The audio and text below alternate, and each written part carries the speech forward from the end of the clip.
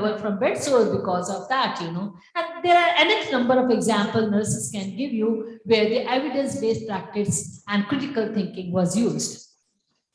Also, you see the nurse administrators, they always emphasize on vertical as well as horizontal communication, you know, because they want the nurses to work effectively in the wards, effectively with the patients, effectively with the relatives, team members, and that is why communication is an essential component in nursing education. And it starts from the first year till fourth year. Lot of practical are conducted for the nurses to become effective communicators. A lot of health education is planned by the nursing students. Now, if that is the thing, then you find that why that communication is not allowed vertical. Horizontal, it is all right with the team members. The policy makers also needs to involve more of the nursing professionals, and administrators do try.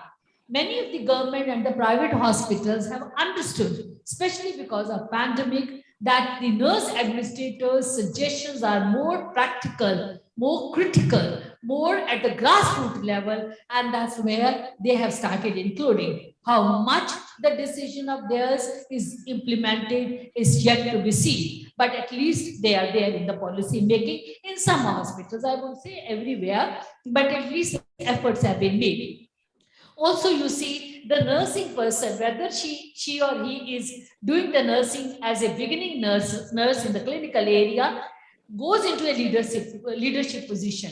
It's a leadership position where she or he decides should the oxygen be given painfully to the A patient or a B patient. We suffered in pandemic where the nurses had to go through such painful experience where they had to choose for whom the oxygen is to be given because of some crisis of oxygen preparation. Those pains, these nurses, my colleagues will never forget in their life, and they must be having the horrors at night, the dreaming that what they are doing injustice. Now, this is a leadership decision that whether I should give this to this old person who's got children waiting outside, or to this young boy whose parents are crying because he's 18 years old. Very, very painful for the nurses, but these are the leadership positions. Look at the conflict management the nurses went through, not only through pandemic. I'm sure go to the clinical area. Even to when a nurse in the government hospital is looking after 40 patients at night and 10 more come or 20 more come from the OPD, 60 patients at night, 2 nurses are looking after. Look at the conflict management she or he handles. Also, the nurse administrators, you know, their nurses were working during the pandemic or in the hospital, you know, where the nurses go through the burn out syndrome, but they cannot be transferred because of the shortage of nurses. So the nurse administrator goes through a lot of conflict and tries to use how to resolve the conflict and see that the patients get the best care. Nurses now have more expanded and extended role. You know that we are into quality care. Nurses are part of quality nursing care. Nurses are part of infection control and patient safety. Nurses are also getting into nurse practitioners, specialty and super specialty area. Nurses are chosen to work as community health officers by the government, which is a landmark in the government policy or decision. Also, you know that clinical nurse specialists are coming up, though there are no positions, but there are clinical nurse specialists. Go to the OB, obstetric ward, and you find everybody wants to be handled by the labor room nurse rather than the labor room doctor, because they know that the labor room nurse is more practically oriented and will be able to handle the patient better. Also, we are going to have soon the nurse-led midwifery clinics. So that's a big landmark again by the government, where the nurses are being given their status. And I hope that it also has equal remuneration. The jobs are given, the assignments are given, but remuneration is very, very important, which the government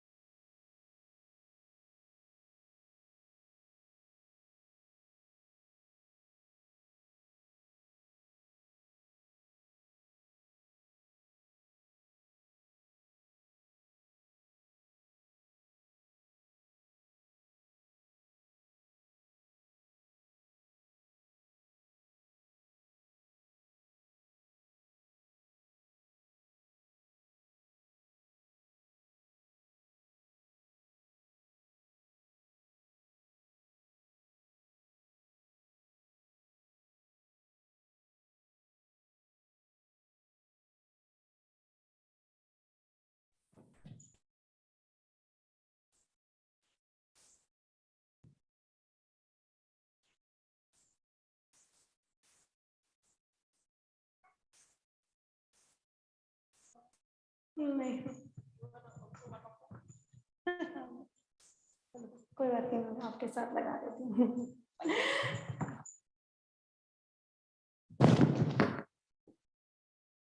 thank you.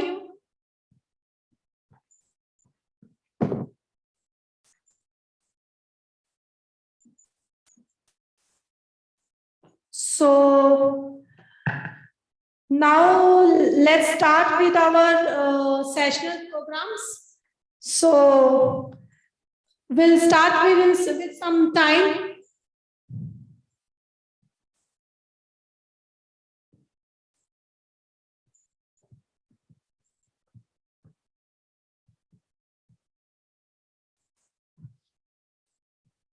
So our first online guest speaker name is Dr. Colonel Vijay Datta.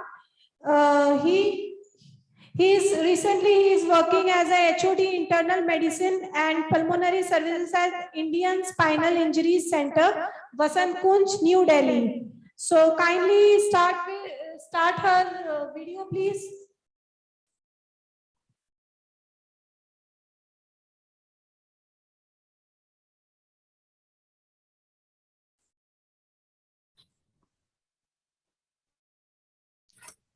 This topic is nursing management of patients with respiratory. Good morning, ladies and gentlemen.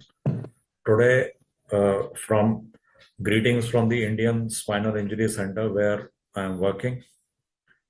I shall be talking to you in the nursing management of patients with respiratory ailments. So it is important for us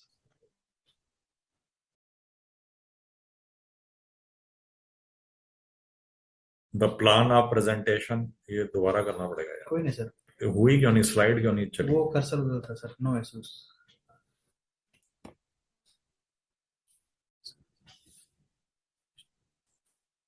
Good morning, ladies and gentlemen. Today I shall be talking about the nursing management of patients with respiratory ailments. And greetings from the Indian Spinal Injury Center where I am working. It is a tertiary level hospital where we look after the spine injured patients. My plan of presentation is to understand a subject. We should have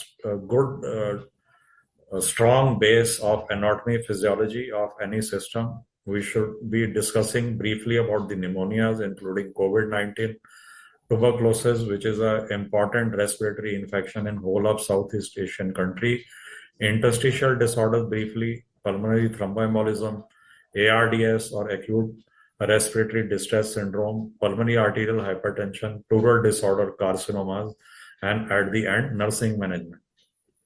So just to give a brief overview, the anatomy and physiology of respiratory system starts from the upper airway. Upper airway composes of nose, nasal cavity, which acts as you can say the air conditioner for the air which enters to a respiratory passage. It passes through pharynx and then enters into the vocal cord. Beyond the vocal cord is the lower respiratory tract, which is fully sterile. The upper respiratory tract has various bacteria, fungi, including viruses, which are not present below the level of vocal cord. And then we have both lung, right lung, left lung, which are being distributed. The air get distributed by both right main bronchus and left main bronchus. And then we have heart, which is centered between two lungs in the middle mediastinum. We have upper lobe on the right side, right upper lobe. Then we have right middle lobe and right lower lobe. Accordingly, on the left lung, we have left upper lobe. Instead of lingula is present in place of right middle lobe, and lower lobe is there. Now to come to the respiratory infection, which is the pneumonia. You can see the X-ray chest PA view where the lung is seen well grayed out structure, and the center is the heart, which is fully well visualized clear outline, while in the middle X-ray, which shows bacterial pneumonia in the right upper lobe and demarcated by the two arrows. So it clearly shows that the consolidation is present in the right upper lobe, and the fissure, which is horizontal fissure, is pushed upwards because partial collapse is there. The other X-ray on the right hand side of this shows bilateral interstitial opacities, which is classical of viral pneumonia. This is COVID-19. This is how the infection of COVID-19 looks like. It is like white patches which are scattered more densely and peripherally as compared to centrally, which is pathognomic of COVID-19 disease. Now coming to the tuberculosis. Tuberculosis has predilection for both upper lobe and lower lobes, mainly in the adult. You can have pleural effusions. You can have mass-like lesion, which is present on the adjacent X-ray. And the interstitium is a area of lung which is present between the alveolus and the pulmonary vasculature. This interstitium, if it is affected, it affects the diffusion of the gases. So if it is damaged, it leads to scarring and the diffusion of gases, that is the exchange of oxygen with carbon dioxide is hampered and person remain hypoxic. The pulmonary thromboembolism is classically seen by the thrombus which travels from the either lower limb, it could rarely be from upper limb, and then travels to the venous system to the right of the heart and then gets lodged into the portion of the lung, because lung acts as a filter and causes the defect or the diffusion defect or VQ mismatch. VQ means ventilation, Q means perfusion. So ventilation perfusion mismatch occurs. The acute respiratory distress syndrome is a unique entity which is seen in multiple issues, like it can be because of infections, it can be seen in drowning, it can be because of in pregnant ladies, it can be related to trauma, chest trauma, it could be sepsis. So it has got varied etiology. On the left hand side of the screen is a healthy lung, while on the right hand side is a lung of ARDS, which is showing fluffy bilateral classical opacities which are scattered both lungs. Now the pulmonary arterial hypertension. The pulmonary artery has various, like any other blood vessel, it has got intima, media and adventitia. If the medial hypertrophy occurs, it causes pulmonary arterial hypertension. It can be idiopathic or it can be secondary. Idiopathic, where the cause is not known, it is usually seen in the ladies, and while the secondary can be because of either secondary to heart disorder or could be systemic infection like HIV. The pleura is a potential space between the lung, which is visceral pleura. Lung is covered by the visceral pleura, while the chest wall is covered by the parietal pleura. As the figure shows, that this yellow space is the pleura space, which is a potential space between the visceral pleura and the parietal pleura. Once the fluid gets accumulating, it forms a pleural effusion. And the last but not the least is the carcinoma lung. The carcinoma lung is a very dreaded complication. This is the left hand side of you is a postmortem picture of a diseased lung, which shows a well circumscribed lesion in the upper lobe area. And similarly, the X-ray chest of the same patient shows in the left upper lobe of the lung, there is a homogeneous opacity.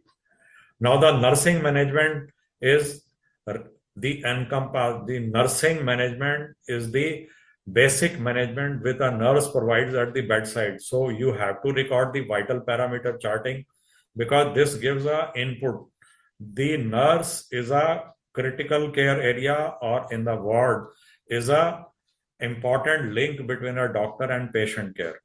If nursing management is false or there is a flaw in recording the vital parameters, the input to the doctors will be bad and ultimately the outcome will also be adverse. So you have to correctly record the heart rate, the respiratory rate, the blood pressure, and SpO2 at the bedside monitoring. How to give, the nurse should be well conversant how to give antibiotic test dose, because antibiotic test dose is very, very important part of administering any drug, especially the antibiotic. After showing that it is fully safe to give, then you should know how to dissolve the antibiotic, whether this antibiotic can be dissolved in normal saline or 5% dextrose or any other diluent which is recommended by the drug manufacturer. How to give oxygen administration is equally important, whether the doctor has prescribed in the nasal prong, because I have seen many a time nasal prong oxygen is being given 8 to 10 liters, which is not possible. And on the contrary, oxygen is being received by the patient by the form of face mask at less than 2 liters, 3 liters. So where the person will inhale the exhaled CO2 and ultimately will be detrimental to patient. Nasotracheal airway management is important part, where person comes with the swelling of the airway or upper airway is compromised because of various other reason, or the cough reflex is poor. You have to do the nasotracheal aspiration. And the cough assist is the important device which we commonly use in our center to suck out the secretion by putting the cough assist. Other is the chest physiotherapy by giving chest percussion and vibrator. Other important thing is postural drainage, which is done with the help of the doctor and the physiotherapist. The other thing is how to give the management in interstitial lung disease. You have to be conversant how to set the machine of non-invasive ventilation, how to give non-invasive oxygenation, high flow oxygenation, or a respirator. And pulmonary thromboembolism, you have to know how to set up a DVT pump, and administering heparin and anti-10A inhibitor is also important. The ARDS management is you have to give, you should be conversant with the complication, you should be conversant with the various mode of ventilation. Important part is nutrition and pulmonary arterial hypertension. You have to know broadly what are the features of right heart failure. And pleural diseases, you have to monitor the patient for respiratory distress, how to look after the ICD drain or pigtail catheter drug toxicity, including for carcinoma lung, you should be conversant how to give good pain relief, improving the quality of life, good nutrition, psychological support, and monitoring the toxicity and adverse effects of the chemotherapy drugs. Thank you. I have finished. Any questions you can ask, and most welcome to ask. Thank you, Dr. Colonel Vijay Datta. I want to thank online the with organizers us. for giving me this opportunity.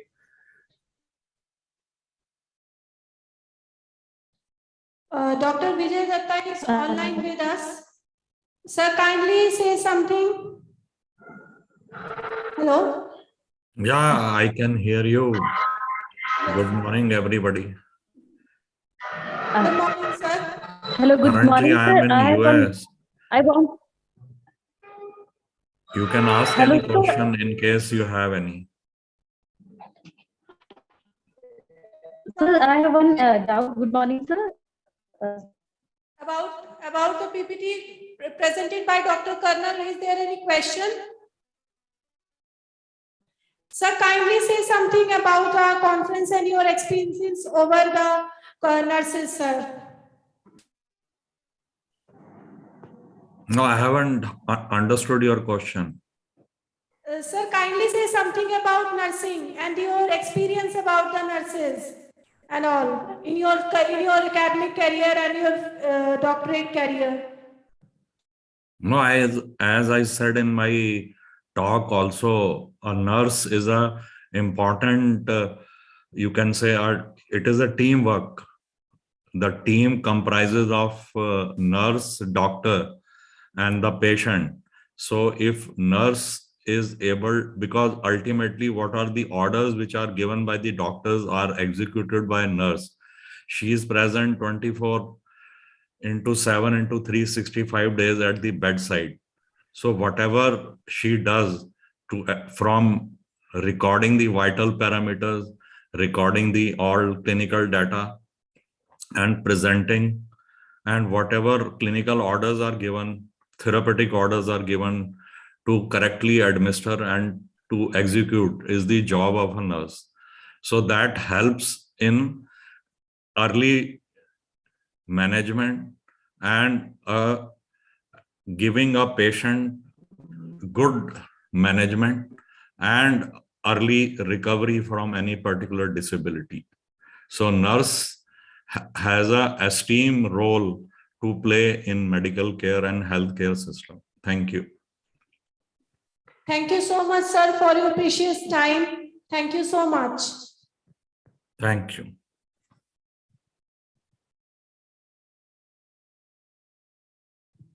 Now I would like to, there is one of our guest speaker is there, Dr. Dheeja Sharma.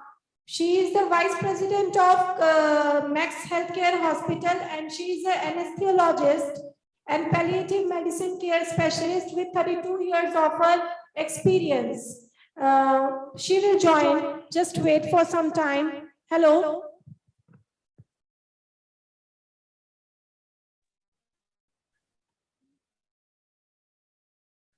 One question to Dr. Vijay Datta. Can you please allow me to ask him the question?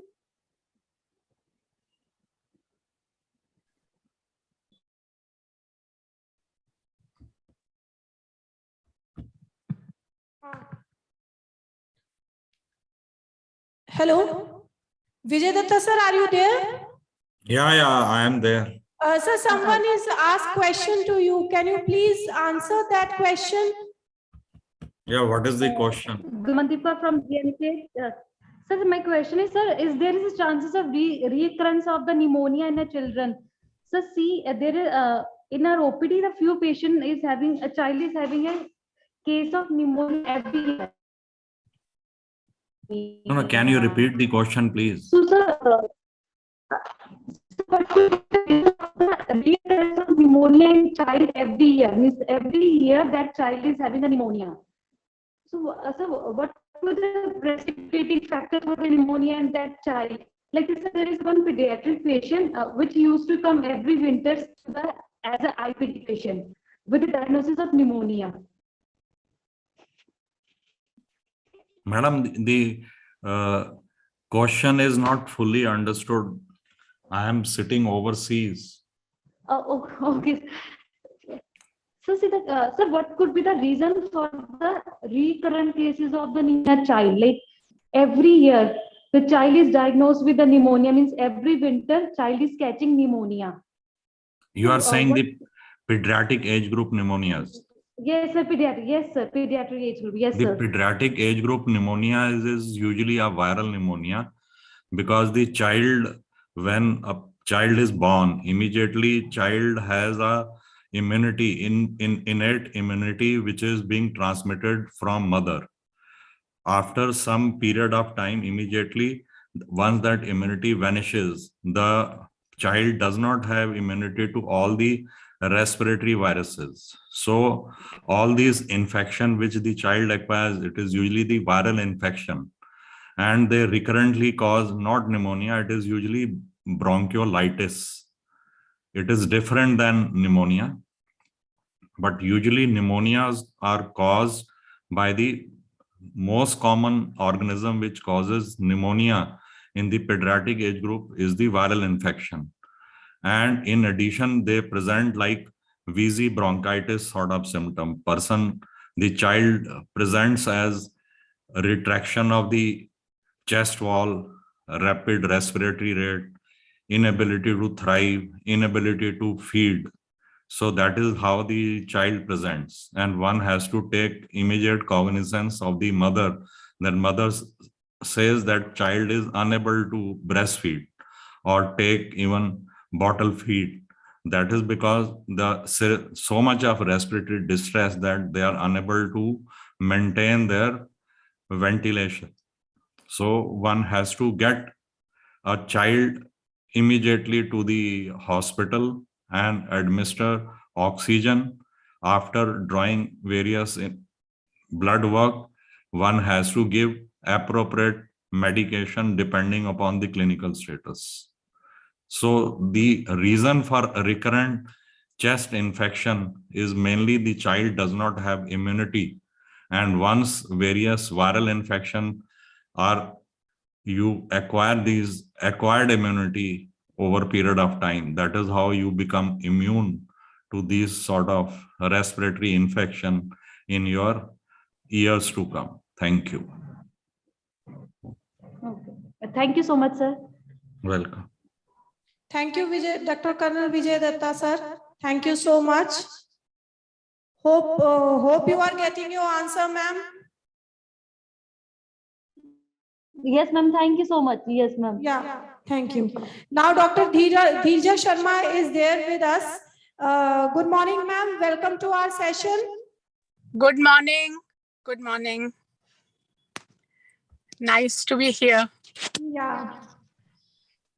So kindly, her topic is palliative care nursing.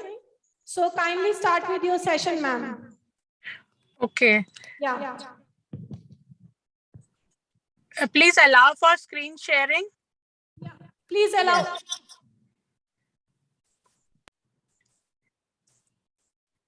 You can share, ma'am, now. Okay, yeah, I have just started sharing. Yeah. So today I am talking about a topic which is very interesting. And this topic is something that we haven't actually traditionally been talking about. So whenever we talk about in medicine, whether it's clinicians or nursing, whenever we talk about the health and care of a patient, we talk about care of the active disease. And all our aim is towards healing the patient and making him better. But now today's topic, we would be talking about... Please hold on, ma'am. Ma'am, sorry for interrupting you. Your screen is not sharing with us, ma'am. Kindly check your connection, please. Okay, I will just check. Yeah. Because it is still showing, connecting to me. So let me just check. Please, ma'am, kindly check. Yeah, I will also check if I can share on my laptop. Actually, I was having some problem on my laptop. That is why I was trying for last half an hour, but there is some issue here. So now I'm trying to connect from my phone. And Now, can you just see me? I want to share the screen. So let me see. please share, ma'am. Yes. Yeah. Can you see now? No, ma'am. Okay. Ma'am? Yeah. Should I send you the PPT? Can you connect from there? Yes, please, ma'am. Please. I will just mail it to you, or should I send it by WhatsApp? Yeah, on WhatsApp. Please share. Okay. Just a moment. Yeah, Okay, please. fine. Okay, please wait for a moment. Sorry for the confusion. Yeah, please. Yeah. Okay.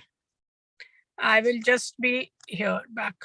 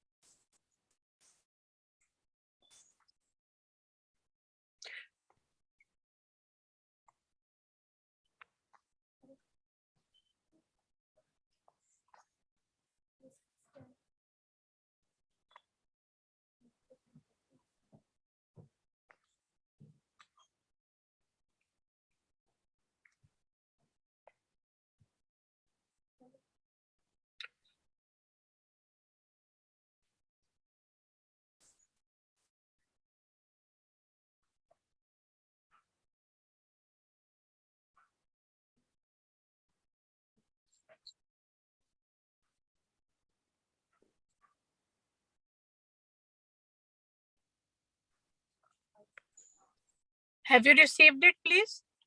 Yes, ma'am. Just wait. Okay, thank you so much.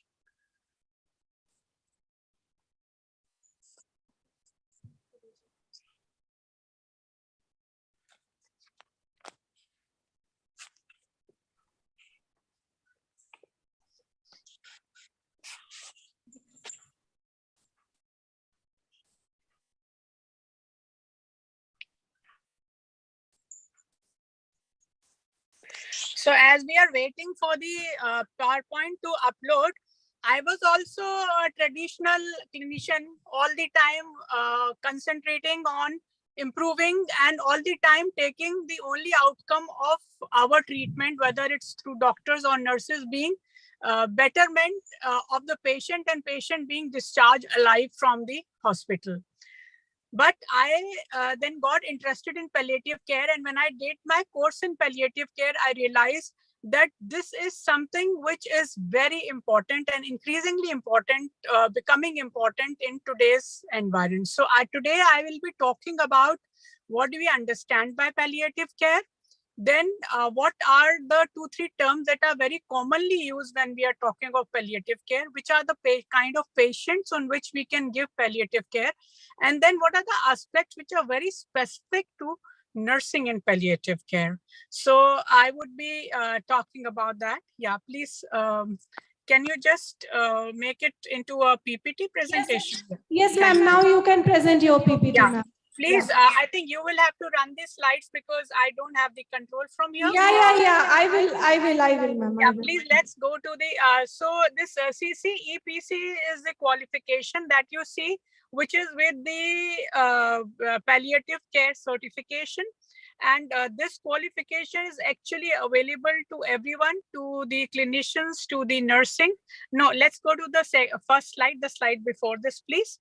And I'll be talking to you at the end of that. So my aim, of course, as I already said, is this is what we will be covering in today's talk. Next slide, please. These are, next slide, please. So in palliative care, when we talk, these are the 3 terms which are often talked about. And what is palliative care? Then we talk about end of life care, and then we also talk about supportive care. All these 3 things at least have some commonality. So these are all kind of care that we give to a patient on his journey of illness. Next slide, please. So as per WHO, palliative care is an approach that improves the quality of life of the patient and their families facing the problem associated with life-threatening illness. Please understand that it is the care we give when the patient has life-threatening illness, and that is done through prevention and relief of suffering by means of early identification, impeccable assessment, and treatment of pain and other problems, which are maybe physical, psychosocial, or spiritual. Next slide, please. And the supportive care, while the emphasis is on to support the patient and families during treatment and allowing them to live as well as possible with the effects of the disease. So at no point are we really concentrating on modifying the outcomes. We are just giving the support, and it is usually given in long-term conditions. Next slide, please. While end of life care is our aim is to allow patient to live as well as until they die. So we are really concentrating just on providing best and optimal quality of life to the patient during their illness. And it requires advanced care planning and maybe a use of amber boulders and last phase, usually for any illness within last 1 year of the illness. Next slide, please. So this is actually a very easy definition that I picked up, which for every one of us can understand that it is a way of looking at the incurable. So we understand that the treatment is no longer going to cure the illness of the patient. So it is a way of looking at the incurable patient in a way to improve the quality of life of patient and their families. It helps prevent and relieve suffering by early recognition and treatment of pain and other physical, psychosocial, and spiritual problems. Similar what we had talked about a little earlier. As you can see in the figure here, in this slide, these are the different aspects of palliative care that we look for. And under these, we see that we see an elderly couple sitting here. That will be something I'll be talking about a little later in the talk. Next slide, please. Yeah. So the palliative care respects life, but also regards death as a normal process. So that is, in fact, I think, a very important shift in our thinking, at least for me. And all of us, all the nursing caregivers also, we always look at treating the patient and making him better to come back to normal health. But we have to understand that for many patients, the outcome is only death, and death is a normal process. It is not something that we must try and avoid as far as possible. Palliative care does not quicken or postpone death. It provides relief from pain and other difficult symptoms for the patient, looks after psychological and spiritual issue. These 2 points are very, very important in palliative care. It helps the patient live as actively as possible until death and helps the patient during patient's illness and after the death. That's another aspect also very important. Next slide, please. So in India, what is there? There is a huge need for palliative care. Out of the 7 million people who die every year, almost 4 million need palliative care, but less than 1% are able to get it. So in my audience, I want to ask all of you, and we'll discuss this towards the end, how many had actually heard of this term palliative care? We may have heard, but how many had actively practiced this in their day-to-day practice till now? Are we actually doing it in the hospitals that we work in the nursing homes that we work in maybe primary healthcare centers that we work in? Are we even talking about this in our colleges and nursing schools? 2/3 of the cancer patients are incurable by the time they reach the hospital, and they have severe pain. So that is a group of patients which even if we try to cure, we may not be able to cure at all. Much of the HIV, AIDS, chronic kidney conditions, chronic heart failure patients who have moderate to severe pain. You may be seeing this in your practice. A patient coming for dialysis who is on lifelong dialysis, and that patient is not going to be cured if he doesn't or she doesn't receive the renal transplant. And many patients are not fit even for renal transplant. So what we can do is we can improve their quality of life. And another aspect that I want to emphasize here is that oftentimes, even if we talk about palliative care, we only limit ourselves to the cancer patient. But here you see that palliative care is something which is going to involve many other diagnoses. As you can see, a patient who's having AIDS, a patient who's having chronic renal failure, stage 5 kidney failure, stage 5 heart failure, but is still alive and wanting to do day-to-day activity.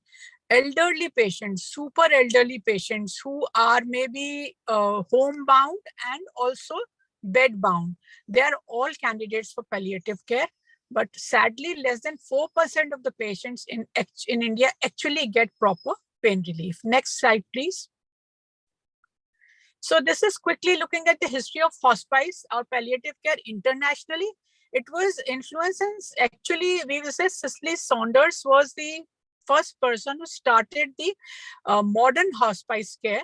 And modern hospice care now takes care of 3 aspects, which I had already talked about: palliative, supportive, and end-of-life care. Next slide, please.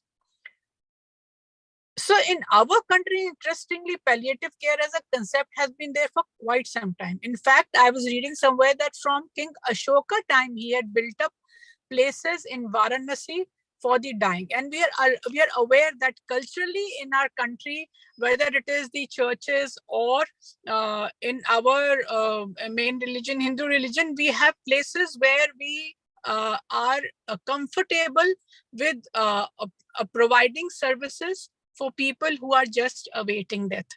We just want them to have better quality of life. And these homes are very famous in Varanasi. They were, in fact, sometime back, a lot of documentaries which were made on this and appreciation. So, and most of the palliative care centers in India, however, which are official, are located in South. That is the fact that in our country, in north part of the country, palliative care is still in very initial stages. But especially in state of Kerala, where it is totally sponsored by the government, palliative care is very huge. In fact, one of the main institutes of IAPC is located in Kerala. And they have a very successful model. When we have time, we can talk about it little later towards the end. And the Indian Association of Palliative Care, which was formed in 1994, is a bigger organization which is now spreading awareness and also educating people. So in IAPC runs this certificate course, which can also be attended by nursing students as well as practicing nurses to get educated in palliative care. Next slide, please.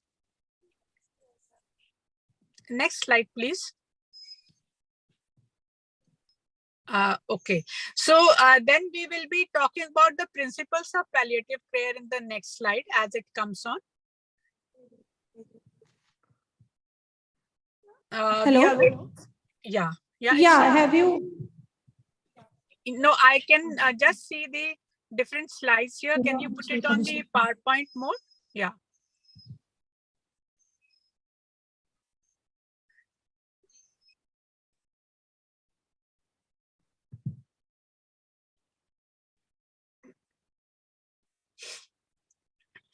Yeah, we can go to who needs. We can just go back these slides, like 4-5 slides, please. Yeah, who needs, we can, next slide, please. Yeah, so who needs palliative care? So as I said, they can be patients with cancer, HIV, organ failures, chronic neurological disease. So Parkinson's and Alzheimer's disease patient, stroke patient, spinal cord injury patient, and children with cerebral palsy. So you see that palliative care is something which is going across the spectrum and age and disease spectrum of patients. Next slide, please. Yeah, so the principles, we have to look at the patient as a whole. It looks after physical, psychosocial, and spiritual well-being, and we need to use a team approach. So we need to have the clinician, the nurses, the physiotherapists, a lot of people involved in this. Next slide, please. So what is the need? It's interesting, and you're all aware with changing lifestyles and non-communicable diseases are common, and that's why we are now increasingly having patients who are elderly, but with suffering from incurable diseases. The maximum need, however, is in developing countries like ours, where this concept is totally absent. And most people pay for treatment out of their pockets. So in fact, going to the hospital for treatment instead of palliation may be much more expensive for the patient, while the patient just needs care at home. So patients with chronic disease need not only medical treatment, and they also need support from community. So community also needs to be involved in palliative care concepts. And increasingly, the joint family system is breaking down in our country, and people are living alone in cities. So again, there is a need for palliative care as a organized discipline in medicine. Next slide, please. Yeah. So teamwork is, it requires a team, physician, nurses, social workers, spiritual care guides are important, and even community health workers, physiotherapists. And these patients may have, let's go to the next slide, please. I'll be talking about this in detail. So, and then next question is, where can we give? So one concept will be that we had been talking about palliative care, and we may be thinking that palliative care can only be given in hospice, but it can be given anywhere. It can be given at home, in the hospital, or in place for terminally sick known as hospice. In India, we know that home care is considered better because most of the patients are comfortable in their own home, and it may come out to be cheaper for the patient and the family than getting admitted in the hospital or hospice. And it can interestingly be even provided at small nursing homes and small primary health centers or secondary level hospital. It should be part of the existing healthcare at all levels of care. So in this conference, for the policymakers from nursing, I would like to request all of you to take this back concept back to your institutions and try and put a small seed of palliative care. Next slide, please. So here you can see that in the disease lifetime of the patient, in the initial aspect, there is majority of the time for the patient is taken in treatment, and patient may respond to the treatment, get cured of the illness. However, even as this treatment is going on, you can see from the diagram that the palliative care in small part can be started. So this palliative care, what do we do in this palliative care? I will be talking in subsequent slides. Till the point comes when the patient may be just nearing death, in which even the palliative care is taken over by end of life care. And after the death, there is bereavement which should be provided to the family and near and dear ones, which is also an aspect of palliative care nursing. Next slide, please. So what are the basic skills? So there will be, we're talking about the nursing clinical skills, and then there are some basic soft skills which nurses need to have for palliative care. One is the communication skill. They should learn about active listening. They should have clear speech with clear concepts. A nurse should be able to recognize who are the patients who are candidates for palliative care and who need this help. There should be training in the screening tool for recognizing such patients and detailed assessment of these patients in the institutions. We should provide, the nurse should be able to provide assessment and guidance to the patient and family, and then also be able to facilitate referrals and networking for that patient. Maybe when this patient needs a super specialist referral, or when this patient needs, patients need to be sent to another facility. Next slide, please. And then the nurse should be able to work with the community also, because we should also have that kind of connection. Very often when we are working in hospitals and highly intensive healthcare facility, we just limit ourselves to the healthcare hospital that we are working in. But when we want to go in for palliative care, we should be aware of the community. We should be understand the behavior and reaction of the people. What is the culture of that community? What are the issues which are very important? So there can be some things. Say, suppose, for example, we see even this in our hospital. Patients come and we want to put this picture next to our patient. We want to put this holy thread on our patient or something like that. So all those culture issues should be understood by the palliative care nurse. They should not let their own political, religious, or culture beliefs and views influence their work. Very often we think that, we may be brought up with some particular way of looking at things, but we have to get out of that framework and we have to accept the beliefs of our patient. And we have to respect that. So if patient wants something, we have to respect that should be given to the patient. However, maybe our own thoughts about it. And they should not take, this is of course a common ethical point that we're talking about. Next slide, please. So basic steps of communications are preparation, questioning, active listening, responding. I will just go ahead because I want to concentrate more on the clinical aspect. Next slide, please. They can be non-verbal, so we maintain eye contact, posture, facial expression, reassuring touch, ask open questions. And then there can be specific verbal communication, how to start. So you must ask the patient how she is feeling, what brings them here. So we must provide privacy and maintain a relationship with the patient. Next slide, please. So management of various symptoms. So pain is an unpleasant experience because of actual or likely damage to the tissue. So this is subjective and varies from person to person. And it is both physical and emotional. It's very important to understand that if we just cure one aspect of pain, that is a physical, and don't look at the emotional, the patient will still have distress. So secondly, any aspect, and then there is also a concept of spiritual pain that is very important in palliative care. So any pain that lasts more than 3 months is called chronic pain. And chronic pain causes maybe because it causes permanent changes in the nerve. So the treatment is a little different from acute and acute pain. Next slide, please.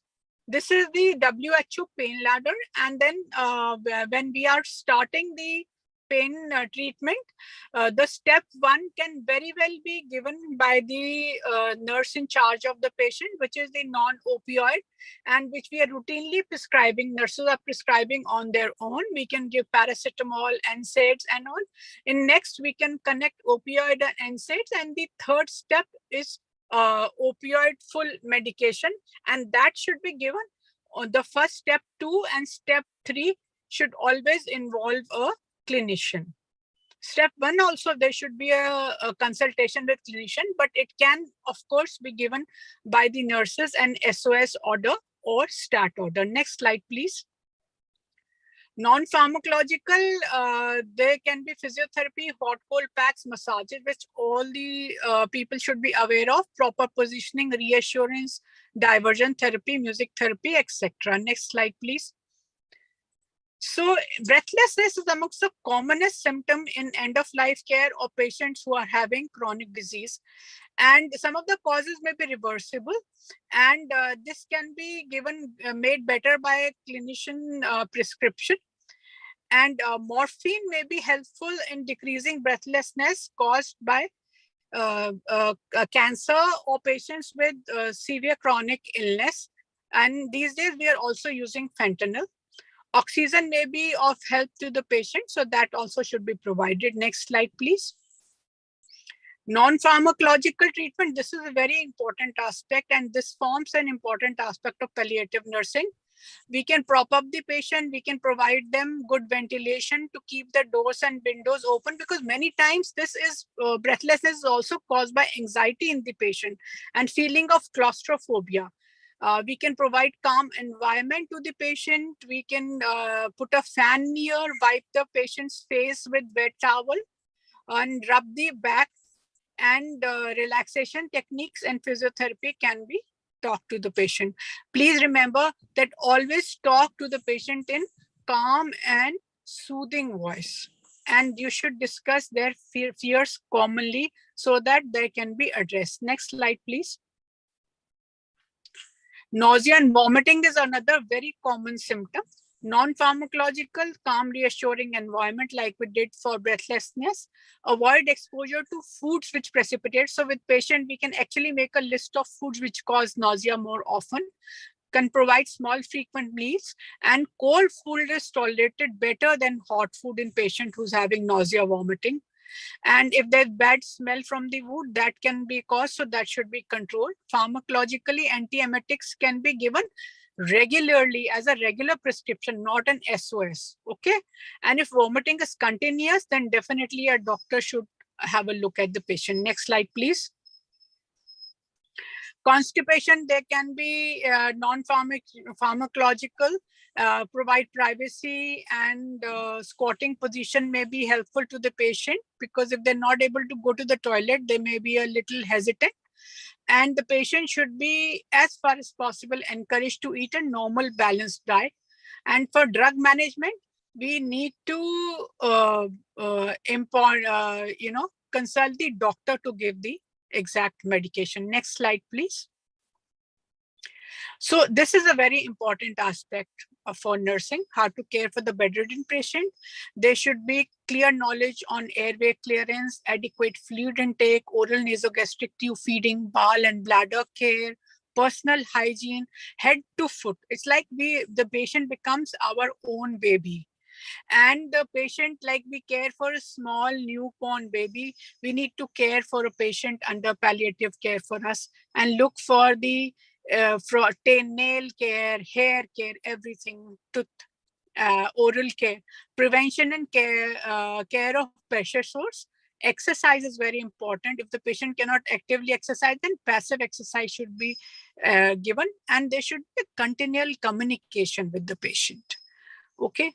Bed bath is and care of mouth and nose is a nursing skill which is very, very important, which we should know, as also the back care. Along with this, the nurse should be doing assessment of symptoms, recording and reporting daily for the patient. Next slide, please. Nutrition is very important aspect. It should be ensured that the patient's nutrition is not calorie deficit or not deficit for other nutritional components.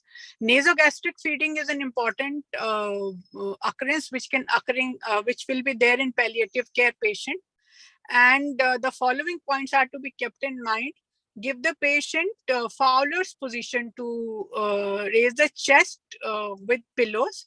Prevent entry of air in the tube. So just ensure that the tube is filled with something, because if we keep on pushing air, the patient will have belching. It's like aerophagy, right?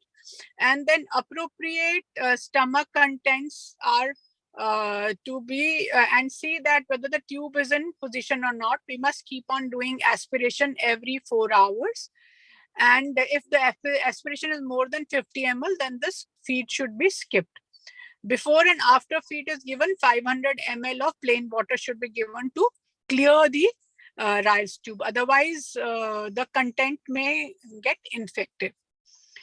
And then as also when we are giving the feed, please see that there is no air entry. Next slide, please. Then there should be care of perineum, which is very important, and bladder care. If there is an indwelling catheter, there should be daily care of the indwelling catheter. So I can really go on and on about it, but I don't think we have the time and this is the correct forum for looking at this. So I'm just putting that as points.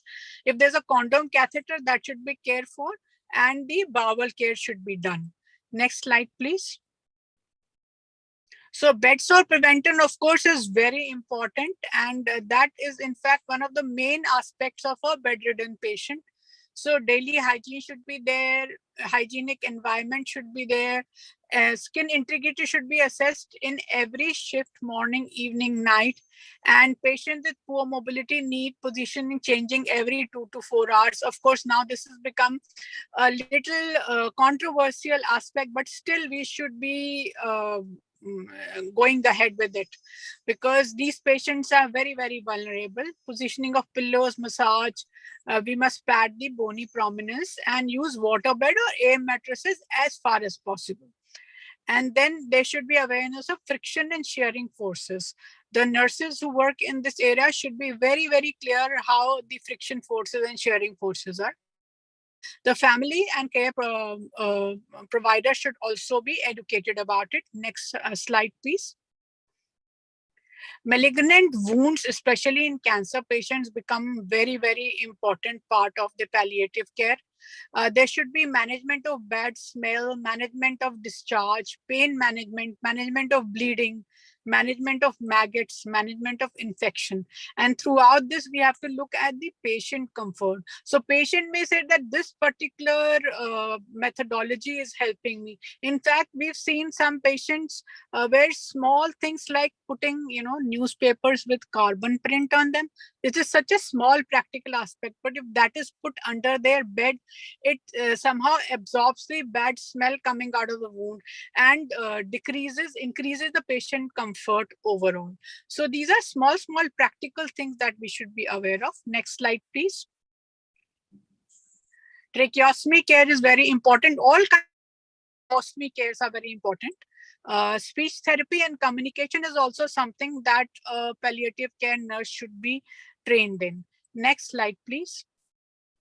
Ostomy care, it can be input ostomies like tracheostomy, gastrostomy, feeding jejunostomy, or it can be output ostomies like colostomy, ileostomy, ureostomy. And so these should be cared for. There should be assessment of stoma, care of skin, diet, and care of bag.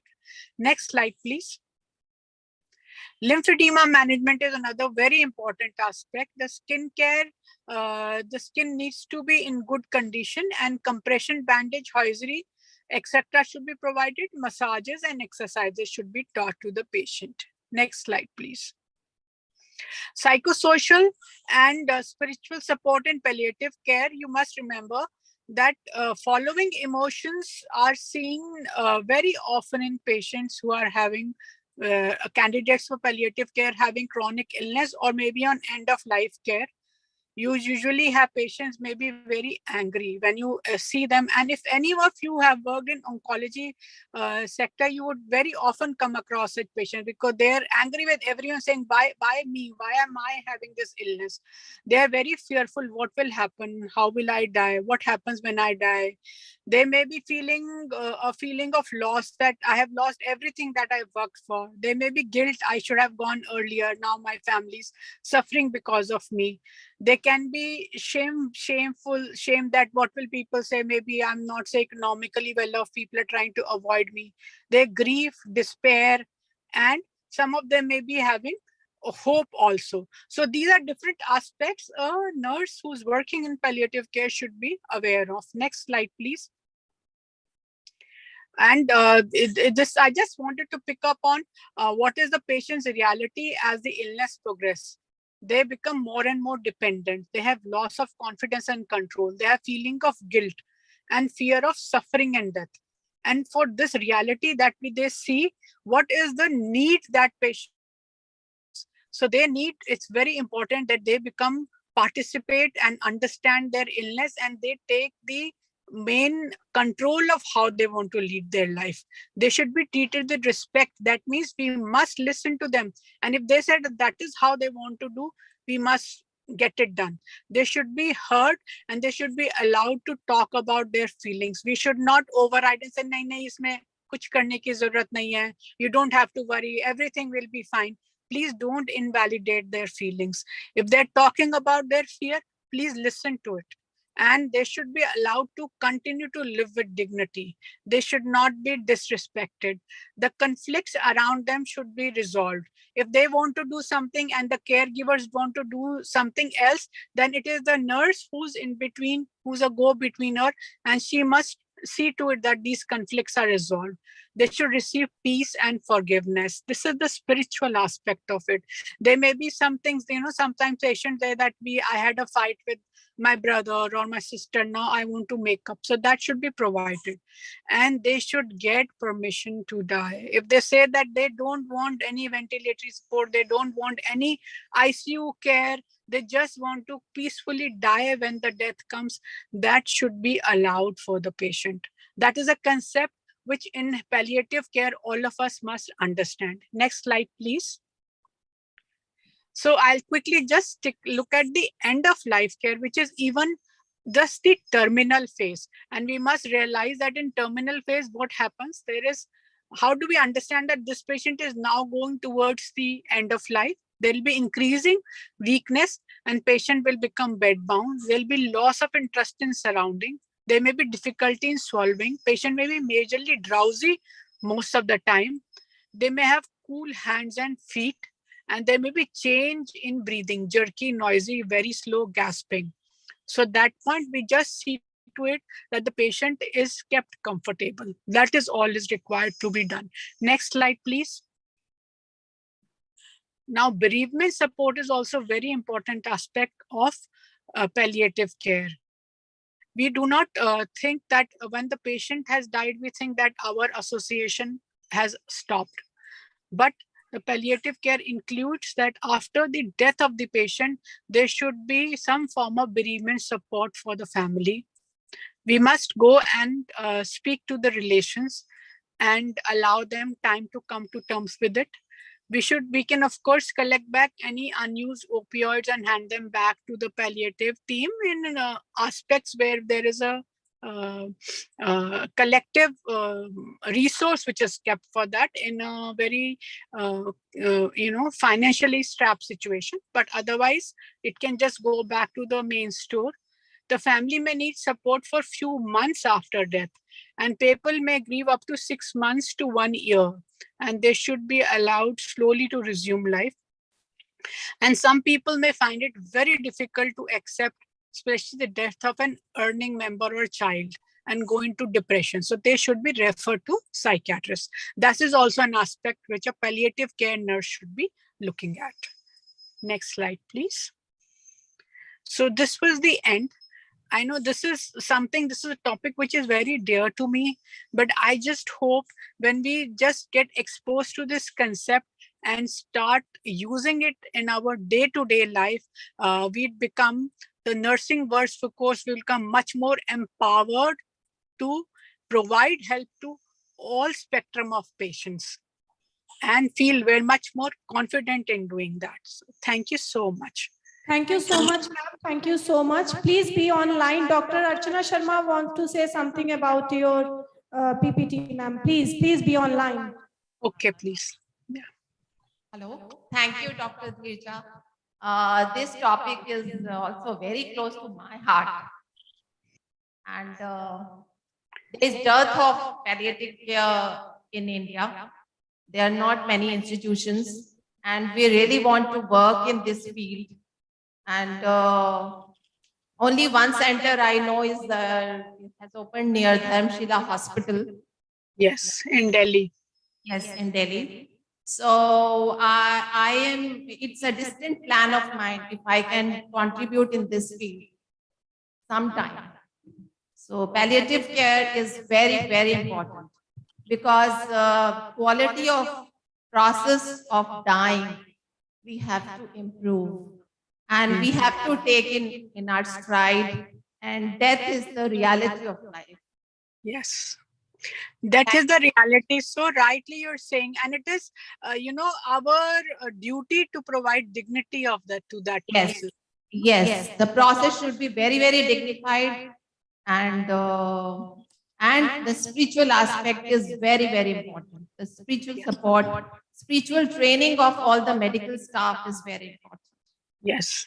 When you actually see, when we participate in the process and we see peaceful death coming to the patient, you yourself feel so thankful that you were able to help this soul, this human being who was in so much pain.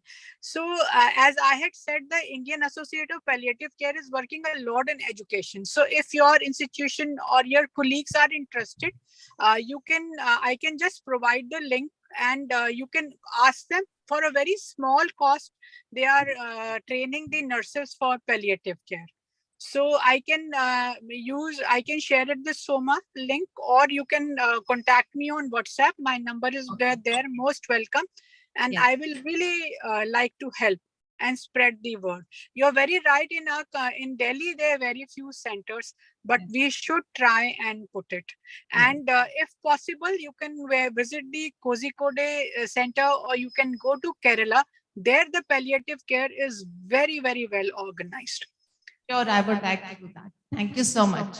Thank you so much, ma'am. Thank you, Dr. Archana Sharma. Thank you, Dr. Dheerja Sharma. Thank you. Thank you so much. Thank you. Yeah, our next online speaker is Miss Amandeep Kaur. She is the Assistant Professor cum Stimulation Lab Trainer Officer at National Reference Stimulation Center and Faculty of Nursing from SGT University, Gurgaon, Haryana. Her topic is simulation in nursing. Ma'am, kindly please share your screen and welcome to our session.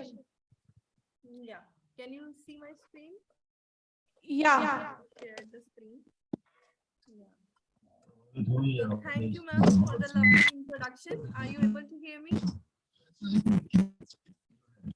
Yes, ma'am. We are. Okay. So let me share my screen and let me do it fully mode. Okay. So good morning, everyone. Good morning to all A the bit delegates louder. of International Nursing Conference. Ma'am, please be loud. Yeah. Can you hear me? Yes. Okay. Let me. Actually, I am joining from two devices. If you can, allow me to unmute from the other device also. Kindly unmute, ma'am, and join from one device only. Okay. Let me do it.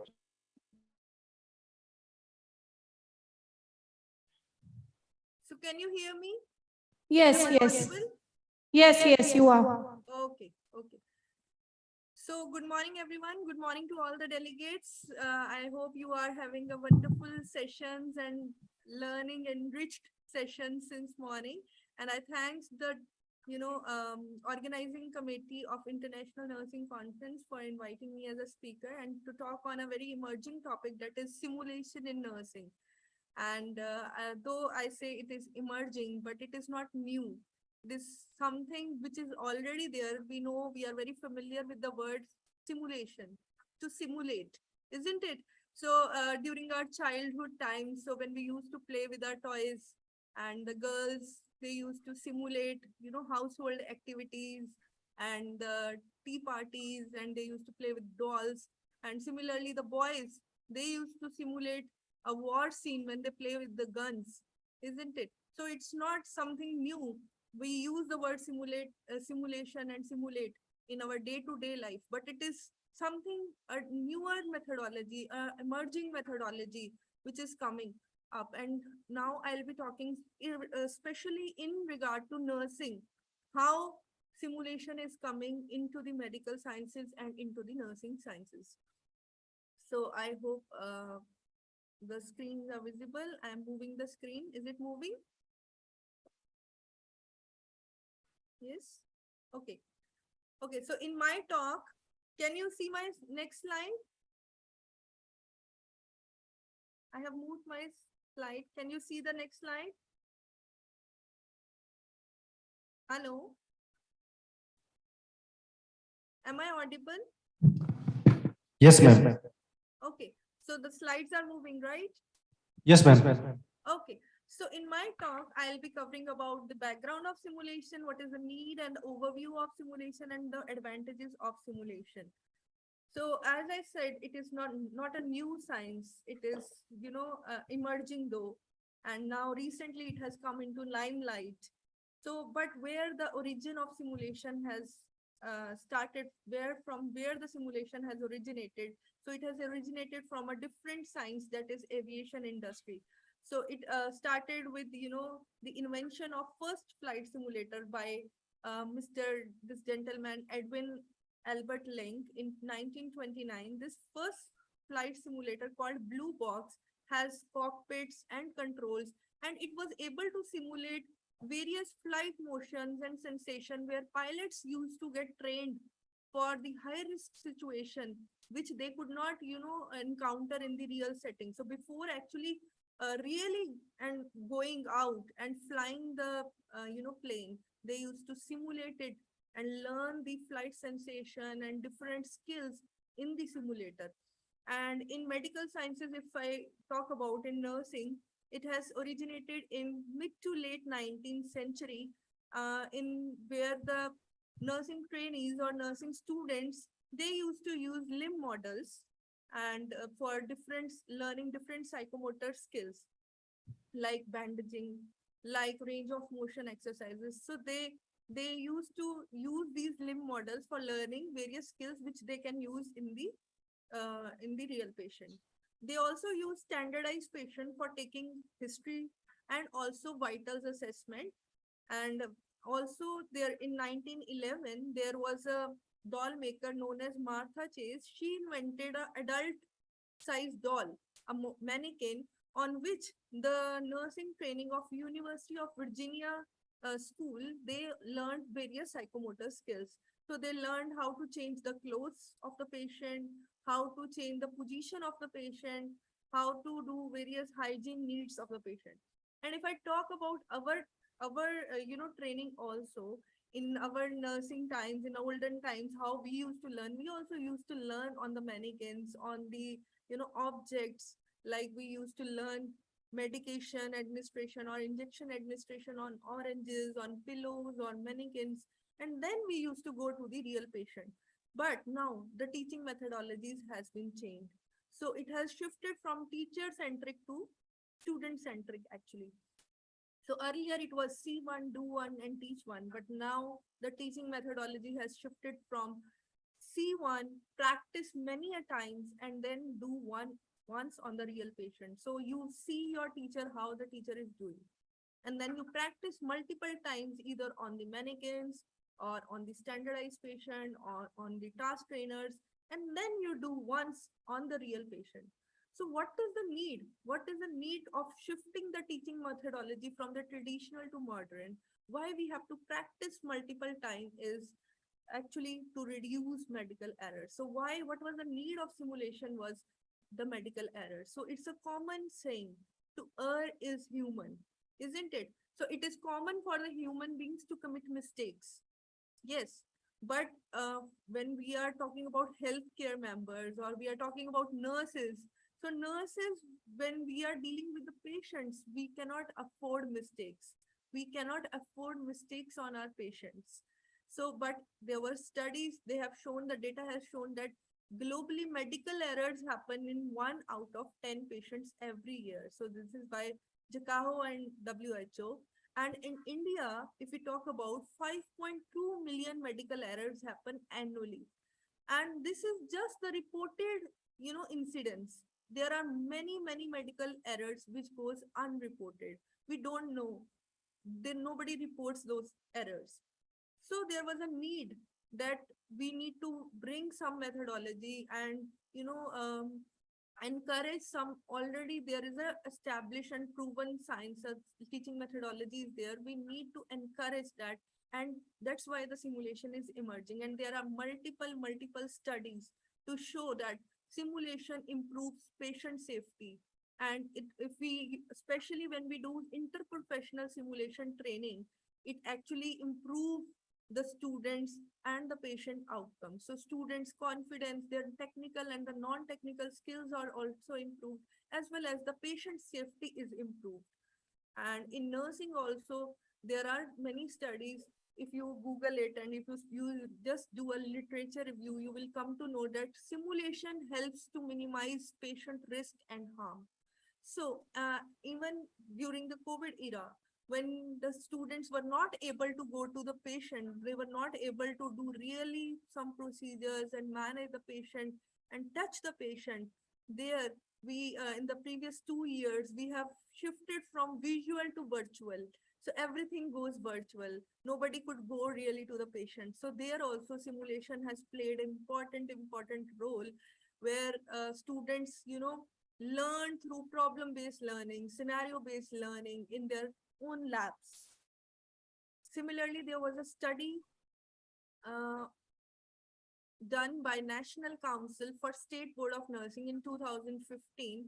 Now, this study was a landmark study which showed that high quality simulation can substitute up to 50% of the traditional clinical hours across the pre-licensure nursing curriculum. So this was done in US, and they have shown that if we conduct high quality simulation, we can actually substitute 50% of the clinical hours of the BSc nursing students. And based on this, with regard to this, our Indian Nursing Council has also revised the BSc nursing syllabus this year, and they also included simulation in the curriculum. They integrated simulation throughout the curriculum in the BSc syllabus so that the students can practice, and before going and performing really on the patient in the real settings, they should be confident and competent enough beforehand. They should practice many a time so that there is no medical errors. So what is simulation that I am talking about?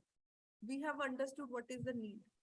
What is exactly what we are doing in simulation? Let's understand that. So simulation is an artificial representation of real life scenarios. So there is a real scenario which we try to reproduce and replicate with sufficient fidelity. Fidelity means realism. So what is the degree of realism actually?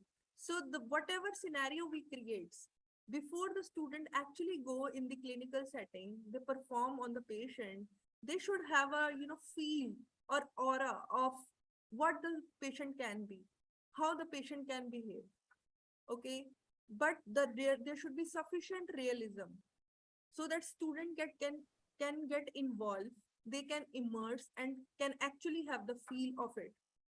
The advantage of simulation, it is minus the risk. So there is no risk to the patient when we are conducting simulations in the lab.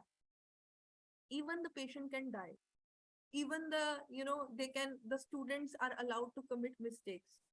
Even though they commit mistake, they will learn. So here we are promoting learning through mistakes. But we cannot afford mistakes on the real patient, but students are allowed to commit mistakes here. So this is simulation. Yes, hello. Hello. Yeah, Yeah. audible? Yes, ma'am. Okay. So the beauty of this online screen sharing is that I can only see my screen. I cannot see anyone now. That's why I have, logged in from 2 devices. Don't worry, ma'am. Don't worry. Okay. You are visualized to us. Don't worry. Okay. Thank you. So now that we understood it is simulation, what is simulation? So it is not basically what we are teaching one procedure to the students in simulation. The students already know many things. They actually manage the case in simulation. So it is basically case management. So we are promoting case management skills of the patient, and we are giving them an aura, and they are actually encountering what they can actually encounter in the real setting. They are encountering before going to the clinical experience in the simulation center.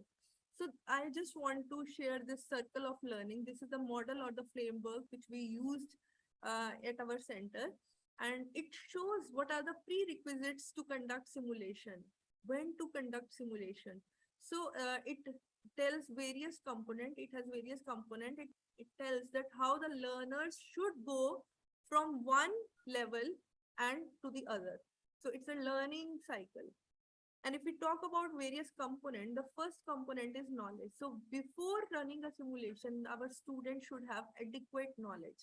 So if I want to run a simulation on pneumonia, say, so the student should have adequate knowledge, which they can gain in the classroom setting, which they can, gain by themselves, by self-studying, or by group discussion, or by various means, by conferences, by attending library or online Google Baba or whatever.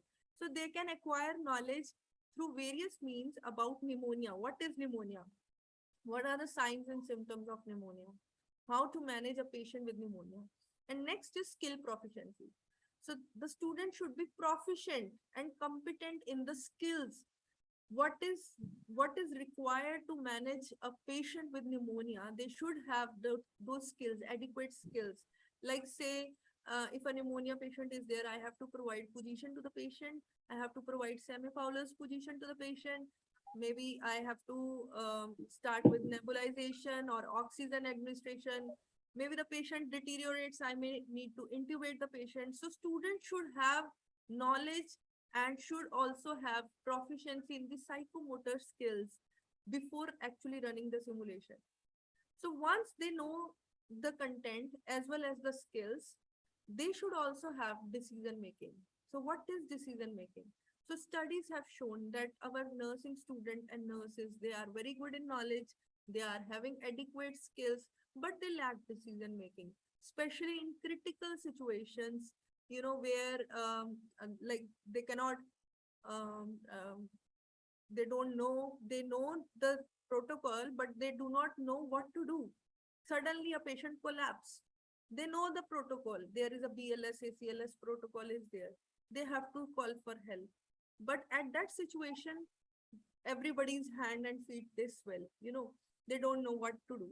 So decision making is also very, very required, and we have to teach our students how to take decision for the patient and how to take a right decision at right time for the right patient.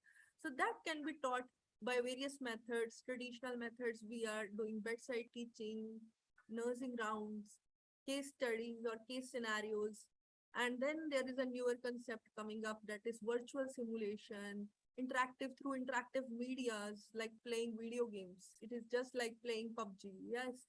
So you interact with the patient and the students learn how to decide for the patient. Patient is having this problem. Patient is going into hypertension. What I have to do? So they have to decide, isn't it? So that skills need to be inculcated. So once my student have adequate knowledge, once my student are proficient in skills, and they have good decision making skills, then only I can run simulation in teams. So why I say simulation in teams? So all these components, previous components, they can acquire individually, but simulation should always be in teams, because the students, they will be exposed to the patient. There is a pneumonia patient with these three complaints admitted in medical ward or in the ICU. You are going to manage it. So they are going to manage that patient, or they are going to assess that patient depending upon whatever is the objective, but they are not doing alone. They are doing in a team. Whenever they are going really in the clinical setting also, the nursing care is not provided in isolation. It is always provided in team. So there is a healthcare team that is managing the patient. So here also in simulation, we assign different roles to the students. Some may be nurses, some may be doctors, some may be playing the role of technician, physiotherapist, occupational therapist, and then they all try and manage the patient. So once students learn, we conduct simulation, and we can conduct repeated simulation, re-simulation till my students feel confident and they are competent in managing a patient with pneumonia. And once I feel it is competent, and very similarly, we can do, run simulation on various other topics also. And once I feel they're confident, then only I am sending my students to clinical experience. So then, so that when they go really in the real setting, they are not, going to conduct mistakes, and they are able to provide high quality care to the patient. So that is the, whole framework where and how to conduct simulation and when to conduct simulation. So what is simulation? Is it a technology or technique? So this is a question that everybody has a mind, that simulation means high fidelity mannequin. Simulation means computers and advanced simulation labs we require to run simulation. But let me tell you, simulation is not about technology. Yes, if we have high fidelity mannequins, we can run high fidelity simulation, with great realism. But simulation is basically a technique. It's a methodology. It's not a technology. So if we know what is simulation, what are the various phases of simulation, and what are the methodology, basically the principles behind it, we can run high quality simulation and the output will be wonderful. So let me just briefly tell you about the structure of simulation. So there are three phases of simulation: pre-brief, scenario, and debrief. During the pre-brief and scenario, the students learn by experiential learning, and during the debrief, students learn by reflective learning. So experiential means they will experience what is the what is the case, and then they learn through that experience. In debriefing, they sit with their facilitator and they reflect back on their actions and they learn. So in pre-briefing, as the name suggests, it is why and how of the simulation, what we are going to do, what is the objective of simulation, what is the patient case. That is briefing or pre-briefing. And once they know what are their roles, what is the patient's case, what are the objective, then they actually come across the real situation. That is the simulation scenario. They act on the roles. They have a situation. Mother is delivering. Mother has come with labor pains in the labor room. So now what to do? Baby is crowning. Now they know. We will not tell them that these are the actions you have to take. You have to deliver the baby. You have to inject the IM injection, or you have to note the time of birth. That is a role play. We are not giving them the script, but they are thinking critically and deciding for the patient, and then they are acting. And at the end, they will sit with the facilitator, and then they will reflect on their action, what good they have done, what could they improve, so that they can learn. So 80% of the learning is happening during the debrief. It is the reflection with the highest potential for learning. So where to conduct simulation? It's a common myth that everybody thinks we need to conduct simulation in the simulation labs. But let me tell you, simulation can be conducted anywhere, in your traditional labs, in classroom setting, in the ambulance, in roadside, or in the clinical area as well. So there are multiple studies to tell what are the advantages of simulation. So simulation enhances technical as well as non-technical skills. Technical means it improves knowledge, it improves the skills, psychomotor skills, it improves self-efficacy, And also non-technical skills, like it improves the confidence of the students, the team dynamics, the communication or the soft skills, as well as the leadership. So there are multiple studies to show that it is highly effective.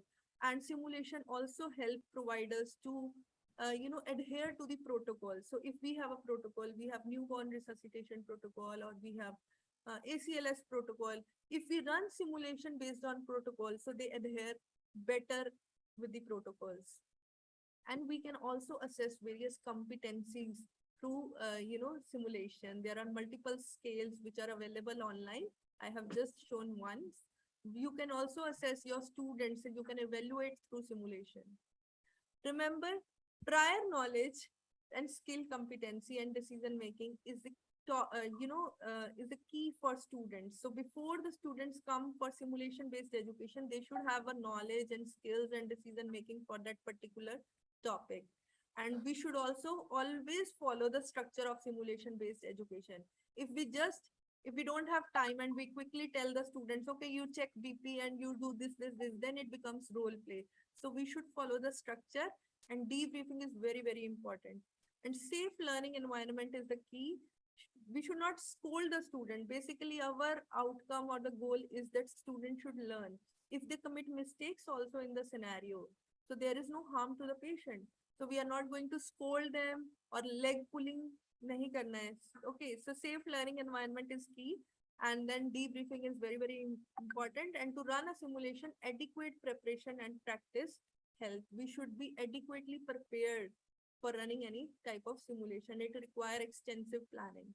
So how you can get trained? So there is a National Reference Simulation Center, our center, which is there in collaboration with Japaigo, Ladal, SDT University, and Indian Nursing Council. You can come and get trained in simulation-based education. There is Society for Simulation in Healthcare also. You can train from that. And Ladal is there, which is providing various courses.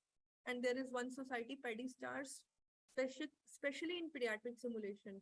You can get trained and learn the methodology, how to run a high quality simulation with your students or with your nurses.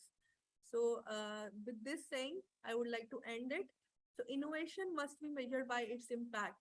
Simulation-based training must be measured by the number of lives saved after training. So thank you. I take this opportunity to welcome to our center, National Reference Simulation Center. Thank you for your patience listening. Any questions? Thank you, ma'am, Amandeep Kaur ma'am. Thank you so much. There is any question from the audience? Is there any question? No? Thank you so much, ma'am. Thank you so much. Now I would like everyone to join us for a tea break, please.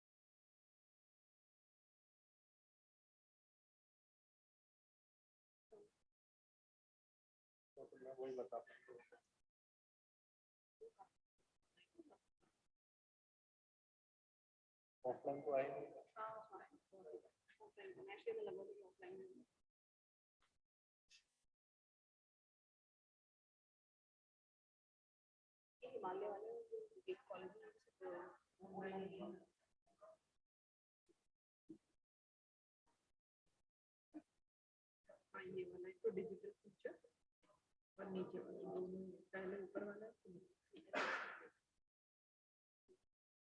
तो मैं अपने लिए मतलब personal इसमें चलाते रहूँ और आप प्रेजेंट कहाँ से करेंगे? नहीं यहीं से प्रेजेंट यहाँ से आप करेंगे, यही ऑनलाइन जाएगा। मतलब यहाँ से समझ रिमूव करेंगे स्लाइड में ऑनलाइन जाएगा।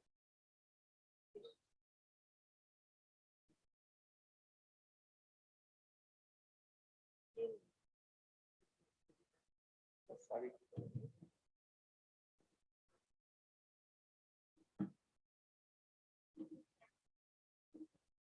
इसमें आपके वो वाली है।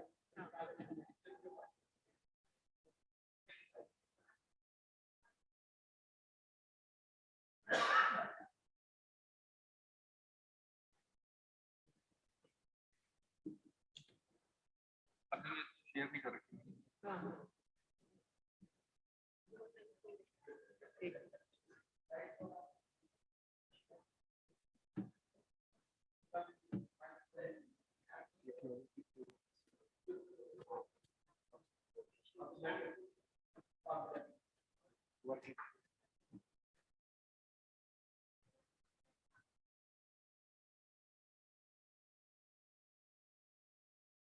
ठीक है।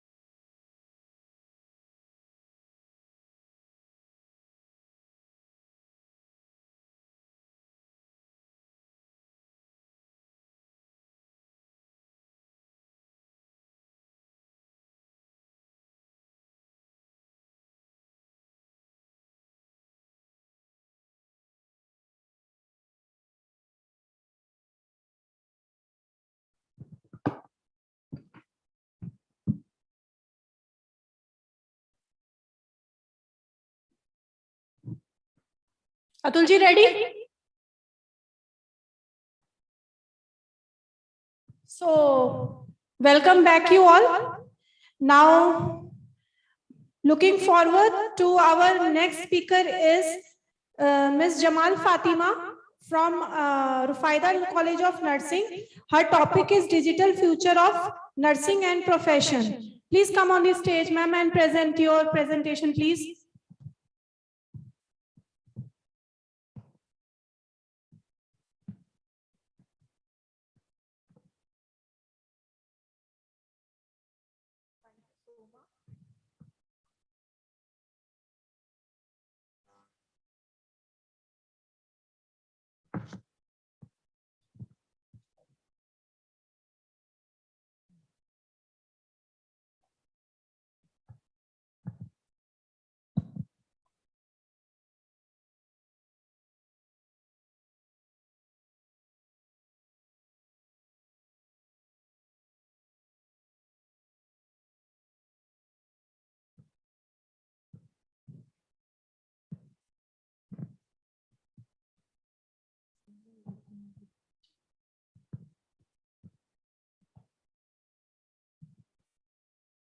Kindly start.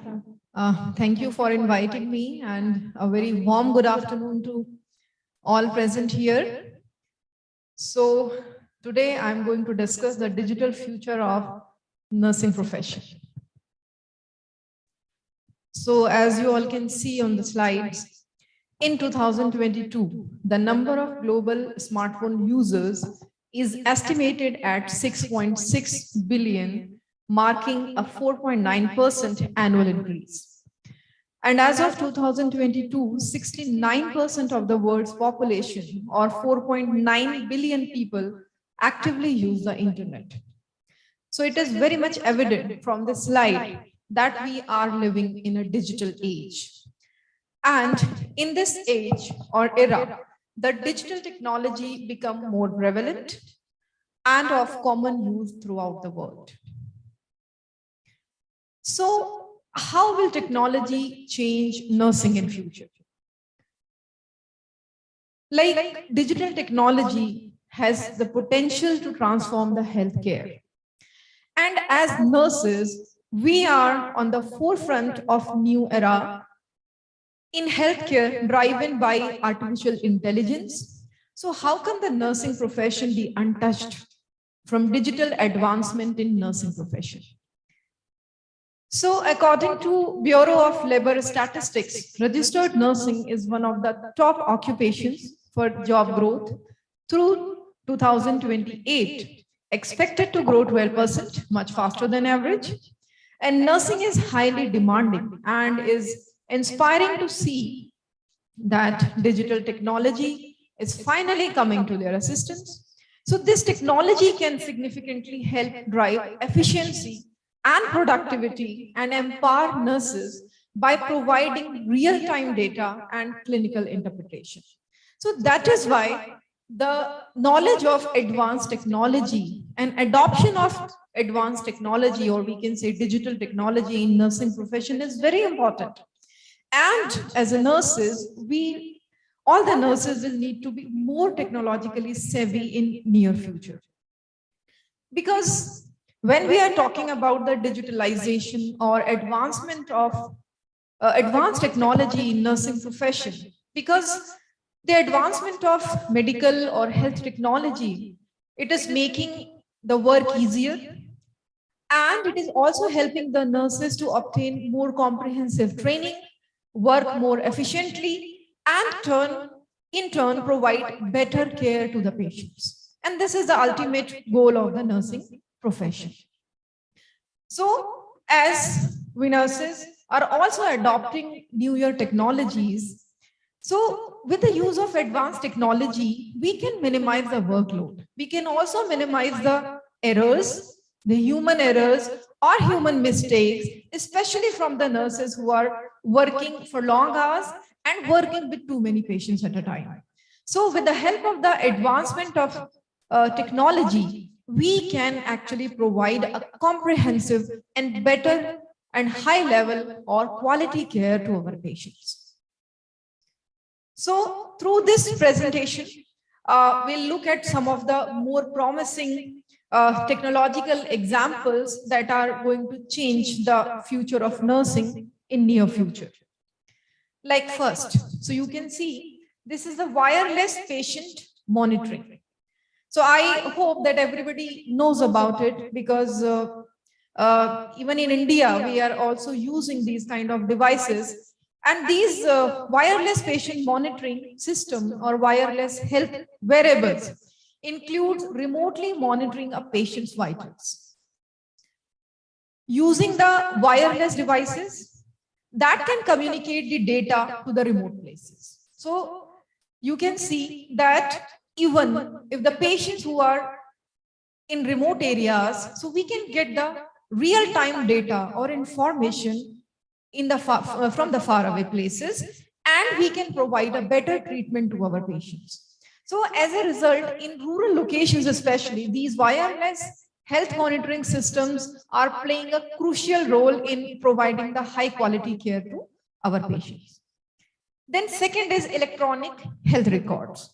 So electronic health record is actually is a digital version of patient's medical history. It includes the laboratory investigations, or we can say the progress notes, medications, lab data, etc. So it actually includes everything related to the patient's data. So through the use of these electrical health records or electronic medical record, the nurses and other nursing professionals can quickly access the critical information related to the patient, and we can eliminate the need of the paper. So it is actually a paperless technology. And at one click, we can get each and every piece of information regarding our patient, and quickly we can decide what we have to do the next for our patient. Then second is centralized command centers. So again, this is the one of the newest ideas for hospitals. So these centralized command centers promise improved patient experiences and better ways for nurses and also doctors to manage supplies in the hospital and clinical technology and capacity within the hospital arena. And this is done through the application of software like dashboards and all that provide the real-time updates. So we can say that nurses and doctors can actively be aware of room availability through this software. They can also just from the one click, they can come to know about the OT or we can say operation room schedules and what individual patients will need before being discharged. So all this information can be accessed instantly and allows everyone to do their job more effectively and efficiently. Then next is the telehealth and apps. So telehealth is again a very much valuable, we can say nowadays, like during the pandemic era, this was the much used technology, this telemedicine or telehealth. So hospitals and clinics can allow patients to virtually video chat with a doctor or with a nurse to describe their symptoms or to show their few of the symptoms or signs, like if they have some physical problem which can be shown to the doctors and nurses over the video. So they can discuss, they can share this information with the doctors as well as with the nurses, and it helps in the quick diagnosis. And it is means by using the telehealth, we can actually saving the resources, like saving the money, saving the time. Then again, the apps. So much of various apps are also available. And by using these apps, even we can utilize, these apps can be utilized for overall health and wellness, and especially for specific medical disorders like seizures and diabetes. So the patients can have a control over their health through by using these apps. Next is the robotics and artificial intelligence. So you know that robotics. So robots are also providing lots of assistance to the nurses in a variety of demanding jobs within a medical facility. So they are actually helping the nurses in carrying out various tasks, like carrying medical device from A patient to B, or from A bed to B, lifting the patients who are bedridden, medication management, cleaning, greeting the patients or relatives in the hospital. So all these activities can be supported by the robots within the hospital area. And the artificial intelligence, so again, it is an emergent technology. It is used to perform tasks more efficiently and more effectively than human beings. AI or artificial intelligence can help to revolutionize the nursing technology and healthcare in general. So, because you know that computers, they have different data and they are very quick than the human beings, and within fractions of seconds, they can get the data from the different sources, and they can critically analyze that data and can help the doctors and nurses for the critical diagnosis in real time application. Then the next one is smart beds. So we all have seen smart beds in the different hospitals. So again, very useful device, I can say. So these smart beds actually allow nurses to monitor patients' weight, patients' movements, and vitals, which can help prevent different injuries in the patients, bed sores in the patient, and even misdiagnosis.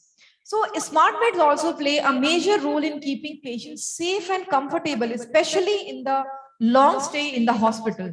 So if we are using the smart beds in the hospital, so we can actually prevent the falls or injuries in the hospitals. And for patient safety, these smart beds are actually functioning very well. Then the next technological advancement in medical field is automated equipment like IV pump, or we can say the smart pumps. So with the use of IV pump or a smart pump, the nurses no longer need to make rounds in the hospital for IVs. Earlier, they used to check from bed to bed whether the IV is finished or I have to change this IV. Okay, but now there is no need to do this kind of work. So these smart pumps actually has reduced the workload of the nurses in the hospital. And with the help of a smart pump, these pumps can allow for more accurate and efficient administration of medication as well as IV fluids. So nurses can use this technology to set how much each patient should receive, means the IV fluid or the injectables. So the accurate measurement can be set and patient will get the accurate dosage of that particular medication or the IV. And even whenever the patients are, means if there is any problem with the tubing, if like there is a kinking of the tube or there is a low of the medication, so alert can be given by these smart pumps and the nurses can come and check, and accordingly they can adjust it again. So in this way, these smart pumps are also actually helping in the hospitals to the nurses in a very wide way. Then the next advancement is wearable devices. So you know that wearable devices are very much popular nowadays. And I think everybody is using wearable devices. Even the normal people are also using, like the smart watches, the fitness trackers, and even wearable BP monitoring or monitoring devices or heart rate devices are also available. And even biosensors are also available. So these are the different devices, wearable devices, which can help the person or the patient or the nurses to track the heart rate, the exercise, the sleep and respiration and more. And it is also helping the people to take control on their own health. So basically, with the use of wearable devices, even the vital data can be transferred through the wireless communication like Bluetooth and all to the remote areas or to the healthcare providers, and they can also come to know the status of their patients. What is going on actually with the vital signs of that particular patient. So it is actually very, very helpful devices. The next is Stethi or smart stethoscope. This is the latest technology and it has been introduced last year only. And you know, this Strethy, which was introduced last year, it filters and amplifies the heart sounds and the lung sounds before sending the audio to the user's connected headphones via Bluetooth. So basically, it is actually catching or actually filtering and amplifying the heart and lung sounds. So, and even the copy of those heart sounds are also available on the Strethy app in the phone of the patient or with the healthcare provider. So this ability, we can say, means this record can be communicated. For example, the patient, if there is any problem in the cardiac functions of that patient, so these problems can be communicated to the remote area or around the world, and the patients can get a specialist treatment or a specialist advice from the specialist doctors or the nurses around the world, and the treatment can be initiated. And in this way, we can say it is a smart stethoscope and providing a real-time information related to our patients. So these are the different devices, we can say smart devices or digital devices, which are actually very much useful in today's scenario. And as a nurses, we have to use these devices because in near future, we have to be smart enough to have a control over these devices so that we can provide a quality care to our patients. So come to the end of my presentation because I was allotted only 15 minutes, so I made it very crisp and small. So nurses can prepare themselves for more innovative changes in the way care is delivered by embracing these new technologies. But the human ability to be empathetic, caring, and attentive can never be replaced by technology. So nevertheless, new developments in technology will help relieve the nurses of the monotonous and repetitive tasks so that whatever time is left with the nurses, they can devote that time in the quality care of their patients, and we can improve the patient's overall health. Because we are just, with the use of advanced technology, we are just cutting down the time which were earlier used for monotonous activities within the hospital. So this is all about my presentation, and I hope the topic is clear to all of you. Any questions? Any questions from audience? Okay, thank you so much. Thank you so much, ma'am. Thank you so much. Give her a big round of applause, please, guys. तालियां बजा लो यार, तेज.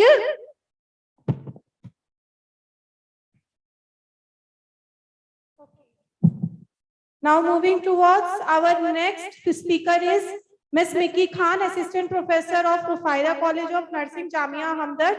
Her topic is Ethics in Nursing.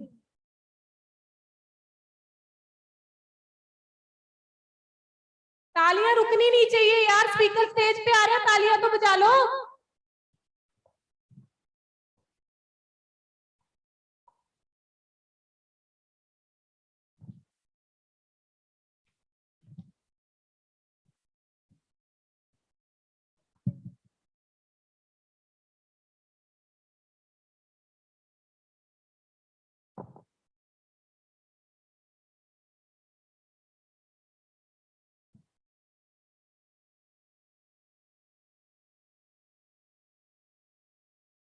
Hello.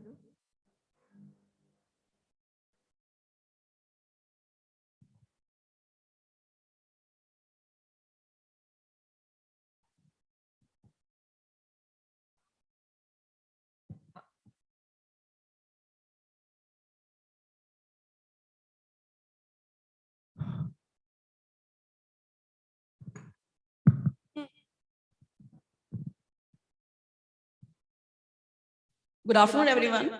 So Sorry for the technical. first of all, I would like to express my sincere thanks to the organizer for providing me the opportunity to part of this workshop. Thank you so much. So now I'm going to present my topic, which is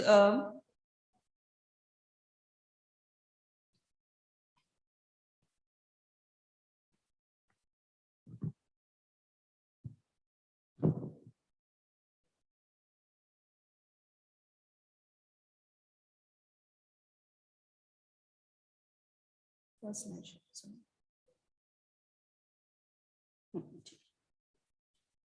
today I'm going to share a topic which is ethical aspects in nursing. So that is not a very new topic, and when everybody joining the nursing, so this is our first chapter. We used to learn in the nursing what all things are there which we have to see in the ethics.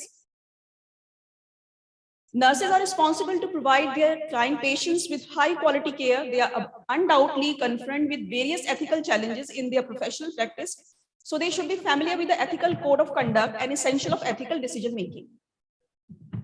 Code of ethics are fundamental guidance for nursing as like many other professionals. Although they are authentic international codes of ethics for the nurses, the national codes would be additional assistance to providing the clinical nurses in their complex role in care of patient, education, research, management of some part of the healthcare system in the country.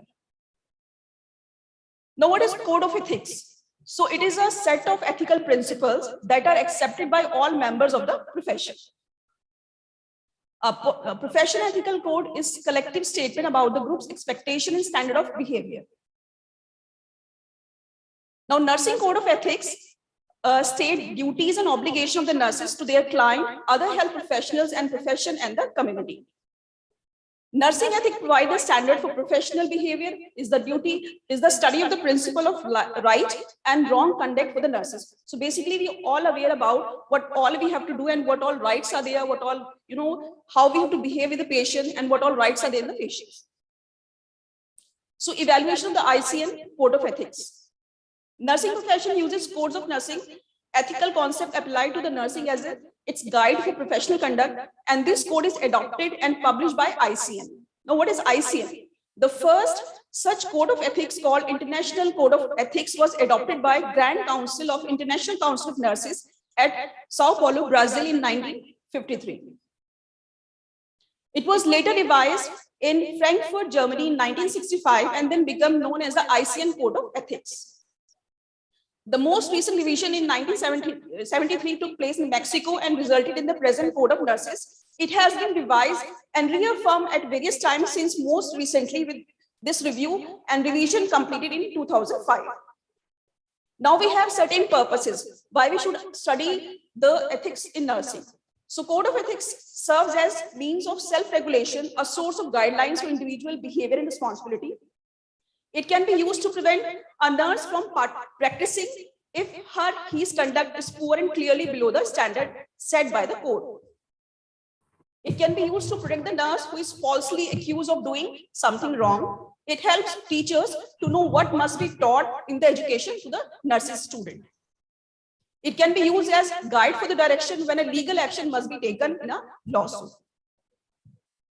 Now, when we just talk about the nurses, they have 4 fundamental responsibilities. So very important responsibilities are: first is to promote health, to prevent illness, to restore health and to alleviate suffering.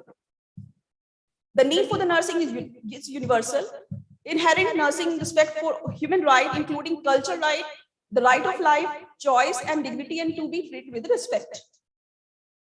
Nursing care is respectful and unrestricted by consideration of age, color, creed, culture, disability or illness, gender, sexual orientation, nationality, politics, race or social status.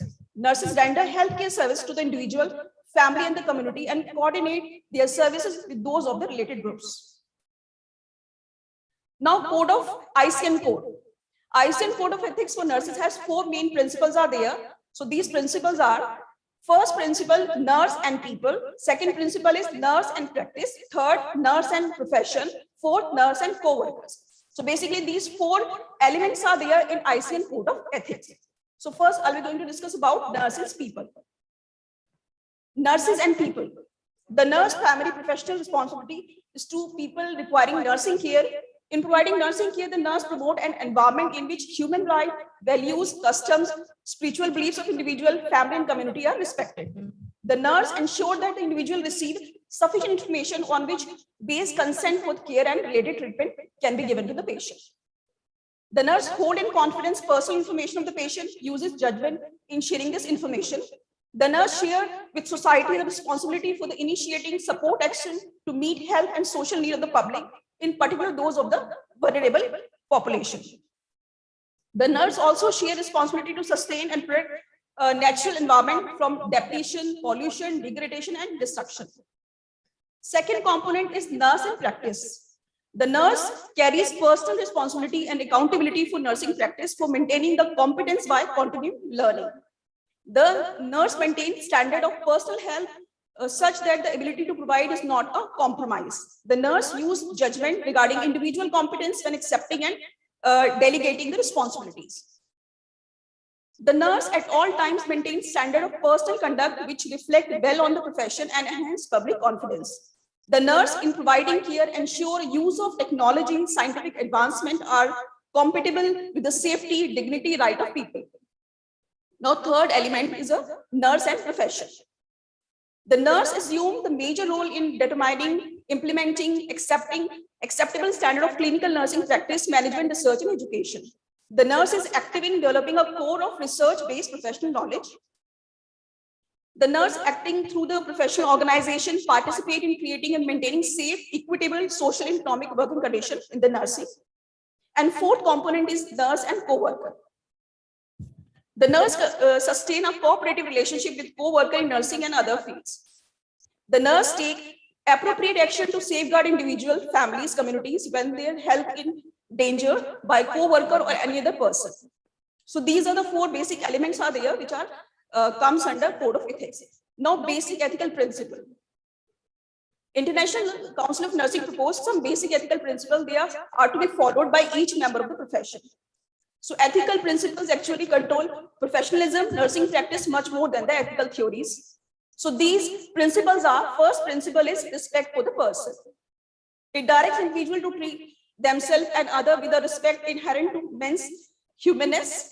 It required recognition on sense that all share a common human destiny. Second principle is accountability. Accountability refers to the ability to answer one's own action. The nurse balanced accountability to the client, the profession, employer, and the society. Accountability means being answerable for the act carried out in the performance of one's professional role. So there are certain domains are there in the accountability. So she is accountable for professional accountability, organizational accountability, legal accountability, and individual accountability. Now, fourth principle is respect for the autonomy.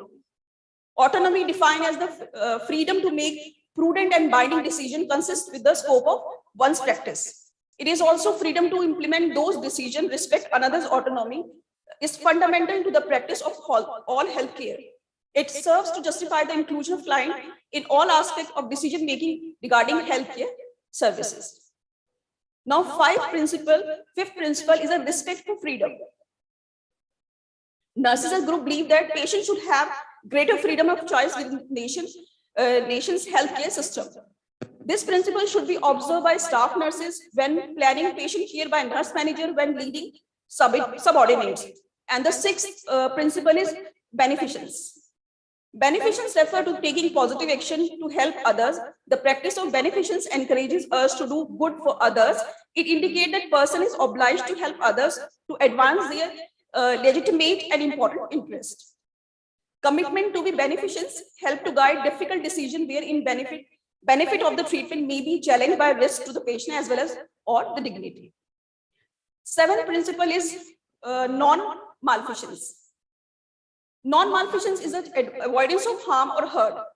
In healthcare ethics, it is important to remember that ethical practice involves not only to do good as well as, but also equal commitment not to do harm to the patient. The standards of non-malfeasance promote a continued effort to consider the potential for the harm even when it may be necessary to provide help. And eighth principle, that is veracity. Veracity concerns truth telling and incorporate the concept that individuals should always tell the truth. It requires professional caregiver to provide with accurate, reliability-based information about their health status, care or treatment prospection. Truth telling is an ethical concern for the nurses because truth is the basis for the mutual trust between the patient and the nurse, and trust is the basis for the patient's hope of benefit in nursing services. And ninth principle is justice. Justice concerns that issue that promote the person should be treated equally and fairly. This principle of justice requires treating others fairly and giving person their dues. And 10th principle is fidelity. So in fidelity, it is keeping one's promise and commitment. The principle of fidelity holds that the person should faithfully fulfill his duties and obligations. Fidelity is important in a nurse because patients' hope for relief and recovery rests on the evidence given consciousness. And another principle, that is confidentiality. Confidentiality is a duty to respect privileged information. The principle of confidentiality provides that caregivers should be respect a patient need for privacy, use personal information about him or her only to improve the care. So this is all about my topic. So nurses play an integral role in healthcare system. This is why they have correctly referred as heart of the healthcare. Being a nurse is one of the most demanding professions in the world and needs a lot of dedication and commitment to the job. Nurses have to juggle various roles. It is nurse professional responsibility to remain safe, competent by being lifelong learner, and provide effective care to the patient to avoid medico-legal issues, employment issues that can be avoided by proper recruitment system and adequate staffing. So that is all about code of ethics, their principles and the elements. I think this topic is clear to all of you. If you have any query, you can please. Any question? No question?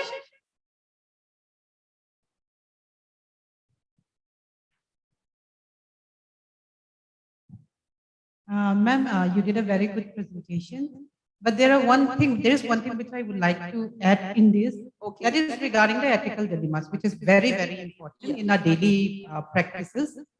Like, for example, you are working in an area and you know there is some malpractice going on, but you don't want to talk about them because you ultimately have to safeguard your profession, so you have to save your friends. So that is when the actual dilemmas come into action. So that is when I would like to advise everyone is that is when we should follow what is the rules. When we go with the rules, that is when we practice the real ethical issues in nursing. Thank you.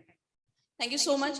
Actually, this dilemma is very important aspect. Sometimes what happens, health personnel, they have, really doubt what they have to choose and what they have not. Sometimes, so this is very important, like whatever they are choosing for the patient care, it should be beneficial, it should be good for the patient. So thank you so much for you. Thank you so much. Thank you, Nemcom ma'am, and thank you, Miki Khan ma'am.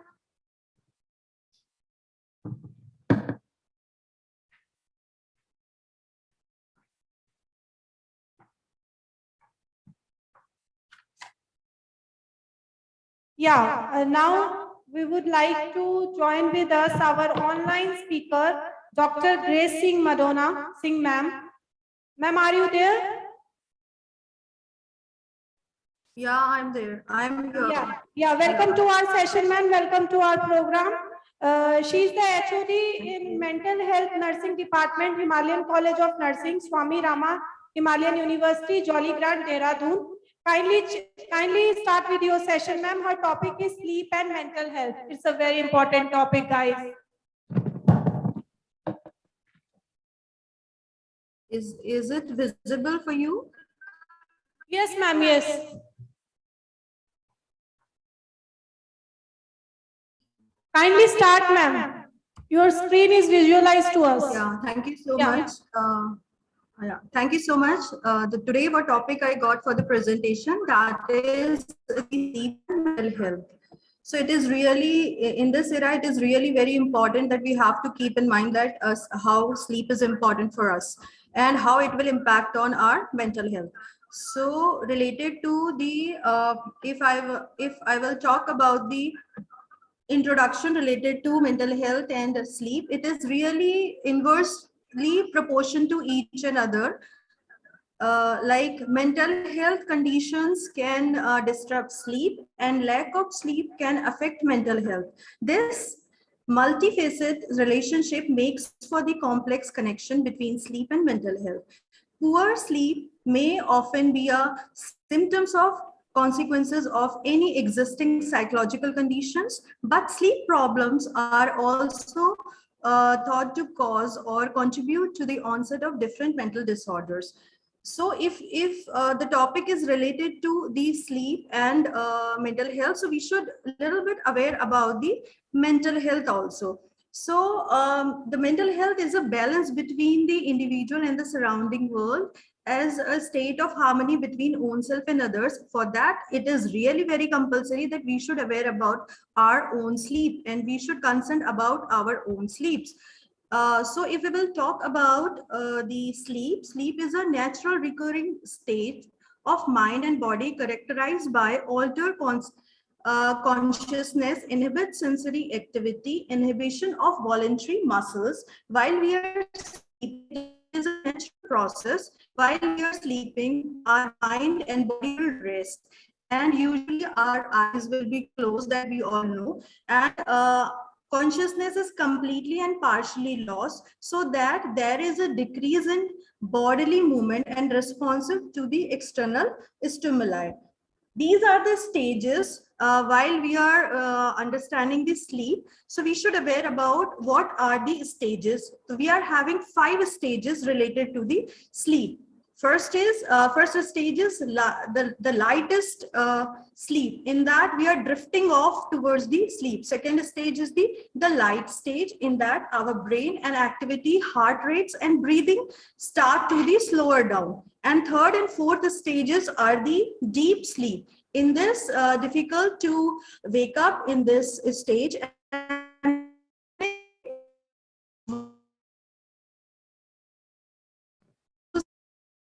Atul ji, kindly check, there is a technical glitch.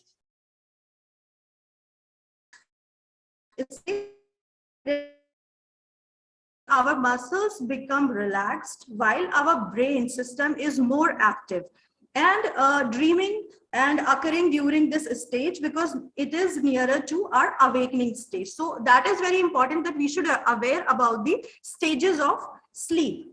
Now, if we are more aware about the stages of sleep, so we should aware about the roles that plays in these stages. Each stage plays a role in brain.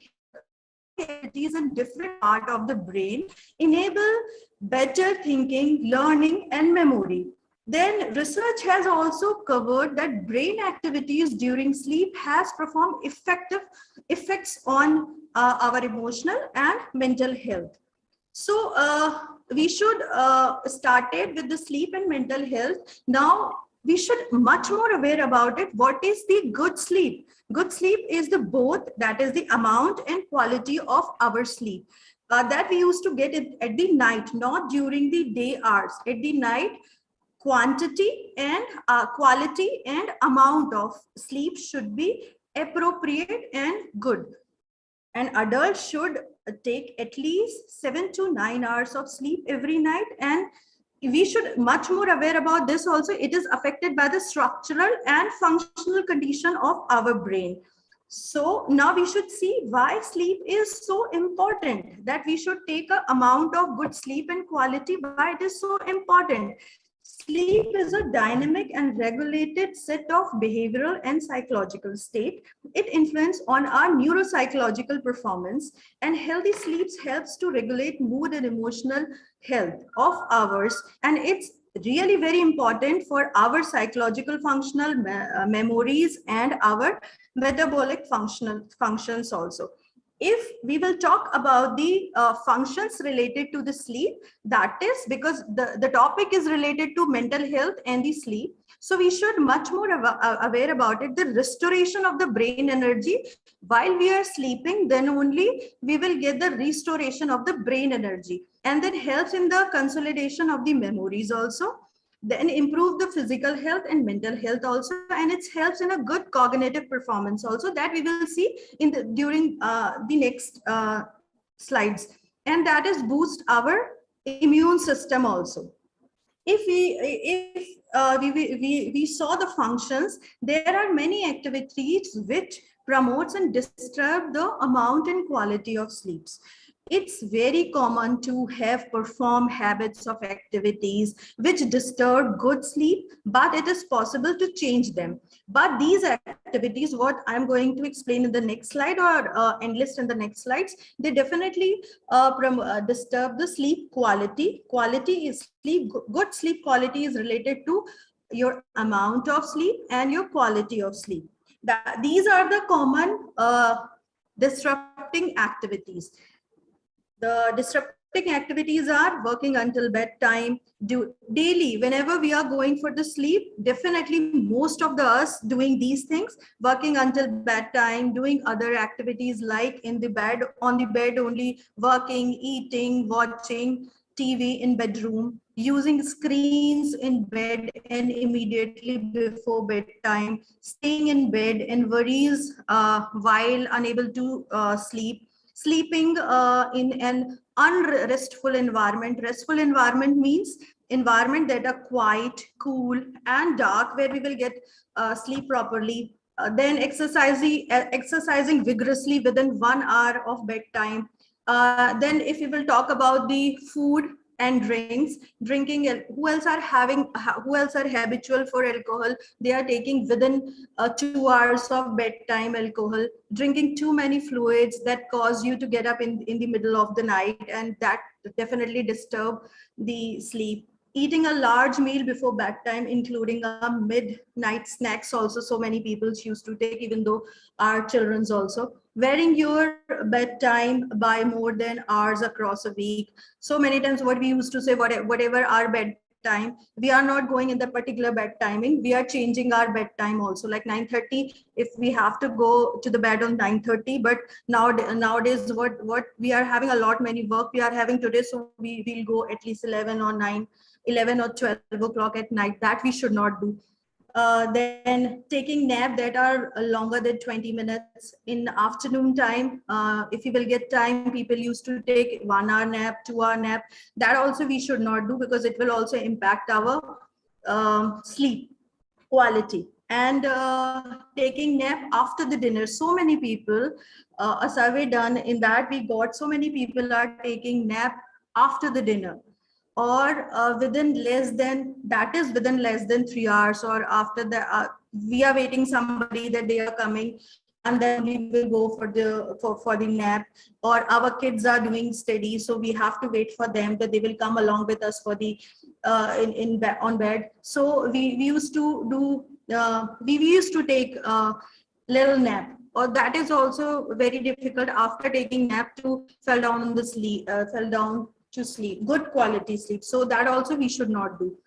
So we had seen the activities which definitely disturbing our sleep, good sleep. So now we will see that activities, what we are doing, that activity, how they are impacting our own sleep quality. So if we will take sufficient sleep, especially if we will take a rapid eye movement sleep, which is that rapid eye movement sleep is facilitating the brain processing of the emotional information. During the sleep, the brain works to evaluate, remember thoughts and memories, and it's appear that a lack of sleep is especially harmful to the consolidation of the positive emotional content. If we will take sufficient sleep, so we will do all the process properly, and we will retain the things in our mind, we will recall the things, fogging will not be there, which we will see in the next slide. So if we are not going to take a quality sleep, so definitely all problems will arise. That is the diminished, altered thought throughout the day, cognitive impairment, motor vehicle accidents, then poor social and work relationship with others, impaired emotional regulation, low mood or fluctuation in the mood while lacking of sleep is unlikely to be sole cause of feeling blues. Lack of good sleep can make you feel even more blues. Then linkage to your physical health also related to the hypertension, weight gain, diabetes, obesity, impaired immune system. And that is related to the how it will impact on the mental health. Now we will see the psychological aspects, how this lack of the sleep impact on the psychological aspects. So what I said in the previous slide also, brain fogging. What is brain fogging? Our brains need sleep to operate at full capacity. Lack of sleep can lead to the brain fogging, which often feels like confusion or trouble in the concentrating. It's difficult to recall certain memories or find the right words if we haven't taken a proper sleep or good sleep. So definitely in the morning, if you want to recall any word, if you want to recall any other activities, so maybe we are not able to do properly if we haven't taken a proper sleep before one night. So these are the researchers who did the studies on these on brain fogging, mood changes, and other slides also I will let you know what else psychological issues are there. The Walter F. and Sagarik Z.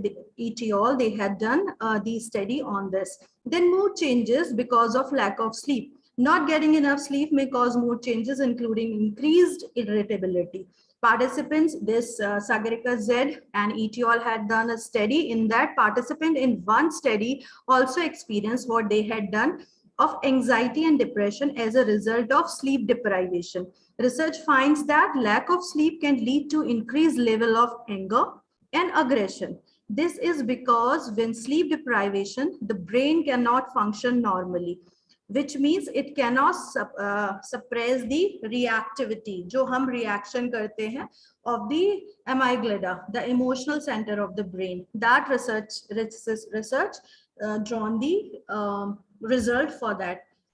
And next, psychological aspect related to the lack of sleep is behavioral changes. Lack of sleep can lead to increased impulsivity and hyperactivity.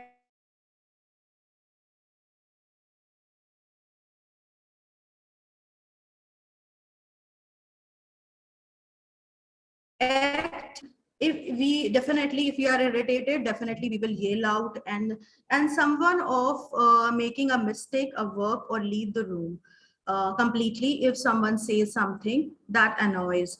So that also Sagarika Z had done this study, and same as on stress also they had done. Poor sleep can make it much more difficult to cope up, even though relatively a minor stress is there. Then psychotic symptoms also. Severe sleep deprivation is linked with the development of the temporary psychotic symptoms. One study found that some participants who went 24 hours without sleep, they experience hallucinations and other perceptual changes as also. And other who went 60 hours without sleep experience both hallucination and delusion. So because of because of lack of sleep, so that is very important that we have to take a good sleep, otherwise we will also fall down the same as these participants were into it. So that is related to what we discussed or saw in previous two slides. That is related to the psychological aspect related to lack of sleep. Now, interaction of mental health condition like disorders related to mental issues. Many mental health conditions don't arise in isolation, that we all know. Instead, co-occurring condition may influence one and another as well as person's sleep. So earlier we have seen psychological aspect like fogging, brain fogging, then stress. These all things we had seen as psychological aspect. Now it's related to mental aspect, mental disorders. Mental disorders are depression. So interaction with the sleep, what is that? It is estimated over 300 million people worldwide have depression, a type of mood disorder marked by the feeling of sadness or hopelessness that we know. Around 75% of depressed people show symptoms of insomnia, and many people many people with the depression also suffer with the excessive daytime sleepiness. Who else are having depression or suffering with depression? Definitely they were having insomnia or excessive daytime sleepiness. So many researchers proven that. So poor sleep worsen depression also. That is impact of poor sleep on the mental health. Now if we will talk about the seasonal affect disorder, the condition is closely tied to disrupt of the person's internal biological clock, which we used to call circadian rhythm. that helps in the control multiple body processes. It's also seasonal affect disorder tend to sleep too much or too little, or experiences changes their sleep cycles also. And it mostly occur during the winter seasons. Now if we will talk about or see about the anxiety disorder. In anxiety disorder also have a strong association with the sleep problem. Worry and fear contribute to the state of hyperarousals and insomnia. And it is very difficult if anybody is hyperactive to it is very harder to fall down to the sleep. That person or patient or kid or children, anybody, it is very difficult to fall down to the sleep. So insomnia will be there. If we will talk about PTSD, post-traumatic stress disorder, in that also frequently replay negative events in their mind, suffering from nightmares, experience a state of being alert and vulnerable. They are also, it is very difficult for them also to fall down in the sleep. Good quality sleep because of replay again and again negative events. So they will also feel so much of insomnia, or they are also not able to fall down into the sleep.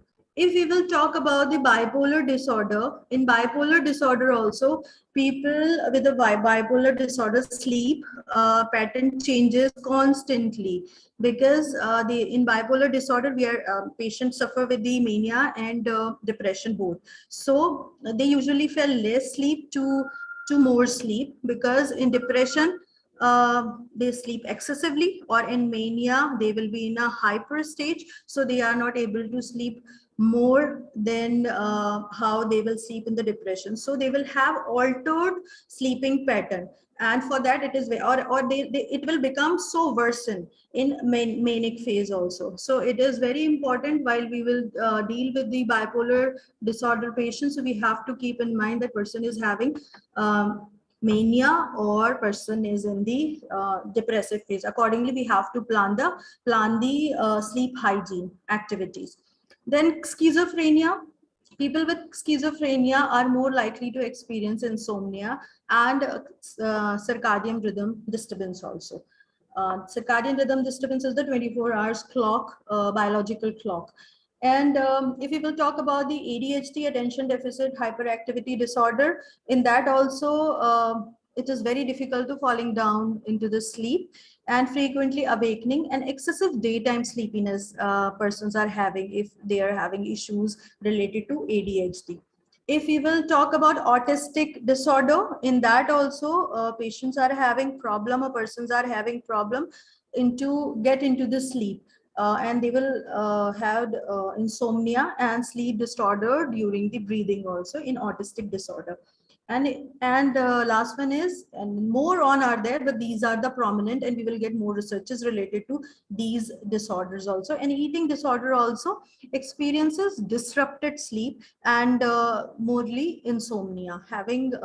They are having insomnia if anybody is having eating disorder. So these are the disorders what we have to keep in mind while we are taking care of the patient, that we have to be more concerned about their sleep.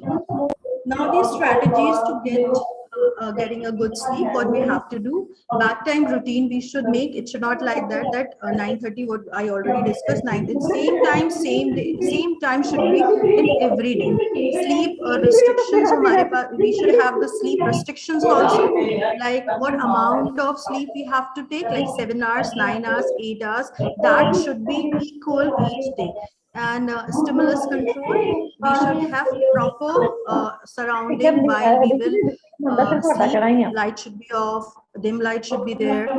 What we have to prefer, what look good for us while we are sleeping, that should be there. Then relaxation should be there. It should not like that we should be more worried about it while or tensed during the sleep hours. What practice we have to do, do's and don'ts, that during the sleep hygiene, what else things we have to keep in mind? Do's and don'ts: go to bed at the same times each day, get up from bed at the same times each day, get regular exercises each day, preferably in the morning. Keep the temperature in your bedroom comfortable. Keep the bedroom, whatever bedroom is, wherever you are sleeping, it should be dark and quiet. Don't exercise just before going to bed. Engaging in stimulus activities just before bed, you should not do these things. Have caffeine in evening, have alcohol in the evening, smoke before going to bed. Who else smoke? Just wait Don't on, ma'am. go Please to hold the on. bed too hungry or too full of uh, too much of food. You should not take Grace ma'am, before going the bed. Grace Never ma'am, take please. daytime nap more than 20 minutes. That we have to keep in mind while we are taking care of our sleep. Now, this is the end slide of the today's presentation. What I have got, that is, getting enough hours of high quality sleep foster the attention and concentration, which are prerequisite of for most learning. Sleep also support numerous other aspects of thinking, including memory, problem solving, creativity, emotional process, and judgment. Better sleep can promote sharper thinking and more reduce the likelihood of age-related cognitive declinement. I will end with this line: sleep is the bridge that connects our body, mind, and health. Thank you. Thank you, Dr. Grace Singh Madona. Thank you. Is there any question from the audience? Online participants, is there any question? Online participants. If anybody is having any query. Is there any question?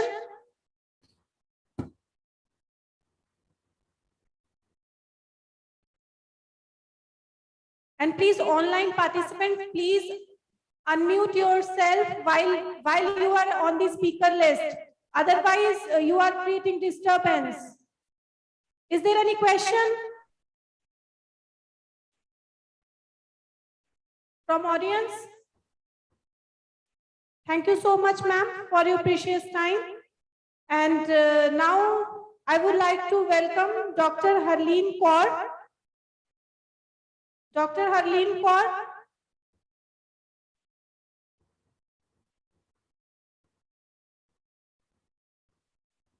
Dr. Harleen Kaur.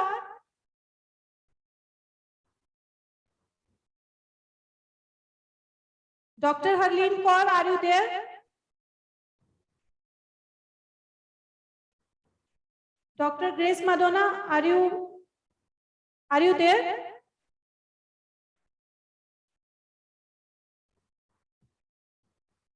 Dr. Grace Madonna, ma'am, are you there? Dr. Harleen, are you there? Dr. Harleen Kaur, are you there?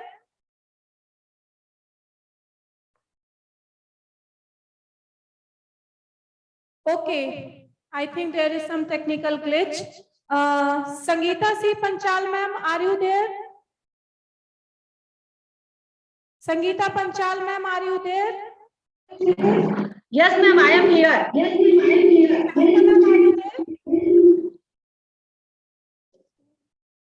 Sangeeta, ma'am, are you there? Yes, ma'am. Yes. So our next speaker is Sangeeta C. Panchal. She is the in-charge principal of Sri Swaminarayan Nursing College, Kevadia Colony from District Narmada. Please welcome, ma'am. Her topic is bridging gap between research and practice. Ma'am, kindly share your screen. Yes, ma'am. Please give me some minute, ma'am. Yeah.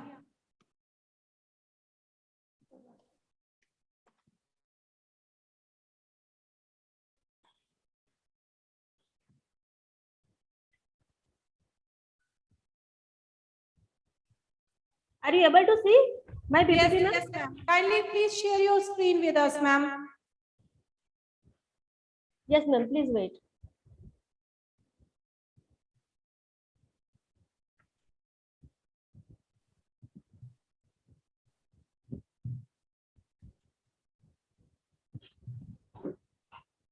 Yeah. Now is it visible? Kindly start, ma'am. Kindly start. Yes.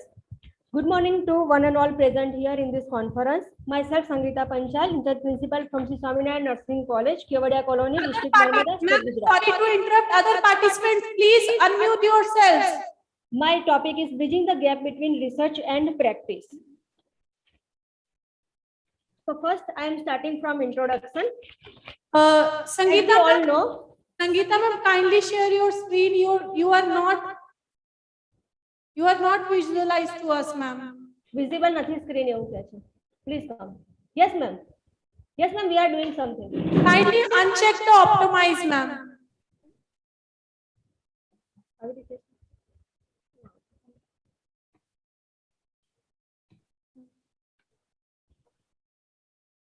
Optimize for video.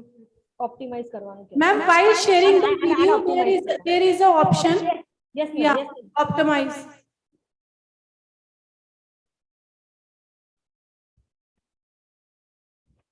Now is it visible, ma'am? Please share again, ma'am.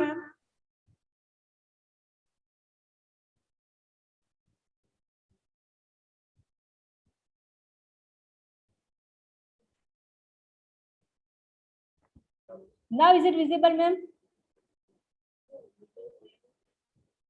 Slideshow. Kindly Now do is it visible, ma'am?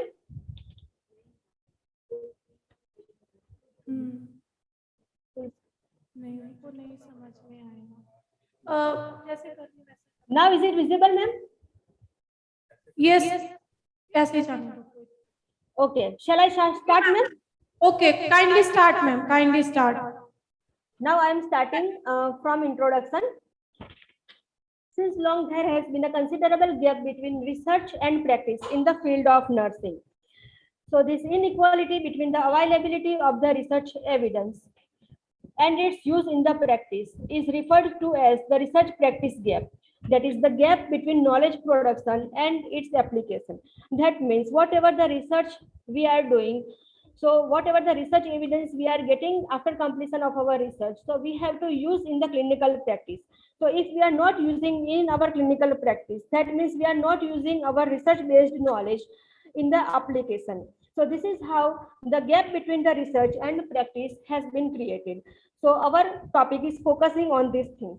So that here research utilization is necessary, as it constantly examines whether in the clinical practice is there utilization of best available research evidence or not. That means during the clinical practice, nurse must utilize research-based evidence to improve the nursing care.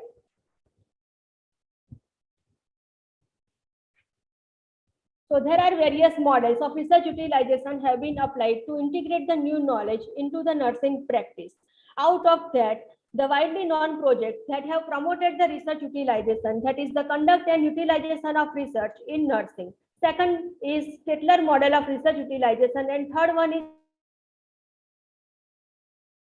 Rogers. So first we are starting from the first model, that is the conduct and utilization of research in nursing project. This model was developed during 1975 to 1980 by the Michigan State Nurses Association. This project was designed with an aim to implement research-based knowledge in real clinical practice setting. In this project, research utilization is viewed as an organizational process, whereas in planned change, it is integrated throughout the research utilization process. That means organizational process means it is related with the hospital or any healthcare related setting. So they are using their own protocol or policy, means it is directly focusing on hospital process, how the hospital management itself want to use their protocol or policy, and they can give the permission to their nurses to use their research evidence into the clinical practice. So it is their own process on use of the protocol and policy. Whereas in planned change, it is integrated throughout the research utilization process. That means if the nurses makes any planning for doing any change or modification in the clinical practice, then it should be integrated throughout the research utilization process. Means once we started the improvement in clinical practice after using research evidence, then we should not discontinue such clinical practice, because then only we can get the improvement or quality enhancement in the patient care. So this change is essential to establish the research-based practices on a large scale. That means it should not be limited to the hospital, but it should be extended to the community settings also. So here in this way, research utilization is viewed as an organizational or hospital process. Now we will explain this model with the help of this figure. In that, first is identifying the patient care problem. Under that, we have to make the statement of problem. Under the statement of problem, then after making the statement of problem, we have to go for the description, that what are the impacts of the particular problem on the quality care of the patients. After identifying this one, we have to go for examining our existing body of knowledge related to our research. What existing knowledge we have. For that, we are doing such research. So after examining this one, under that we have to do the critical thinking for our particular research, and after that we have to go for the current review of literature. Whatever the recent literature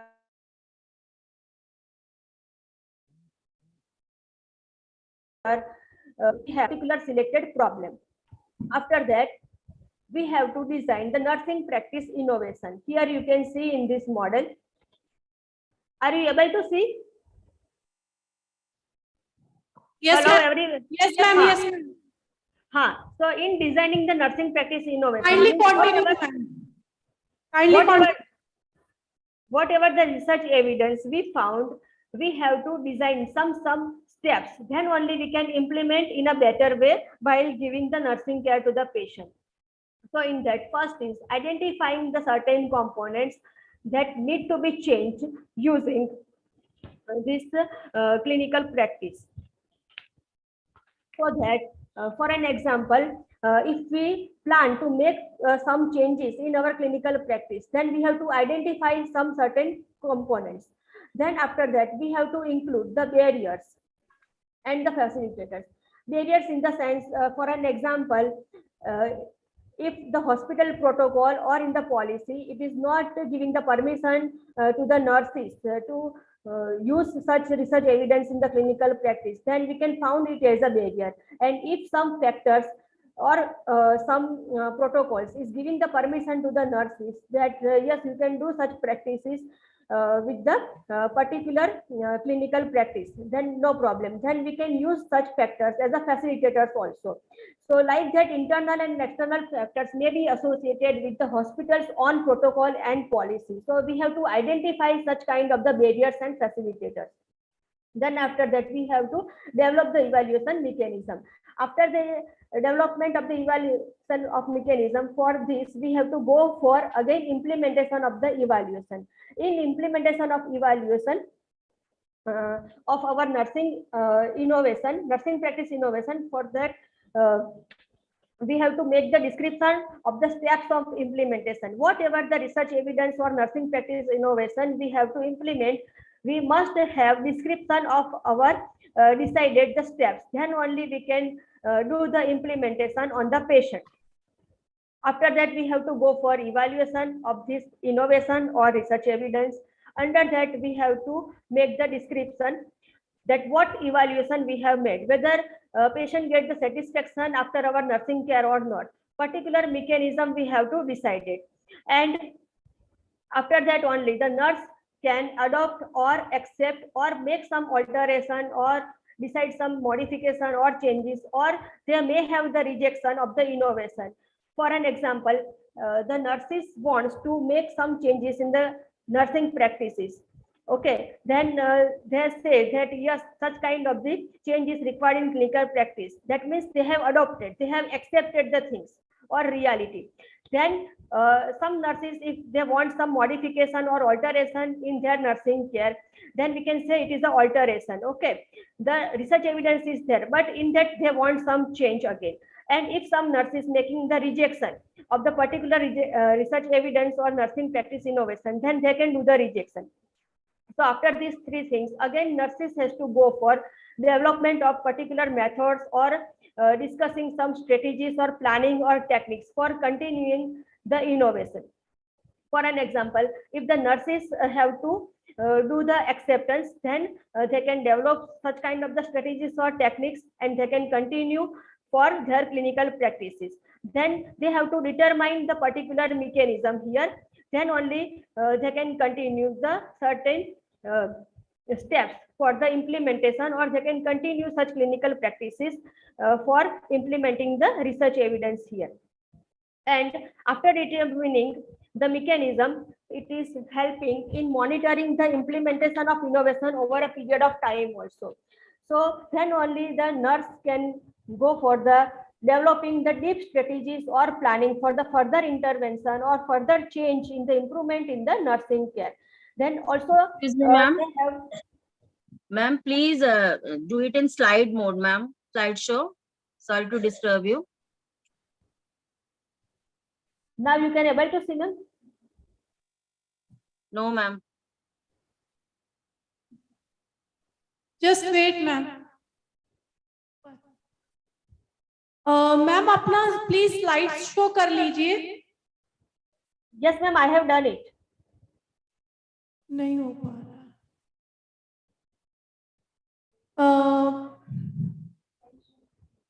Okay. Is visible. Okay. Ma'am, kindly continue. Just give me 1 minute, ma'am. Yeah.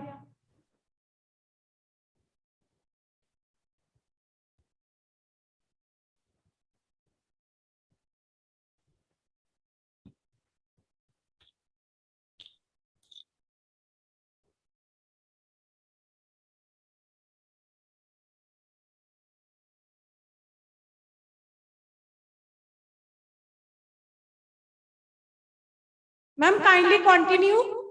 Yes, ma'am. Now is it visible, ma'am? Yes, it is. So after that, the nurses can go for developing the certain means to diffuse the new practice to the other settings. Means after developing deep strategies to extend their innovation.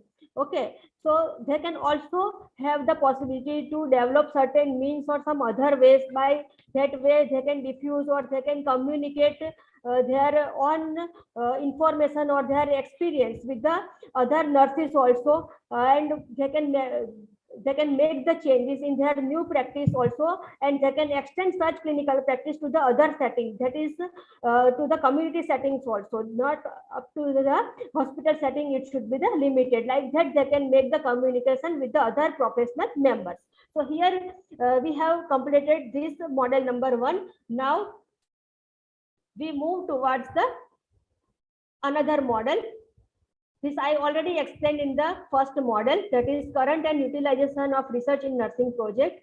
Now the second model we started, that is the Stetler model of research utilization. It was first described in 1976 by Stetler and Meyer. This model is formulated as a series of critical thinking. That means whatever the research we are doing, after that we have to do the critical thinking on our research findings, whether they are appropriate or not. Then only we can able to take some decision regarding making the steps, and it should be designed in order to facilitate the safe and effective use of our research findings. That means then only we can take the decision for making certain steps to use such research evidence in the clinical practice. The revised Stetler model was found in 2001, which applies the research findings at the individual practitioner level or by the researcher. That means the researcher can recommend about the application of such research findings for specific practice improvement in the clinical area. It has mainly the 5 phases. 1 is preparation, 2nd is validation, 3rd is comparative evaluation or decision making, fourth is translation or application, and fifth is evaluation. We will have the explanation of these 5 phases with this model. In this model, first phase is preparation. In fact, first step is we have to establish or define certain purposes which should be very much specific, focusing on our statement of problem. And we have to think about the potential outcomes after the research. Then only we can able to make some evidence-based change for the practicing in the clinical area in hospital. After defining the purposes and think about the possible outcomes related to the practice problem, we have to decide about what is the priority. Okay, we have to give importance to the priority for particular implementation for doing the clinical practice. What step is required? So it should be implemented in particular sequence and priority wise.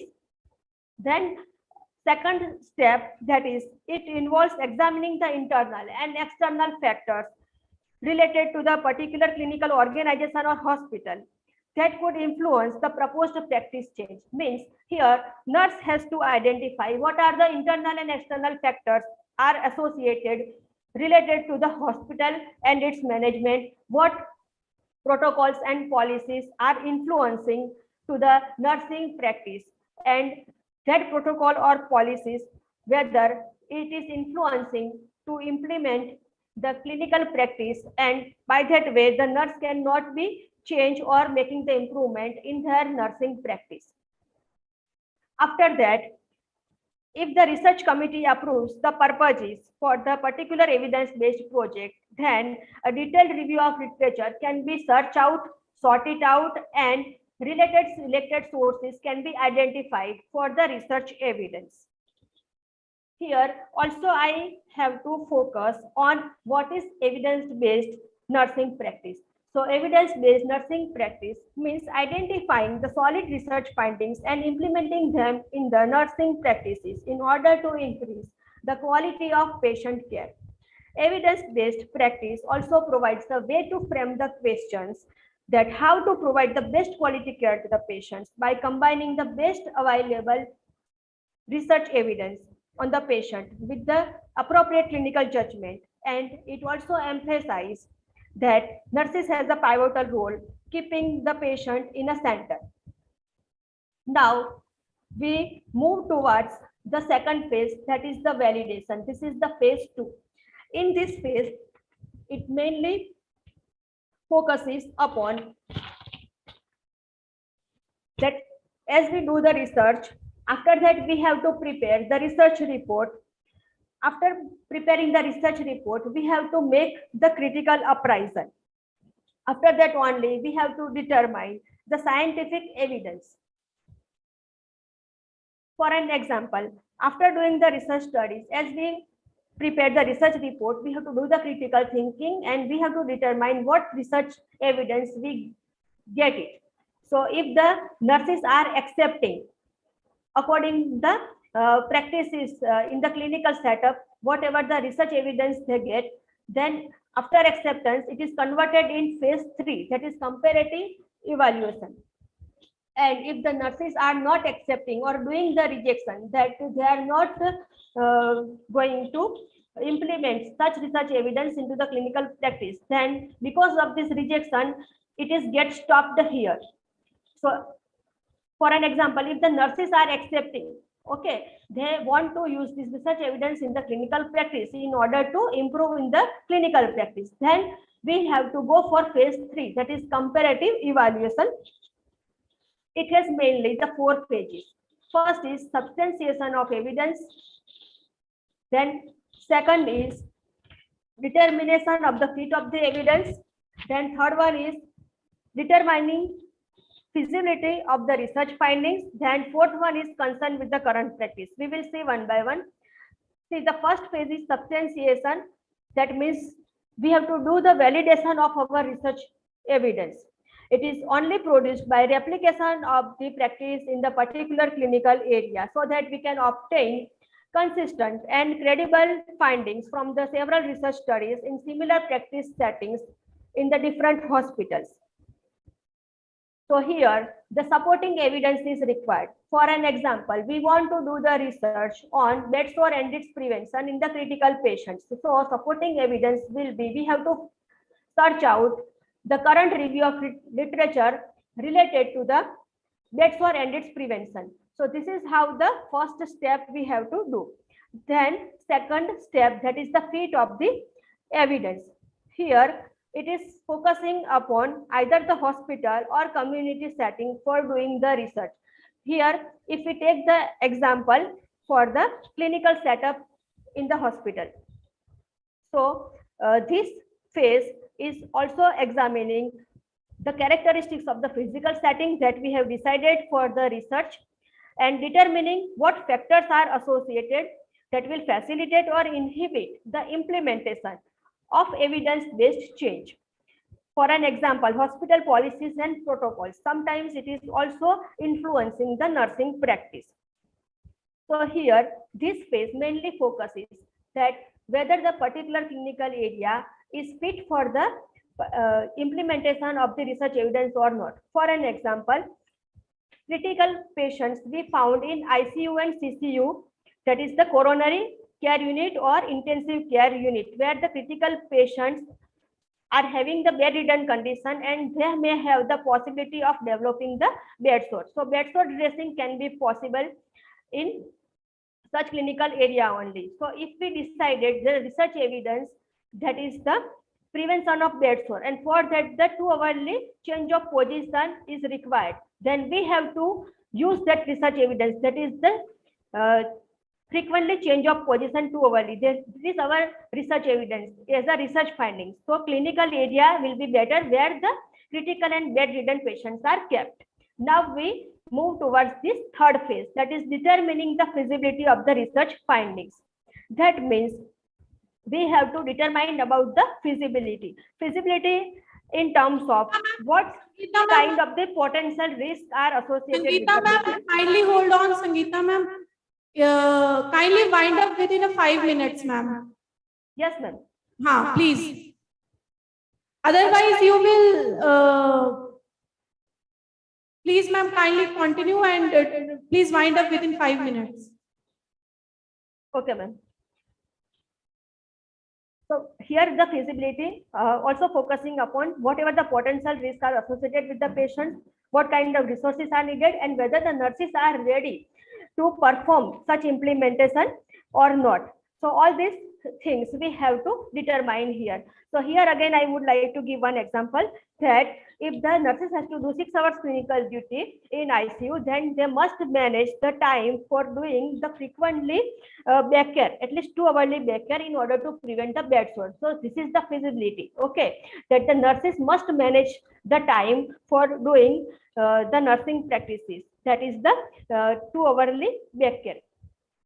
Now the first step or phase, that is the concern with the current practice. Here we have to identify the current practice. Current practice, for an example, in ICU, patient having the Foley's catheterization, and patient is not getting the change in the Foley's catheter, not getting the regular catheter care. So here the possibility of developing the catheter associated urinary tract infection. So this is how the current practice is going on, we have identified.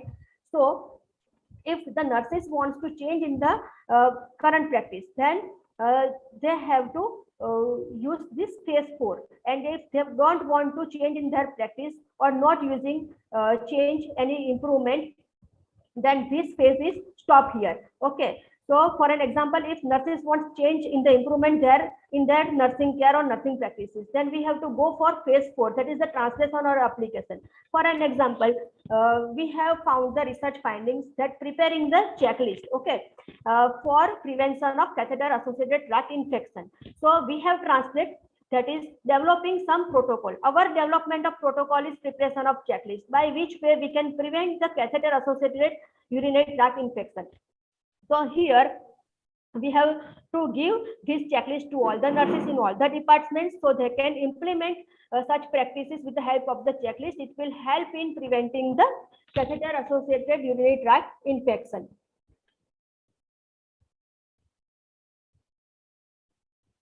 So this is how the developing protocols. Now the application. Application means that we have given the checklist to all the nurses and they are implementing that protocol and accordingly they are practicing. So it is the application.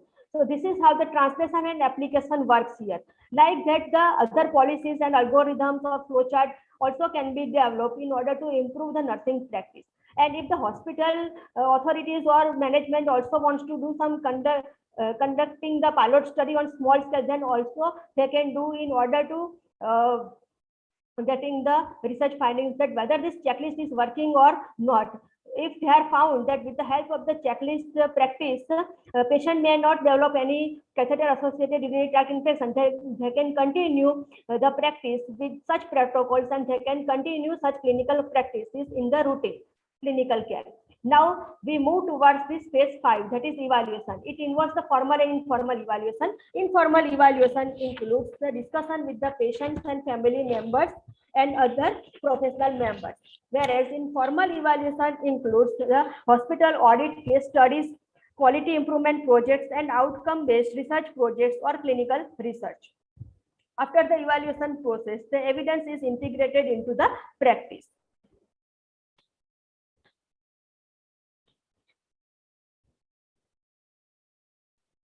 So all this phase I have explained in the model.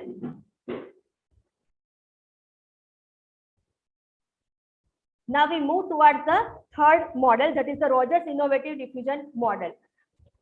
This model is focusing upon the innovative diffusion. Diffusion means the communication of innovation among professional members through specific channels. The Rogers Innovative Diffusion model was developed by Everett Rogers in 1995.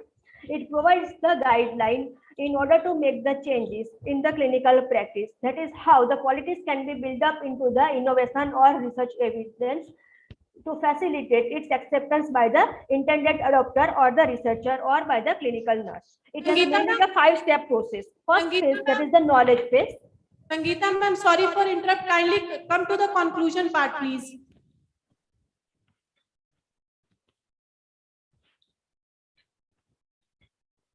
Ma'am, kindly come to the conclusion part, ma'am.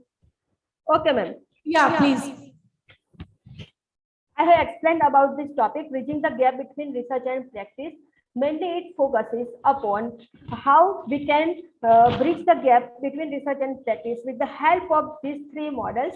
That is the conduct and utilization of research in nursing project. Second model, that the Stetler model of research utilization. I have explained with this model. Then third model, that is the Rogers Innovative Diffusion model. These 3 models are mainly helpful to the nurses in bridging the gap between the research and practice. Thank you, ma'am. Thank you so much, ma'am. Thank you. Give her a big round of applause, please. And audience, there is any question? Thank you so much, ma'am. Thank you so much. Thank you so much, ma'am. Okay, thank you to all.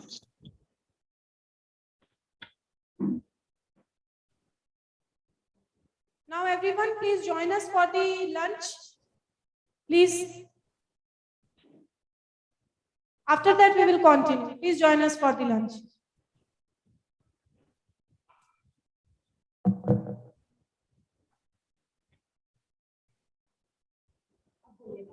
अब आप दिखेंगे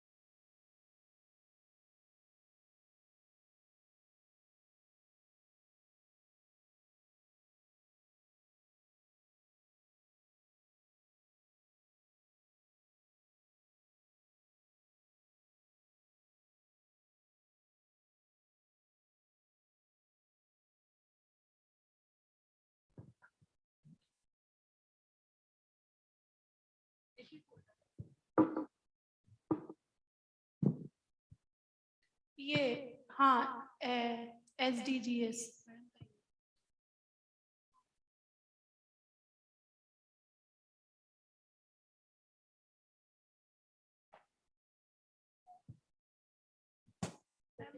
दो talks हैं उसके बाद चल रहा है ना बस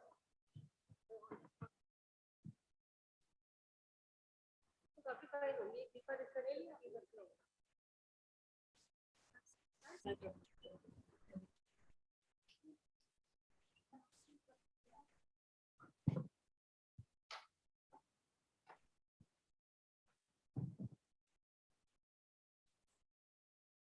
फाइनल दीपा रिसर्च करते हैं ना final study Deepa on 14th March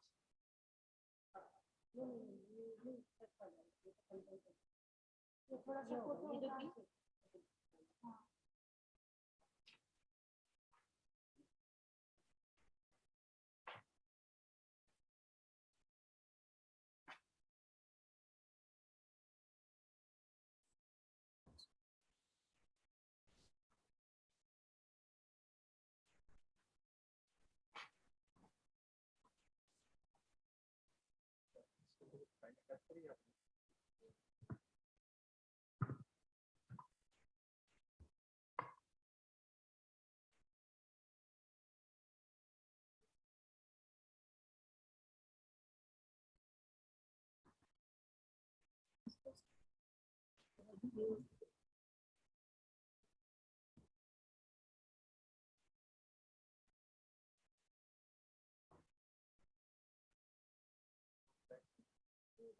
हाँ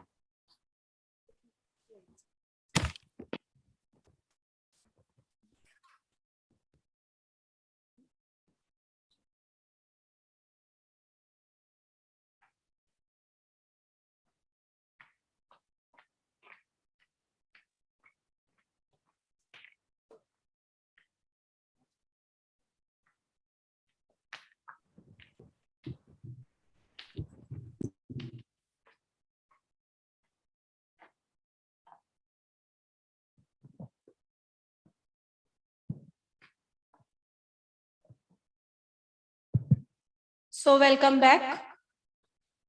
So our next speaker is Miss Seema Rani, Associate Professor of Rufaida College of Nursing, Jamia Hamdard. Her topic is SDGs and role of nursing. Ma'am, kindly come.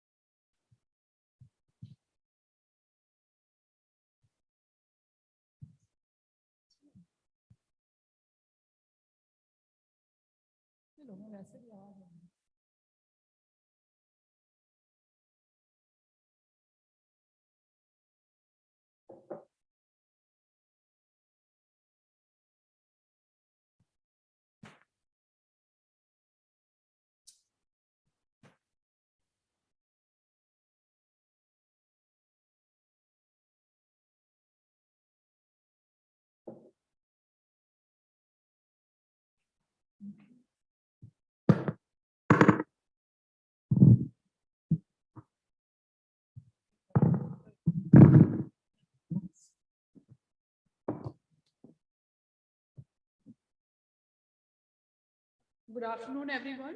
Am I audible in this hall at the back?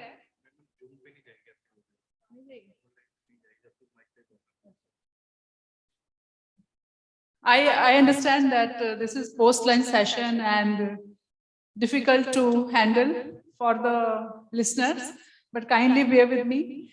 And today I am going to present an important topic, that is sustainable development goals and role of nursing and nurses. I know this is not by mistake. I have started with MDG, that is Millennium Development Goals. This is with the purpose that just to brief the audience that this all exercise started in 2000 by United Nations General Assembly, by declaration, that is Millennium Declaration, wherein it was believed that it's a global village. The entire word is global village, and they focused on reducing poverty, gender equality, health improvement, and improvement in the educational standards.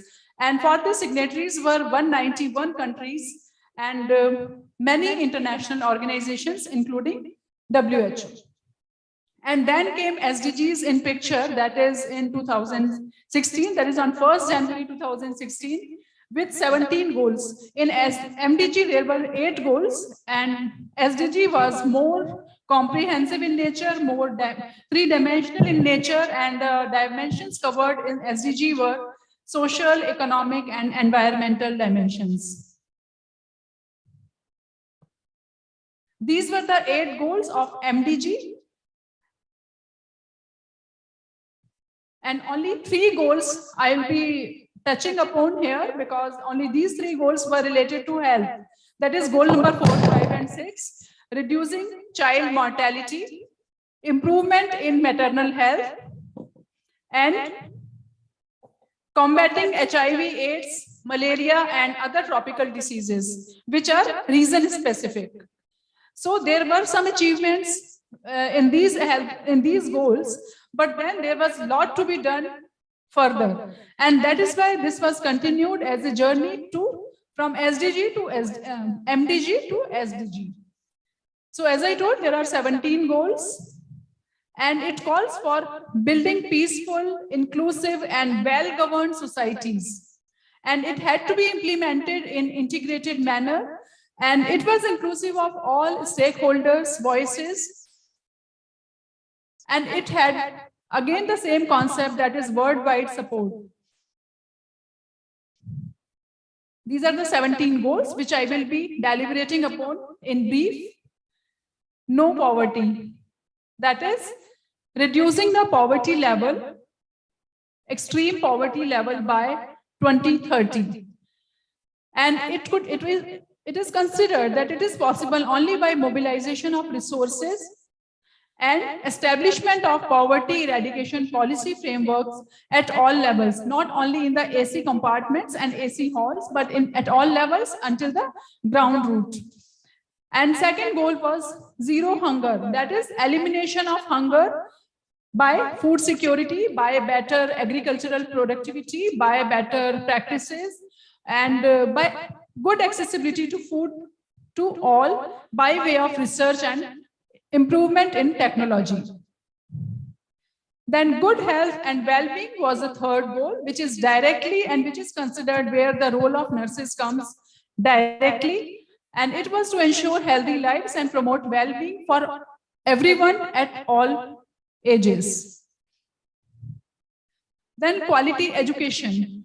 And nurses are known to impart the health education, and this quality education is primary education to technical education to higher education, and this is also considered that this is very much the part of nursing that I will be deliberating in the end, the role of nurses. Then gender equality. Again, we have to emphasize to all the people we impart health education to that be it a boy or a girl in the womb, please do not go for sex determination of the baby and accept the human being that is coming to the world as it is. And also the feeling or the essence is leave no one behind, including girls, women, or anyone. That is giving the girls and women the equal opportunities and hassle-free life as far as possible. Then goal 6 is clean water and sanitation for betterment in the health. I hope I am clear by this, because again, we as nurses tell to the communities that have safe drinking water, clean water. So the next goal is affordable and clean energy. That is by using renewable sources of energy, be it solar energy, be it ocean energy, wave energy, or any other form of energy.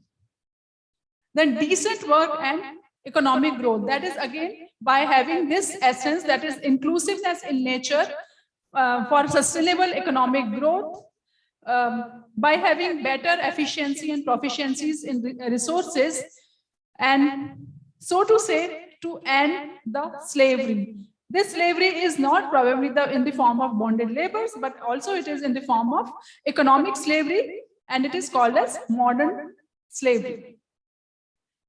Then industry innovations and infrastructure to build the resilient infrastructure, promote inclusive and sustainable industrialization, and foster innovation. That is the temperament of innovations. Research temperament has to be inculcated by way of this goal. Next goal is reducing income inequality.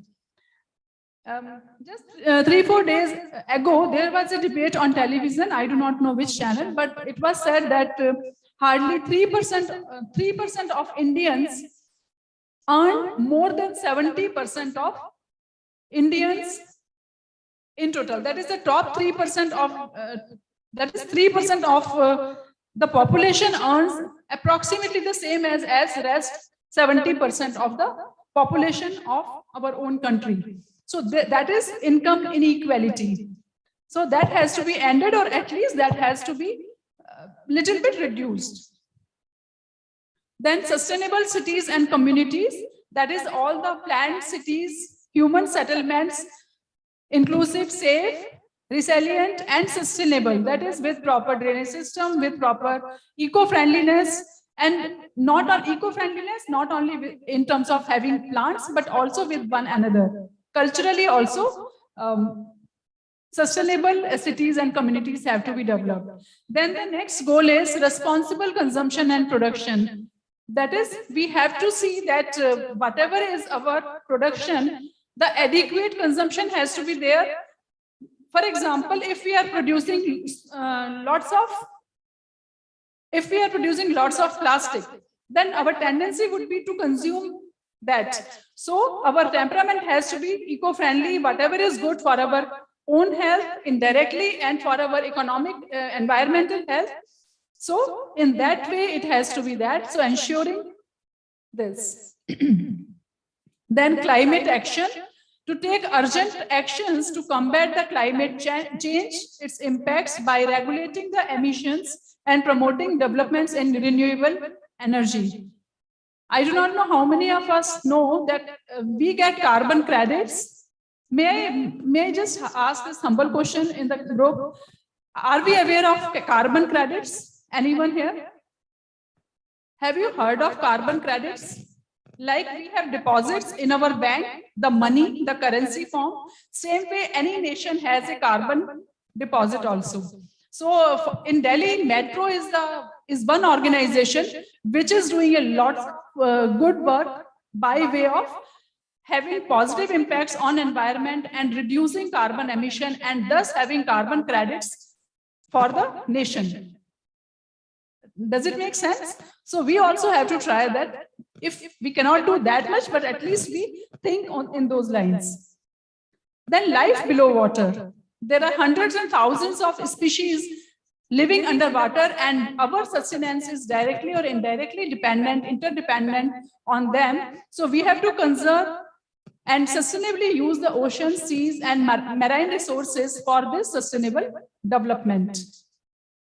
Then life on land, again, we have to restore, promote sustainable use of terrestrial ecosystems, that is forests, mangroves, all the ecosystems, whatever we have to have our forests back. We have to stop desertification, and thus we have to stop or at least assist in the biodiversity. We have to assist so that biodiversity is not lost. Then the next goal is peace, justice, and strong institutions. These institutions could be for justice, these could be for at all the levels. That is to promote peaceful and inclusive societies for sustainable development, provide access to justice to all. To all, when I say to all the strata of the society. And then next is partnership for the goals. All the previous goals can be fulfilled, can be achieved, only we have partnerships amongst countries, partnerships amongst organizations, among institutions. That is internal cooperation, international cooperation is the key to achieve this goal. That is cooperation and cooperation. And why as nurses should we care about MDGs, SDGs? These are okay. This is about policymakers. This is about international organizations' views. So why are we bothered? Why as nurses we should care about all these SDGs? Because we are into a profession which is which is catering to the humanity. We take care of the individual health, we take care of the communities, nation's health, to all the populations we give our care. And this is the core of nursing. That is the service phenomena, the service feeling of giving services. And as the definition of service itself encompasses some of the components, we will take care of all the ill people, we will promote health of all the communities, of all individuals. Okay, we will take care of the disabled at all ages. Yeah, any online. Okay, so about role of nurses. So these are the reasons that why should we bother about SDGs, Sustainable Development Goals. And then I will tell you some interesting stories. As I said that goals 3, 4, 5, and 7, our role was prominent. So is it right thing to do? Of course, it is right thing to do. If we think of SDGs, if we appreciate our own contribution in maintaining, in achieving the targets of SDGs, we are very much right to do so.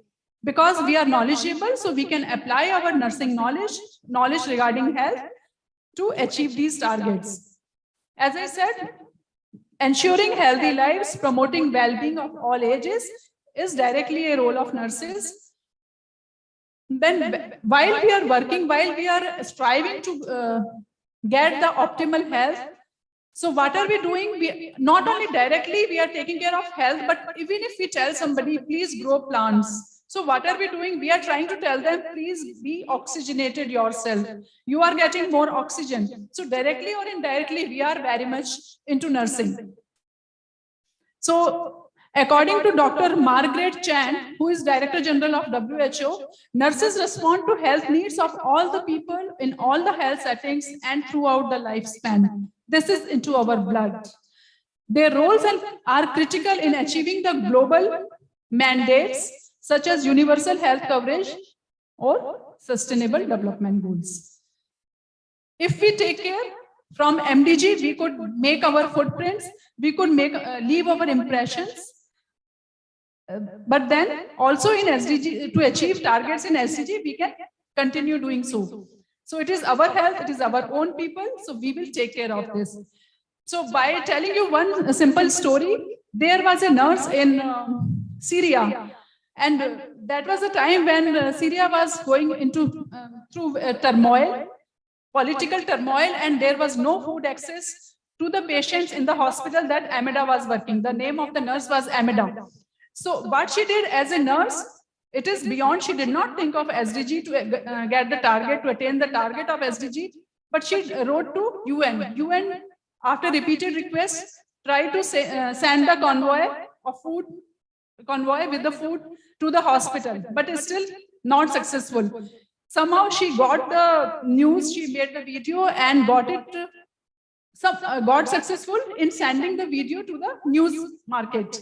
And it got viral and the entire US and Europe got shaken, and then food could be achieved. So that was the role of nurses.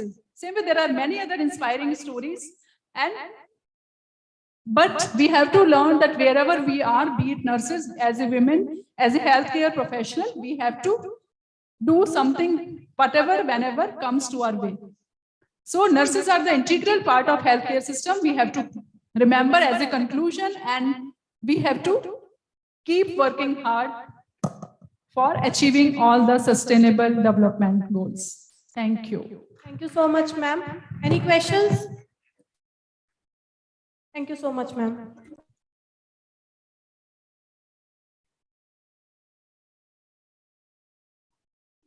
Now, our online speaker is Dr. Harleen Kaur, Associate Professor, Himalayan College of Nursing, Swami Rama, Himalayan University, Dehradun, Uttarakhand. Harleen, ma'am, are you there? Yes, ma'am, I'm there. Yes, kindly join us, ma'am. Her topic is social stigma about vitiligo. Good afternoon, everyone. Am I audible?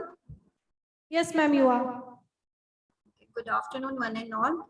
And thank you, organizing team and Ms. Soma ma'am, for giving me an opportunity to present the topic, social stigma, vitiligo.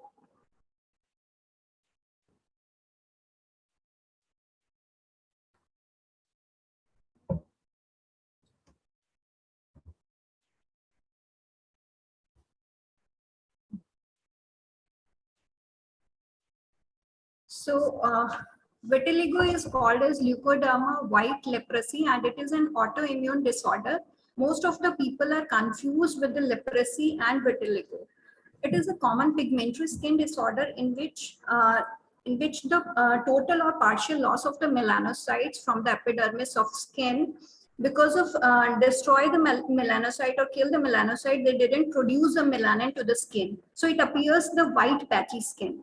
Vitiligo is not a life-threatening or non-contagious condition or a disease.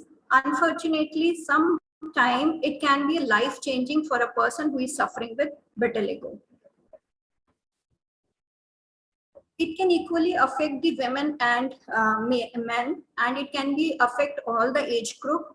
They tend to develop low self-esteem as a result of the social and emotional trauma to this condition. If the skin patches are visible, then it becomes a more social stigma, and it will be difficult to challenge this condition.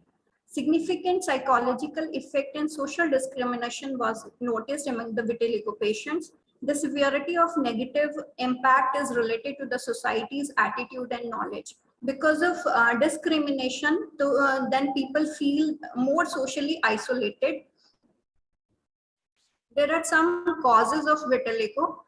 Disturbed autoimmune, that's why this condition can occur. Hereditary, it is not 100% generation to generation, but in some cases or in some families, it can be a hereditary condition. Skin trauma, melanocyte die or stop producing melanin, sunburn, stress, exposure to industrial chemical. The exact cause of this disease is unknown.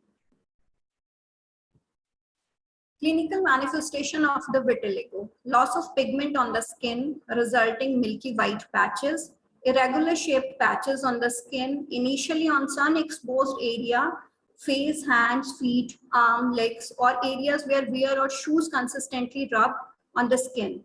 Less common sign, graying of hair on the scalp, eyebrows, eyelashes. Loss of pigment on the underlying tissues of mouth, mucous membrane, and intense tactile sensation.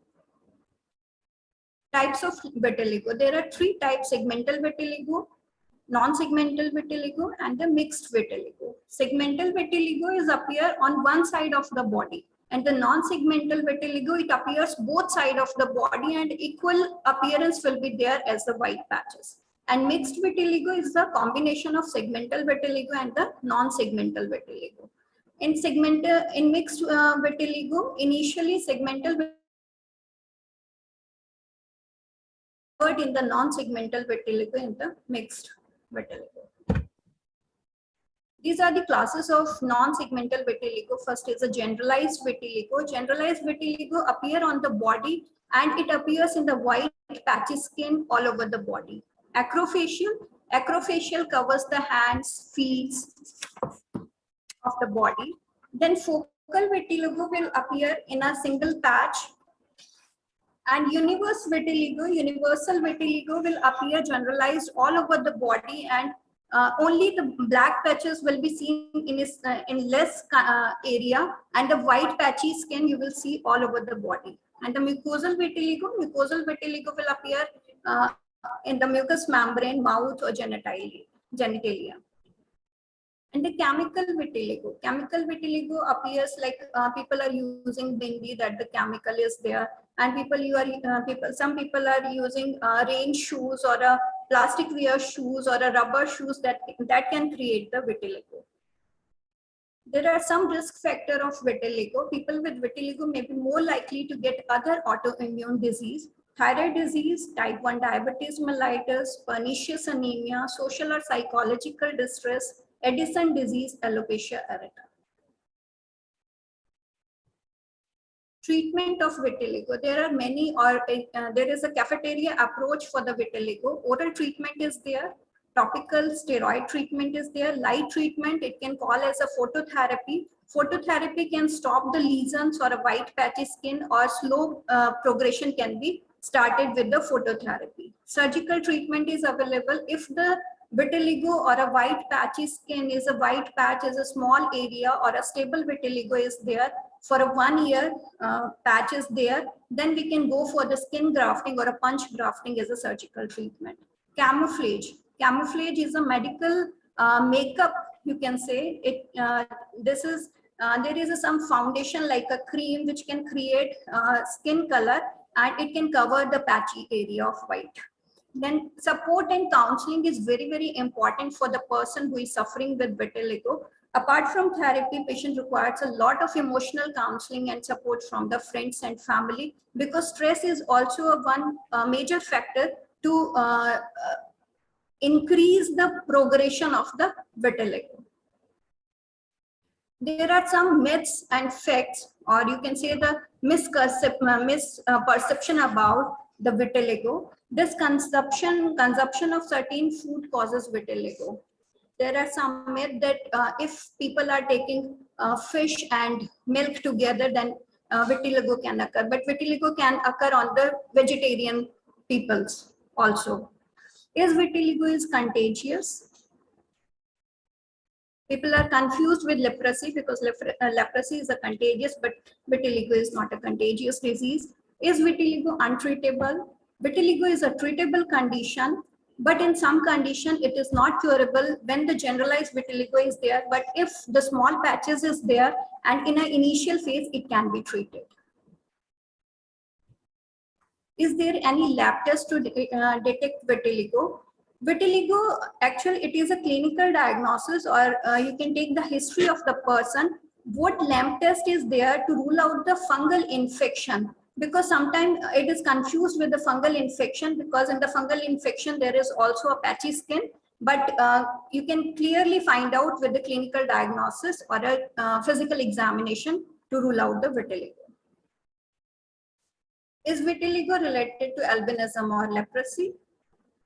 Vitiligo sufferers are inferior in physical or mental capabilities. Are all white patches vitiligo?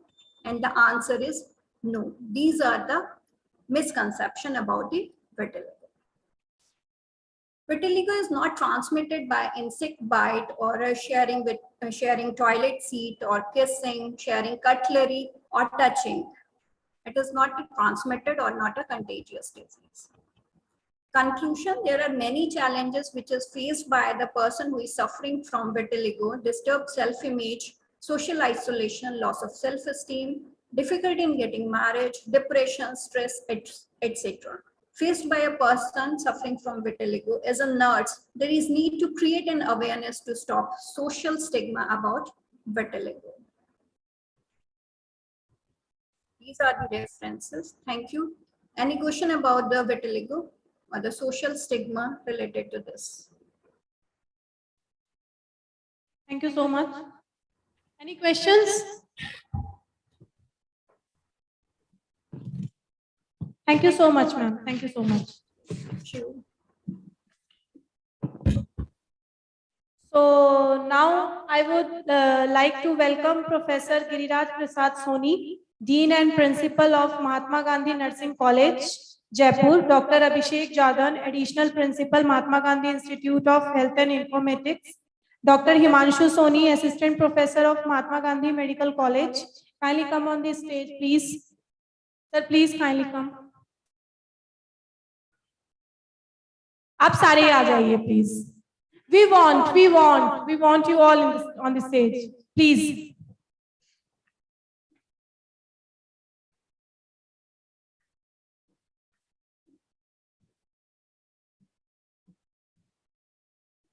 So in this mid-session of our international conference, now it is the time for felicitation. I would like to introduce you about today's special guest, Professor Giriraj Prasad Soni. Give him a big round of applause.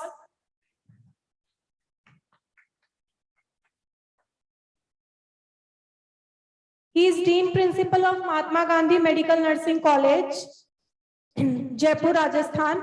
We have invited you, sir, for extraordinary achievement of Mahatma Gandhi Nursing College in the field of nursing and research and academic excellence.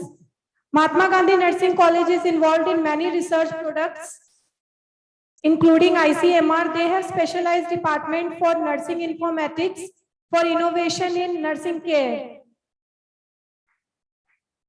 Kindly applause, guys.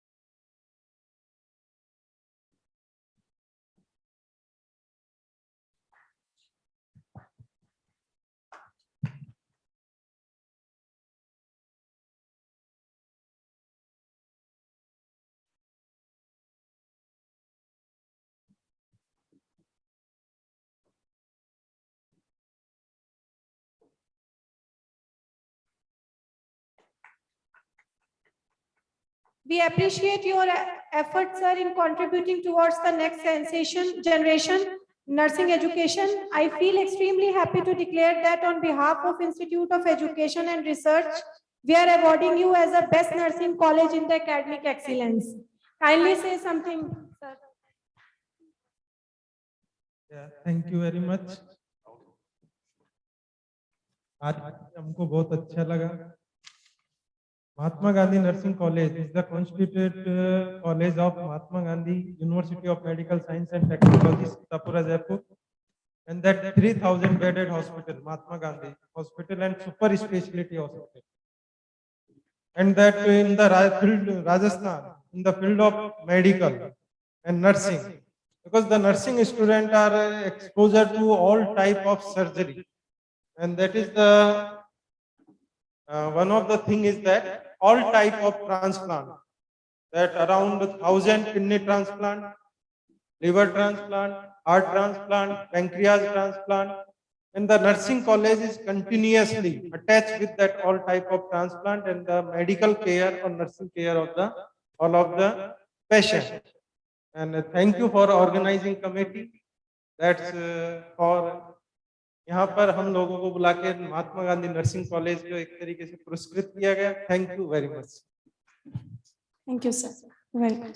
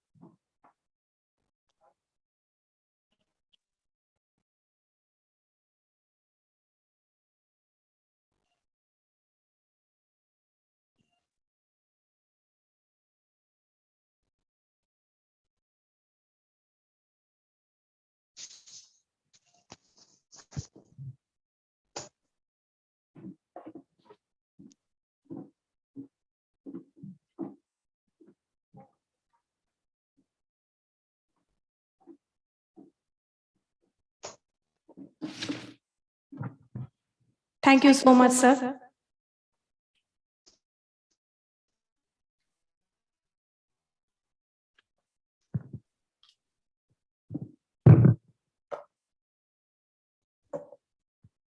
So now moving forward to the program that is for paper presentation. And first offline paper presentation is from Deepa Gupta.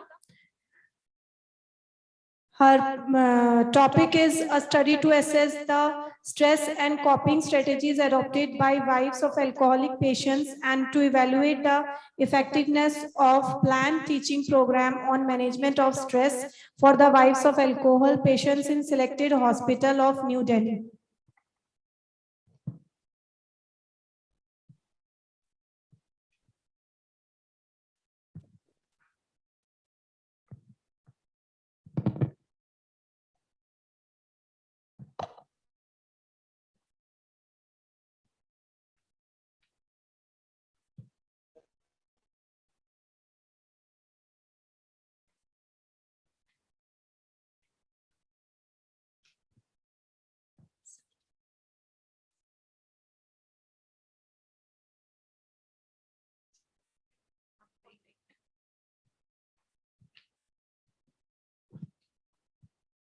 Photos हमसे share करिए।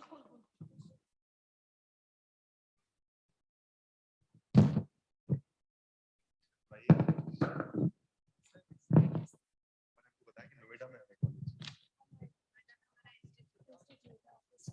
Institution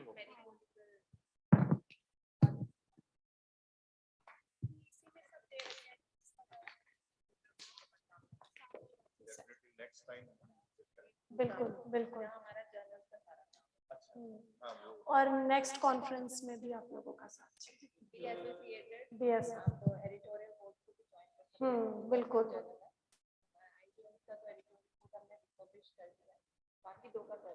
और आप लोग कभी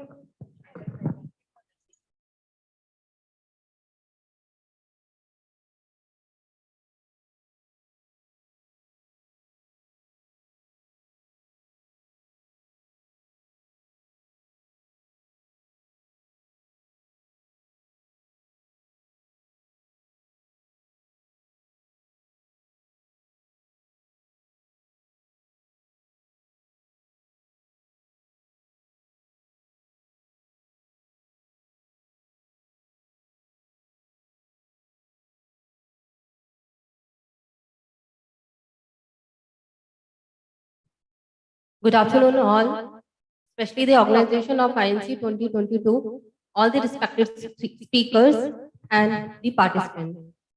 Myself, Deepa Gupta, by presenting my research problem.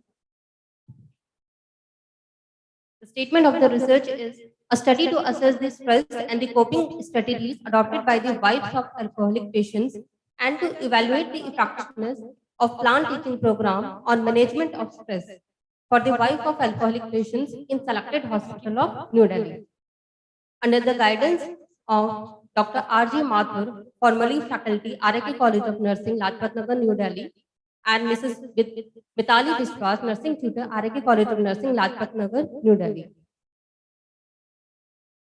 Objective of my studies are to assess the level of stress among the wives of alcoholic patients in relation to alcoholism before and after the administration of plant teaching program on management of stress. Second objective, to assess the coping strategies adopted by the wives of alcoholic patients associated with alcoholism before and after the administration of plant teaching program on management of stress. Third objective is to evaluate the effectiveness of plant teaching program on the management of stress to reduce the level of stress associated with alcoholism and to enhance the coping strategies adopted by the wives of alcoholic patients. Fourth, to seek association of stress in wives of alcoholic patients in relation to alcoholism with the selected factors. Selected factors are age, education, religion, habitat, occupation, family income, family type, duration of providing care, duration of drinking alcohol, present support system, patient's occupation, and the presence of any physical comorbidity in the patients with alcoholism. Fifth objective is to seek the association of coping strategies adopted by the wives of alcoholic patients in relation to the alcoholism with selected factors. Selected factors are the same. Hypothesis. First hypothesis is that the mean post-test stress scores of the wives of alcoholic patients will be significantly lower than the mean pre-test stress score after the administration of the plant teaching program. Second hypothesis, the mean post-test coping stress of the wives of alcoholic patients will be significantly higher than the mean pre-test coping scores after the administration of plant teaching program. The third, there will be significant relationship between the stress and the coping strategies among the wives of alcoholic patients after the administration of plant teaching program. The fourth is there will be significant association of the post-stress scores with the selected factors of the wives of the alcoholic patient as evident from the structured stress score at 0.05 level of significance. Selected factors are the same. The fifth hypothesis is there will be a significant association of the post-test coping scores with the selected factors of the wives of the alcoholic patients as evident from the structured rating scale at 0.05 level of significance. Operational definition which are used in my research are wives. First one is the wife, life partner of alcoholic male client who has been living with him, closely related and taking care of him at least for 1 year. Alcoholism, chronic dependence of the alcoholism beverages characterized by compulsive drinking and consumption of alcohol to such extent that produce physical and mental disturbance and interferes with the social and economical functioning. Alcoholic refer to the person who is having the history of consuming alcohol for at least 2 years and is diagnosed under F10 in ICD-10. Stress refer to the mental and emotional stress of the wives of the alcoholic patient due to their perception, unmet basic needs, marital problem, financial problem, poor physical health, disturbed children education as a result of their husband alcoholism. Coping strategies, the term refers to the series of action and the thought processes reported by the wives of alcoholic patient as being utilized by them in bearing stress associated with alcoholism. Plant teaching program, it is a systematically developed and organized learning material for the wives of the alcoholic patient to provide information on stress management. There are a few assumptions in my studies. The patient and their wife both are willing to participate. Second, the patient wife feel free to discuss about the stress and coping strategies adopted by them during the interview. Third, the stress and the coping strategies adopted by the wives of the alcoholic patients are measurable by using structured stress scales and structured coping strategies rating scale.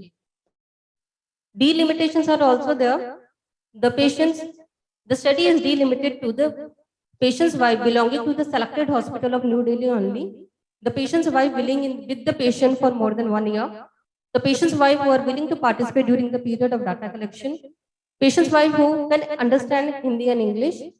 Next, both the participants should be willing to participate. And the last, the study is confined to identify relationship of stress and coping strategies with the selected factors only. The review of literature, extensive review was done, and it is under four categories. Literature related to the level of stress faced by the wives of alcoholic patients. Literature related to the coping strategies adopted by the wives of alcoholic patients. Literature related to the stress and coping. And the fourth one, literature related to the effectiveness of plant teaching program on the stress management to enhance coping strategies. Methodology and research approach. The research approach is pre-experimental research approach, and the design was one group pre-test, post-test design. Setting was psychiatric outpatient department of JB Pant Institute of Postgraduate Medical Education and Research, Government of NCT of Delhi. Tool used is the structured stress assessment scale and the structured coping strategies scale. Sampling technique was purposive sampling technique. And the sample size for the tryout, I have used 10 wives of the patients, for pilot 15, and for the final study conducted on the 40 wives of alcoholic patients. Schematic representation of the research design. The group was selective other, or the population was the wives of alcoholic patients. So on day 1, dependent variables were the assessment scale and the coping strategy scale, which was given on the day 1. And on day 1 also, the plant teaching program was given, and the day 7, the post-test was given to evaluate the effectiveness of the plant teaching program. Organization and the interpretation of data or the final results. The data is analyzed and tabulated and interpreted as the results of finding are presented according to the objective of the study and are organized under the following section. So total 6 sections are there. in which the findings are tabulated. In first section, it covers the description of the sample characteristics. So first one is the age. So maximum the age group was 18 to 25, 30%. Then 35 to 50 age 47%, and above the 51 year of age 23%. Educational status, illiterate were 20%, primary school 27%, then secondary 40%, then senior secondary 13%, and graduate and above 13%.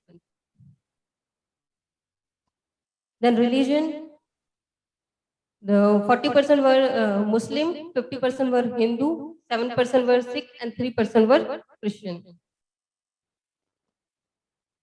Habitat, 80% were urban and 20% were from the rural area.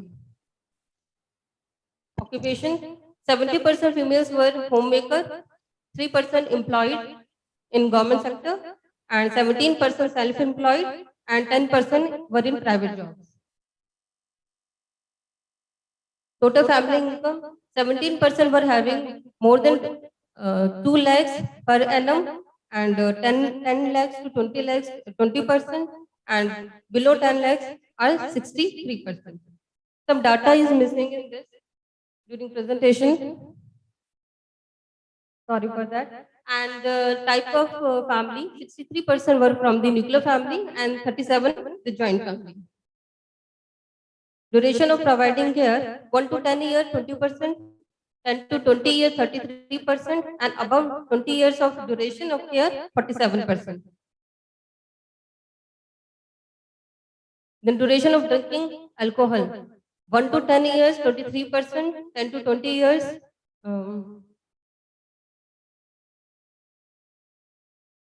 54 years, 54%, and above the 21 years, 23%.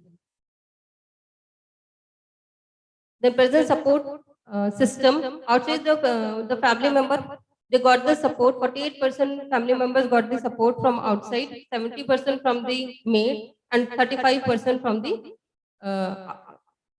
the family members. In the patient's occupation, 18% were unemployed, 15% were from in the government sector, 37 self-employed, and 30% in private job. This is the patient's occupation. Then the comorbidity. I think some problem in the presentation of this slide is there. That's why so much overlapping is there. So in comorbidity, 37% were having the psychiatric disorders, 23% having the liver disorder, 23% again having the diabetic, and 10% having the hypertension. Second section contains the finding related to the evaluation of the plant teaching program on the stress management in terms of decreased level of stress. So in this, the mean and median were calculated, and the mean post-test stress score was 66.57, which is lower than the pre-test stress score, which was 76.8. And both are closer to each other, pre and post-test mean, indicating the fairly normal probability curve. And also, the finding also shows the standard deviation of the post-test score was 8.59, whereas the standard deviation of the pre-test score was 6.59, suggested an equal and homogeneous decrease in the level of stress after the administration of plant teaching program. T was calculated to know the significance. The mean post-test stress score 66.57 of the wives of the alcoholic patient were lower than the mean pre-test score 76.8, obtaining mean difference 10.5 between the post-test and the pre-test stress score was found to be statistically significant as evident from the T 21.4 at DF 39 at 0.05 level. Therefore, the obtained mean difference was true, not by chance. Section 3rd, it includes the finding related to the evaluation of effectiveness plant teaching program on the stress management in terms of enhancement of coping skills of wives of alcoholic patients. In this also, the post-test coping score was higher than the pre-test coping score, which suggests a normal distributed sample coping scores. There was also an increase in standard deviation from pre-test to post-test, indicating that after the administration of plant teaching program on stress management, the group has become more homogeneous in terms of coping strategies adopted. T was also calculated, and the T value was 14.93 for D of 39 at the 0.05 level. Therefore, the obtained mean difference was true difference and not by chance. Hence, the hypothesis H2 is accepted. This shows that the plant teaching program on the management of stress is effective. It shows that the coping strategies of the wives of the alcoholic patient is enhanced after the administration of plant teaching program on stress management. Section 4, finding related to the relationship between the post-test scores and the post-coping scores of the wives of the alcoholic patient. After the administration of the plant teaching program, the post scores of stress and coping strategies were related. And the R value is calculated by Carl-Pearson coefficient of correlation. And that is minus 0.663. That shows that the level of stress decreases at as the levels of stress decreases, it enhances the coping skills adopted by the wives of alcoholic patients. So there is a relation with the decrease in the stress and enhancement in the coping skills. Section 5, it contains findings related to the association between the post-test stress scores of the wives of alcoholic patients with selected factors.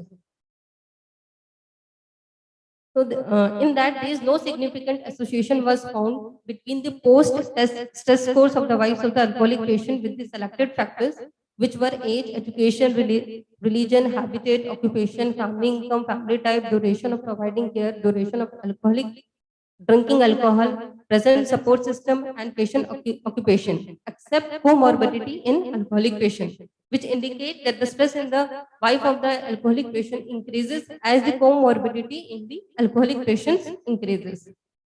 Hence, the hypothesis H4 is partially rejected. Section 6, finding related to the association between the post-test coping scores of the wives of the alcoholic patient with selected factors. Second last slide. So here also the relationship with, of the selected factors with the coping stress scores was found, and there was no relation of the selected factors with the coping scores except educational status of the wives of the alcoholic patients. This indicates that the coping skill is not independent and is influenced by the selected factor, that is educational status of the wives of the alcoholic. Hence the research hypothesis H5 is partially rejected. There are a few limitations. These limitations were that I could do the research on 40 sample only. Only I have taken the wives of the alcoholic patient, not the other family members. It can be it was done only in the selected hospital only and only in the Delhi. So there are a few limitations in the research. Implication, it has many implications in the psychiatric nursing. It can be applied in the hospital and as well as in the community. Nursing education, nursing research, administration, and for general education. Recommendation, so more studies can be done in other family member of the alcoholic patient also, in other hospital also, outside the Delhi also. And even I have did the association, more comparative study can be done on this topic, and the study experimental study can be conducted on the children also of the alcoholic patient because they are also suffering or facing this stress. So that was all about my research presentation. Thank you. Thank you so much, ma'am. Any question?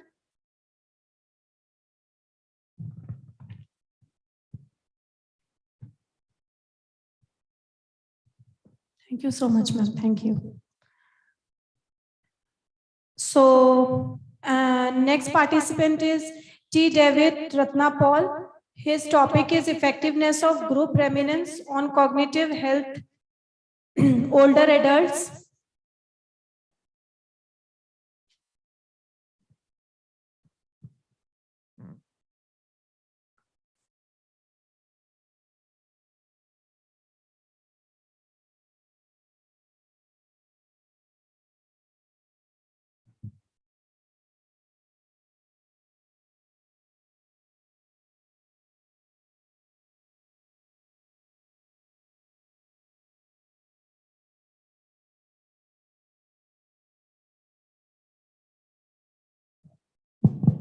Right.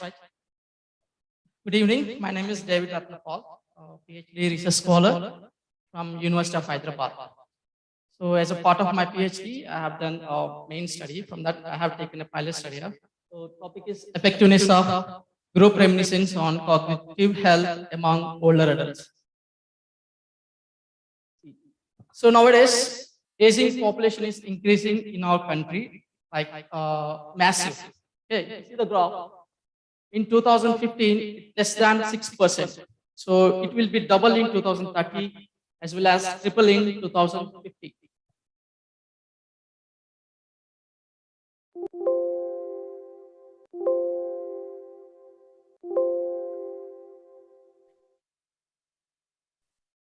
So major population is in rural area, increasing rural area, and female population are increasing year by year. So apart from this, I have taken a topic called cognitive health.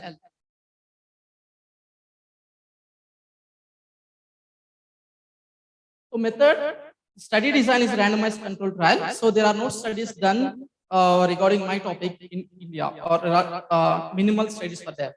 So study area is 5 districts under the purview of Rural Health Center in Sangareddy district. I have taken simple random sampling method to select the sample size and to select the study area.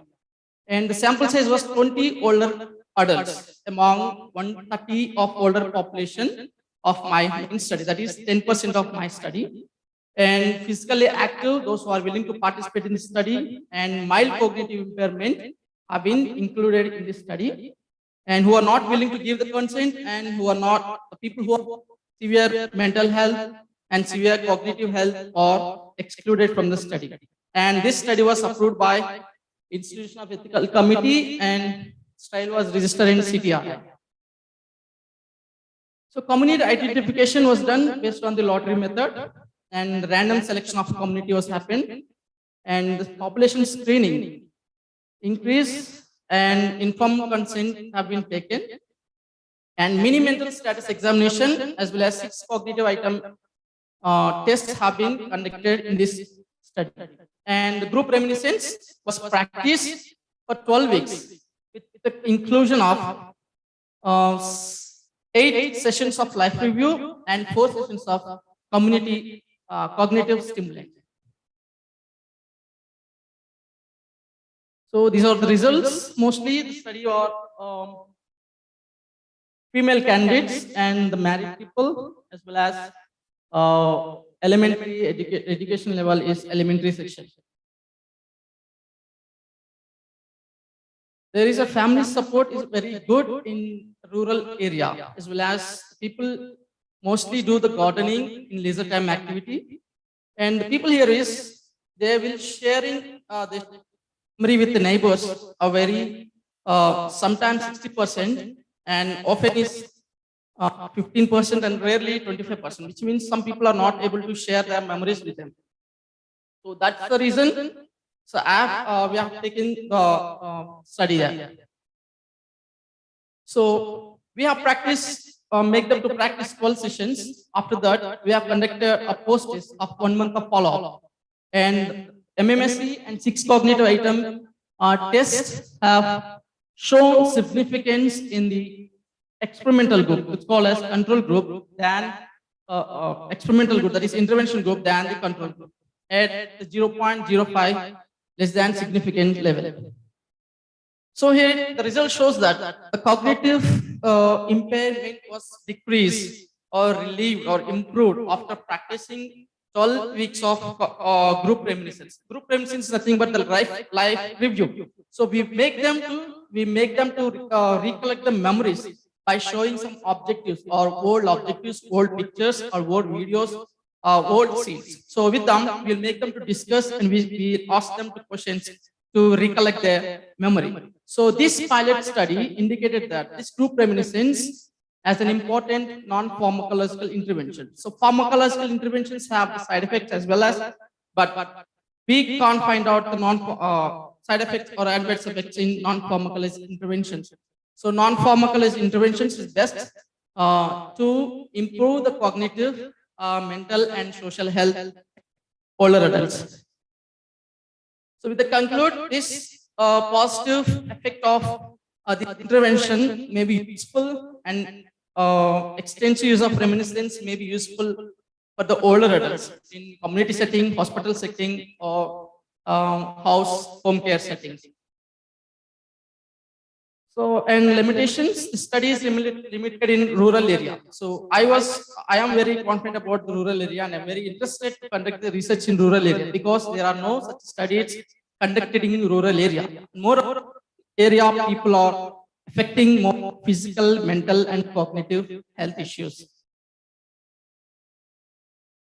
So acknowledge, I thank to my participant and School of Medical Science, University of Hyderabad, and my supervisor, Dr. Valakshmi, Assistant Professor, and a special thanks to the Institute of Instance who supported me to travel grant to present my paper here. And thank you. Thank you, David. Thank you. Any question? No question. So you are lucky. No question. No questions. Thank you.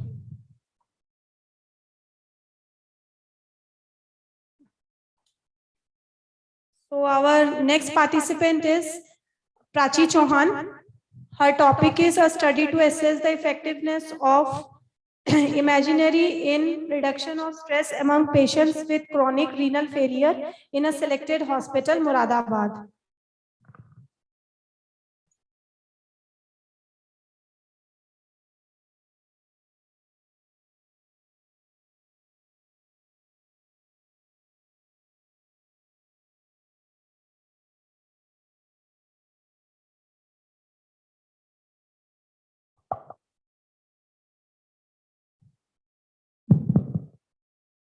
Good afternoon, everyone. Myself, Prachi Chauhan. I am from Vivek College, Bisnor. I study to assess the effectiveness of guided imagery in reduction of stress among patients with chronic renal failure in a selected hospital, Muradabad. Firstly, introduction. Guided imagery is a frequently used relaxation intervention based on imagination. It involves thinking in pictures to contact a person's inner reality. Thinking in pictures involves all of the senses: hearing, seeing, tasting, smelling, and touching, as well as sensing the body's position and movement, and even emotions. My objectives are to determine the level of stress among patients with chronic renal failure in group first, that is my experimental group, and second group is control group as measured by stress scale. Second objective, to determine the level of stress among patients with chronic renal failure in group first, experimental group, after introduction of guided imagery. Third objective, to compare the pre-test and post-test stress level of group first and group second. Hypothesis, the mean post-test stress score of group first will be significantly lower than the mean post-test stress score of group second at 0.05 level of significance. Methodology.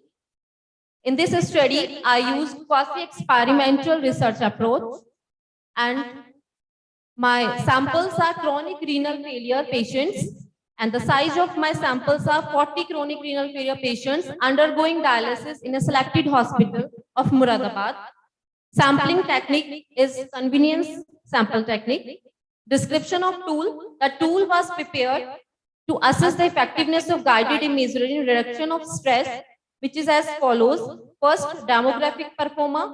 Second, I used stress scale for patients with chronic renal failure.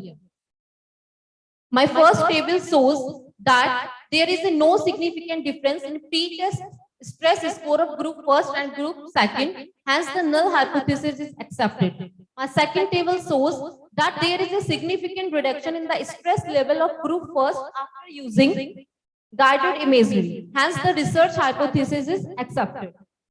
Result, in group first, 20% of subjects had severe stress, 65% had moderate stress, and 15% had mild stress. In group second, 15% of subjects had severe stress, 65% had moderate stress, and 15% had mild stress.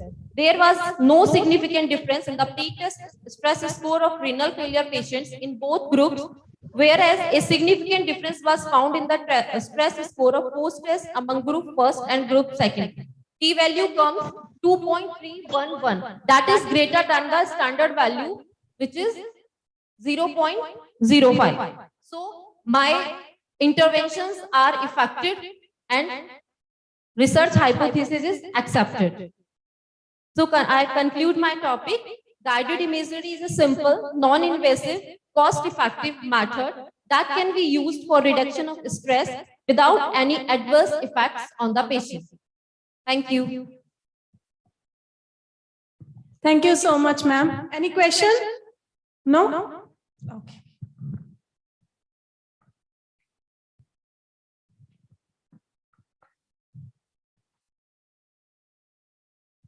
So our next speaker is online speaker, Dr. S. Vasantha Kumari, Associate Professor, Department of Pediatric Nursing, Institute of Health Sciences, Volga University, Ethiopia. Are you there, ma'am?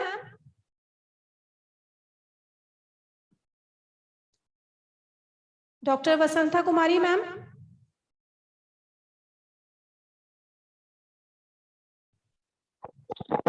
Yes, dear, I'm here. I'm here. Yes. Good afternoon, ma'am. Good day to all. Good day to all. I'm here only. Thank you so much for the opportunity. Yeah, ma'am. Her topic is artificial intelligence in healthcare. Kindly proceed, ma'am.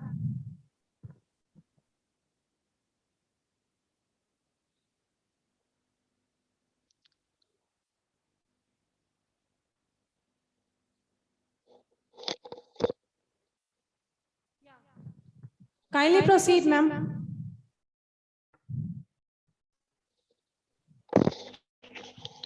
Okay, let me start. Thank you so much.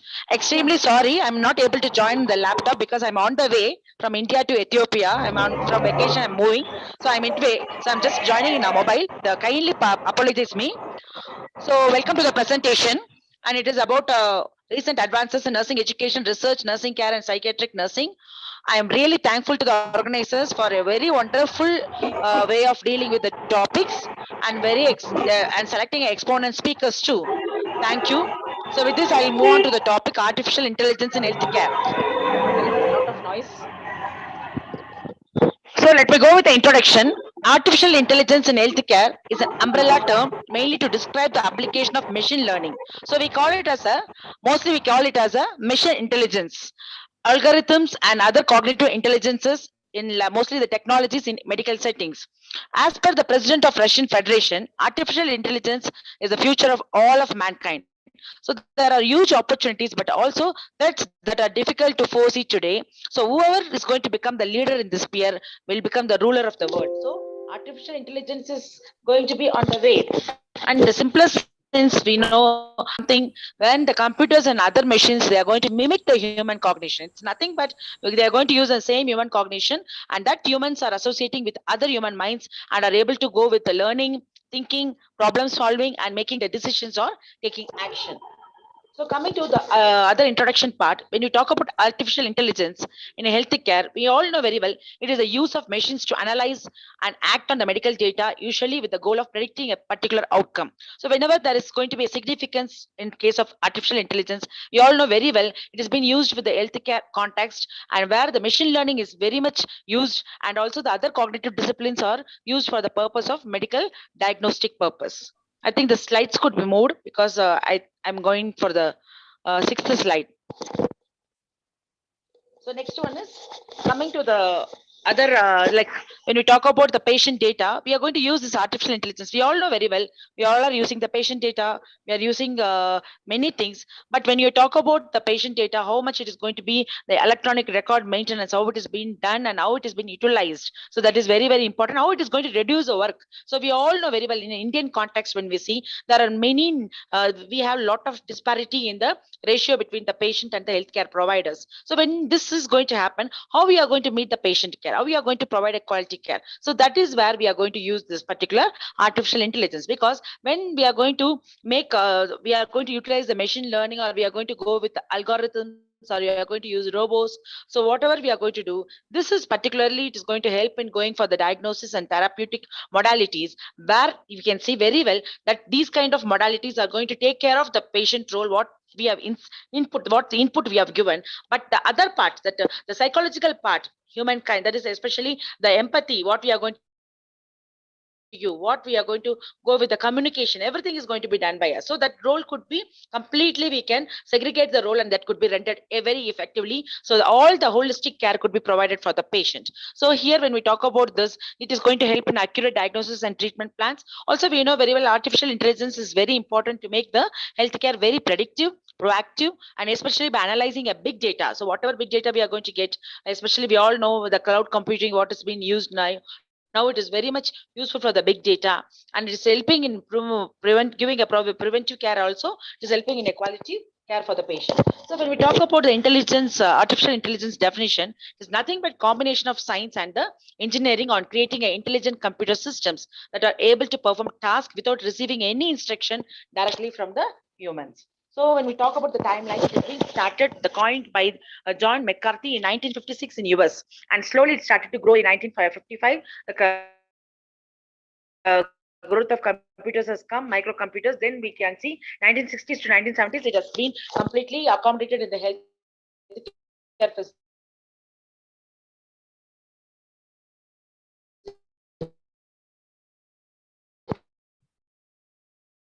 And 1980s to 1990s,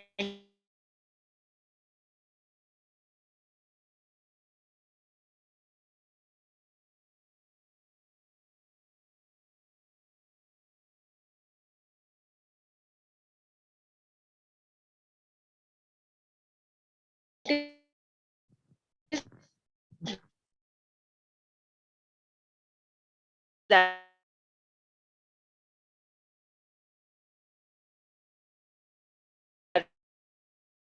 genomic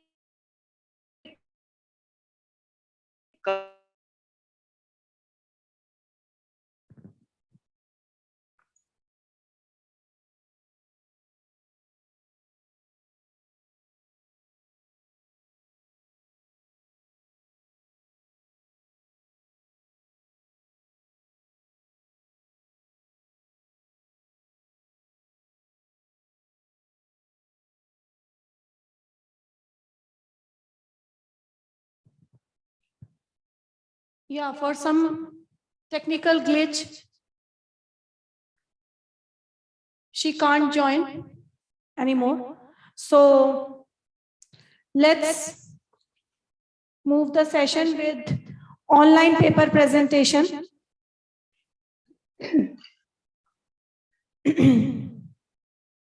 So our online first participant.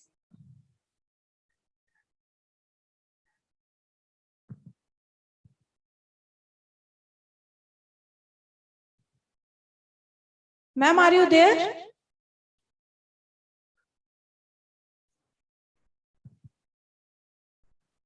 She has to unmute.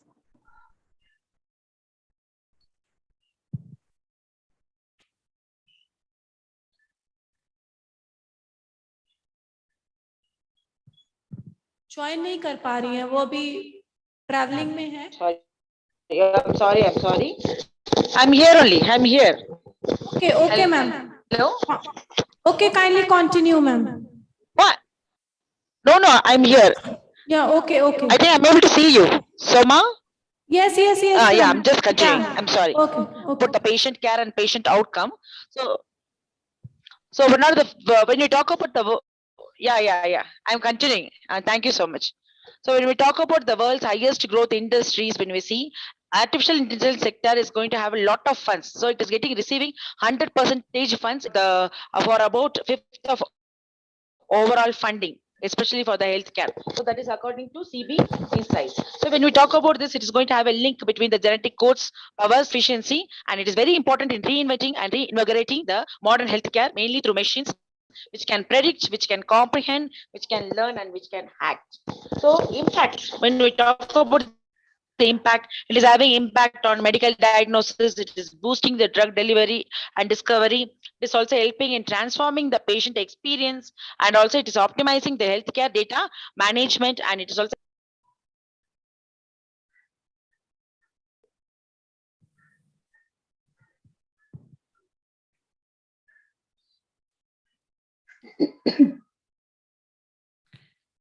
So let's start with online paper presentation.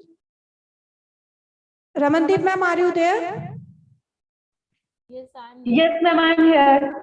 Okay, okay. Your topic is Ramandeep Kaur is presenting a paper. Her topic is efficacy of supportive educational interventions on decision conflict among pre-prime mothers with a fear of childbirth, a randomized controlled trial. Okay, thank you so much, ma'am. Shall I start?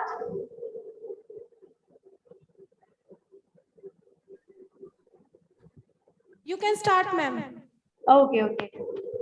Good afternoon, everyone. Myself, Ramandeep Kaur, faculty, Government Medical College and Hospital, Chandigarh. So my kindly do slideshow, ma'am.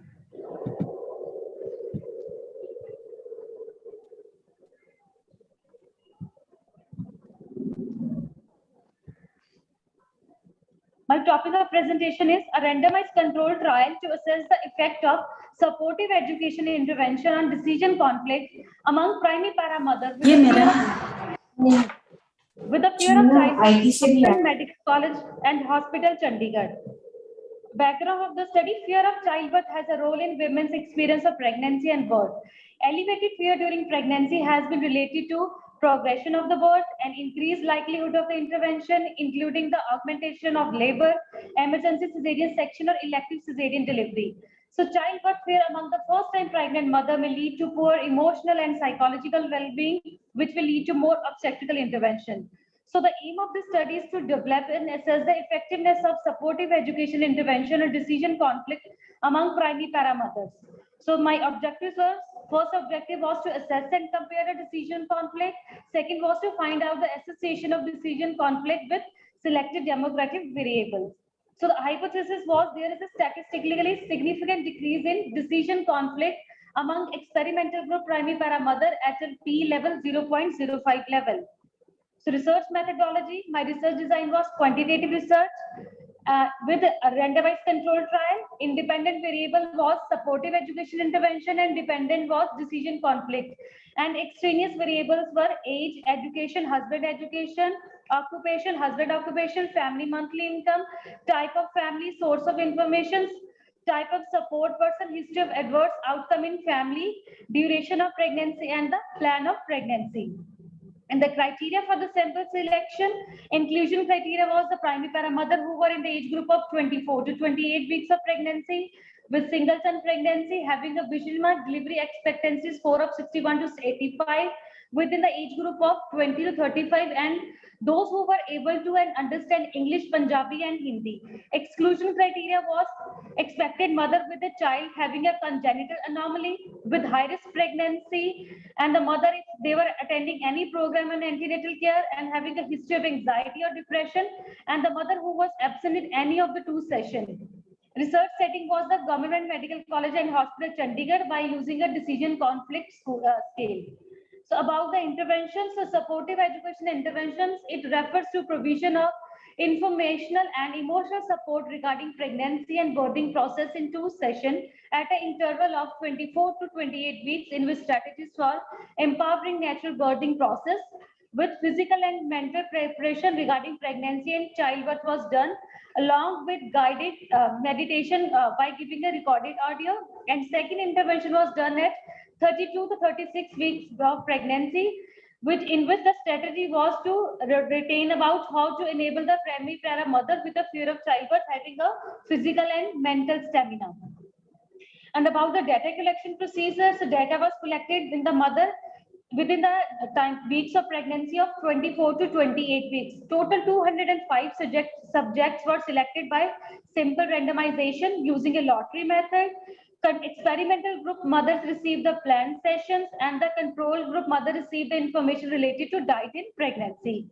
About the analysis and interpretation, So frequency wise distribution, so in the age in the experimental group, 19 mothers are in the age group of 80 to less than 24, 17 were in the age group of 24 to less than 30, and 10 within the age group of 30 to 35. Whereas as per the education, 7 were in the experimental group below metric, 90 were metric, 45 senior secondary, and 29 graduate and above. In the control group, 9 mothers are below metric, 20 were metric, 40 were senior secondary, and 31 were graduate and above. As per husband education, 5 mothers were below metric, 18 were metric, 44 senior secondary, 33 graduate and above. And in the control group, 4 mothers were below metric, 13 metric, senior secondary were 48, and 35 graduate and above. As per the occupation, 26 mothers were in the private, 25 government, and 49 were unemployed. Whereas in the husband occupation, in the control group, 59 59 number of the husband were having a private job, 9 were in the government, and 32 were self-employed. As per the family monthly income, in the experimental group 45, and in the control 43 in the range of less than 10,000 to 20,000, and 49 in the experimental, and 48 in the range of 20,000 to 40,000. 6 and 9 in both experimental control group are having an income of more than 40,000. As per the type of family, 66 were belong to nuclear and 34 to the joint family, whereas in the control group 63 were belong to nuclear family and 37 to the joint. As per the source of information, 7 mothers were having a mass media as a source of information, 54 were having a family friends, 28 were having a health professional, and 11 in the experimental group as a co-worker as a source of information, and 7 in the control group. As per the type of support person, so 44 mothers were saying their husband is as a support group. In the control group, 49 mothers say so, and 19 mothers said their mother-in-law is a support of their support person, and 35 said their friends, and 2 said their family member are as their source of support. And as per the history of adverse outcome, 25 mothers said they are having a previous history of any kind of adverse outcome, and 75 said no history. As for the duration of marriage, 16 mothers were having a duration of marriage less than 1 year, 79 within the 1 to less than 3 year, and 5 3 to 5 year. As per the age of husband and marriage, 25% of mothers says their husband age was 18 to less than 22, 38, 22 to less than 27, and 37 mothers said more than 27. And as per the decision of conception, 2 mothers said their pregnancy was as a pressure of their husband, 23 in experimental, and 24 in control group said as a pressure of their in-laws, and 6 have made self-made decision, and 4 as Akash? Yes, ma'am. You can continue, ma'am. Not you. Continue. Okay, as per the plan of pregnancy, 87 mothers said their pregnancy was planned, and 13 said their pregnancy was not planned. Objective to assess the decision conflict. So in the experimental group, pretest shows 58 mothers were having a moderate decision conflict, and 42 were having a severe. Whereas in the post-test, 8 mothers were having a mild decision conflict, 19, 1 were moderate, and 1 was severe. In the control group, in the pre-test, 47 were having a moderate, and 53 were having a severe.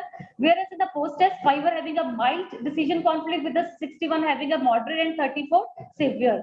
And as per the comparison of the pre-test and post-test decision conflict scale, so in the experimental and control group, pre-test T value was 1.617, which was non-significant, and whereas post-test T value was 4.170, and which was significant. So the difference between the mean pre-test decision conflict score of the experimental and control group was statistically non-significant, but the post-test score was significant at P less than 0.001 level. So hence the research hypothesis was accepted.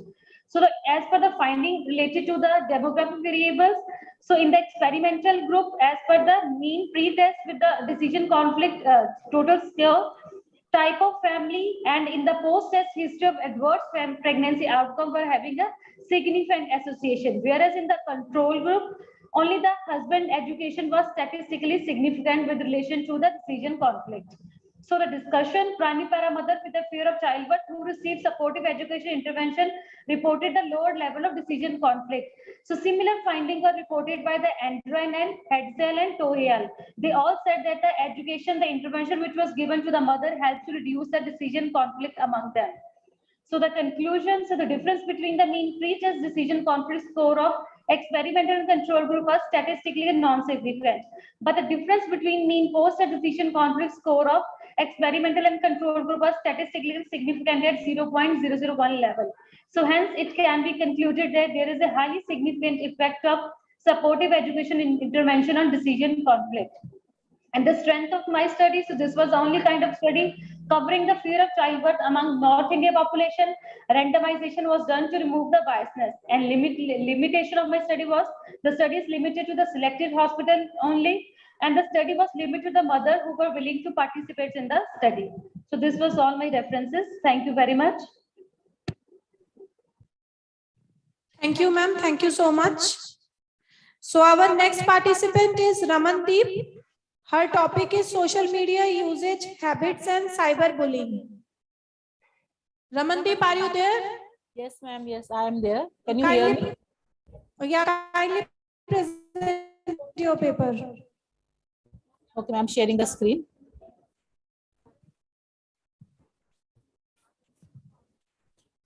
Can you see, ma'am? No, ma'am. Yeah. Now, okay. Now we can. Thank you, first of all, giving me this opportunity. I am Ramandeep from SGT University, and I'm going to present this paper on a descriptive study to assess the social media usage habits and their association with cyberbullying in first-year nursing students of SGT University, Gurugram. So as we know, globally, smartphone internet usage has increased drastically, leading to rapid communication, information sharing to the individual or masses, and learning as well as application of novel technologies within and across populations. In the present century, these global progresses related to the usage of this high-end technology have had numerous positive effects on society in the 21st century. However, several negative consequences of this technology are unavoidable, and cyberbullying is one of them. Cyberbullying is expressed as any harassment that is directed at the victim with an intention to cause harm via the use of any electronic medium, including but not limited to social media, consequential in insult, public revelation of information that is otherwise private, and deliberate emotional anguish towards the target. Even though college students have come forward to acknowledge cyberbullying victimization, there have been a very few studies to investigate various factors responsible for or inhibit the, and or enhance the extent of cyberbullying and victimization. So my study focuses on social media usage in cyberbullying. So objective of the study is to examine the association of social media usage habits with cyberbullying. So methodology, in view of the nature of the problem, a quantitative approach was and descriptive design was considered appropriate for the present study. The setting for conducting the study was Faculty of Nursing, SGT University, Gurugram, Haryana. A sample of 100 students from first year BSc nursing students was selected using convenient sampling technique.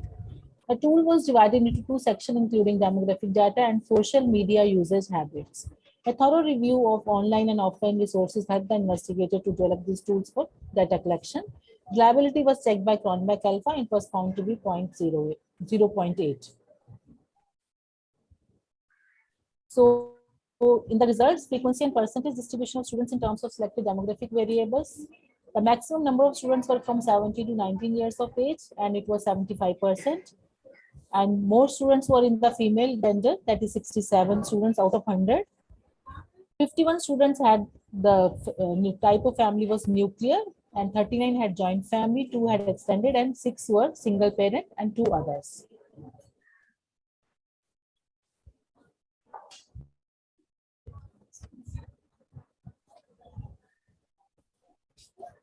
So if we see the area of residence, 65% of students, they were from, just a minute. 65% of students were from urban area, whereas 35% were from rural area. Family income, if we see, 31 had less than 1 lakh of family income per annum, 1 to 3 lakh per annum for 36 students.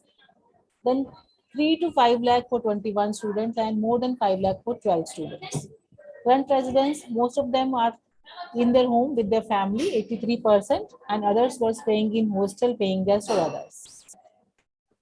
Education of mothers, Most of the mothers had done the senior secondary and graduate, that is 31 and 36% respectively. And occupation, if you see, that 79% had occupation, they were housewives. Then the occupation of father, most of them were government employee or private sector job with 34 and 30% respectively.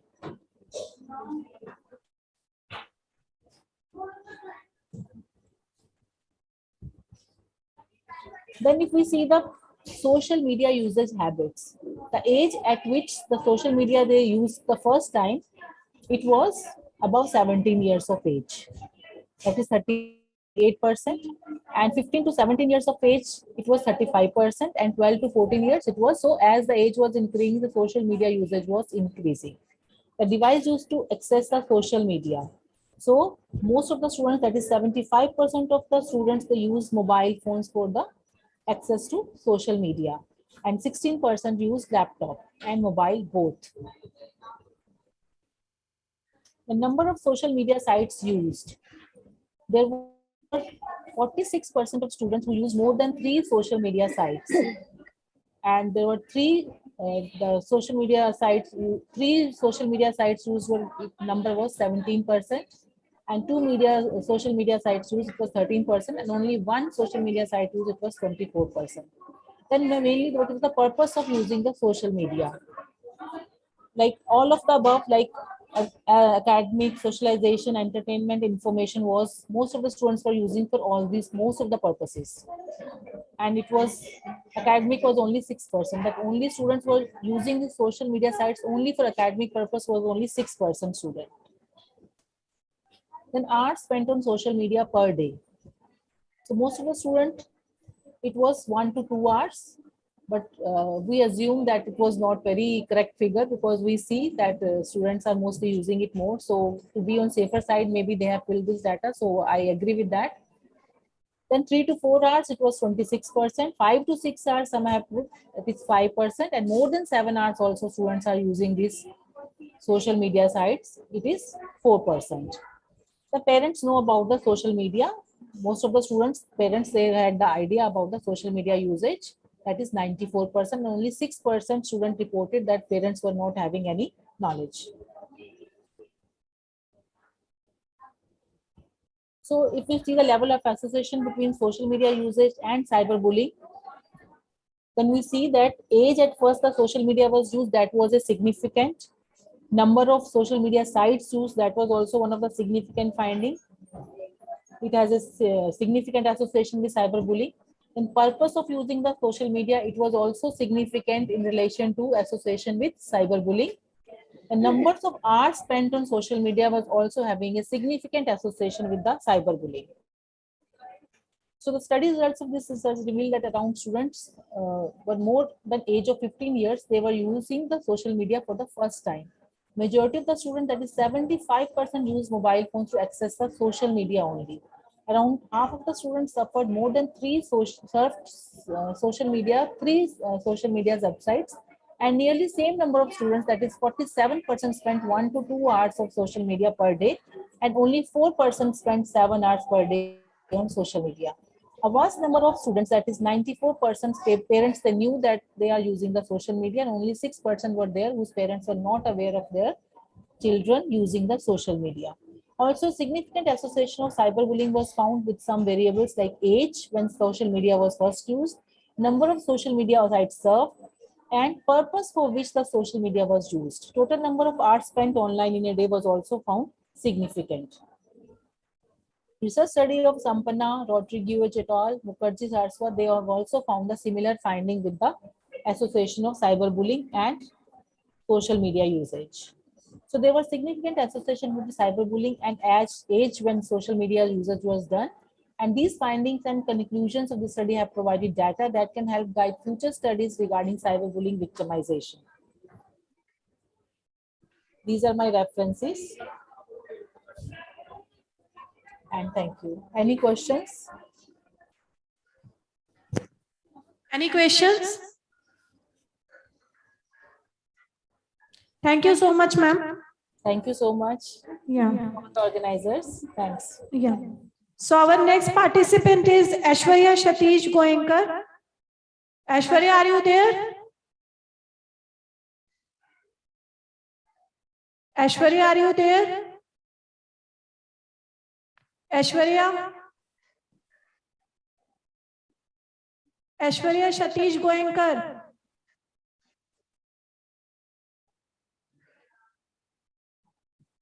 She joined, but Aishwarya?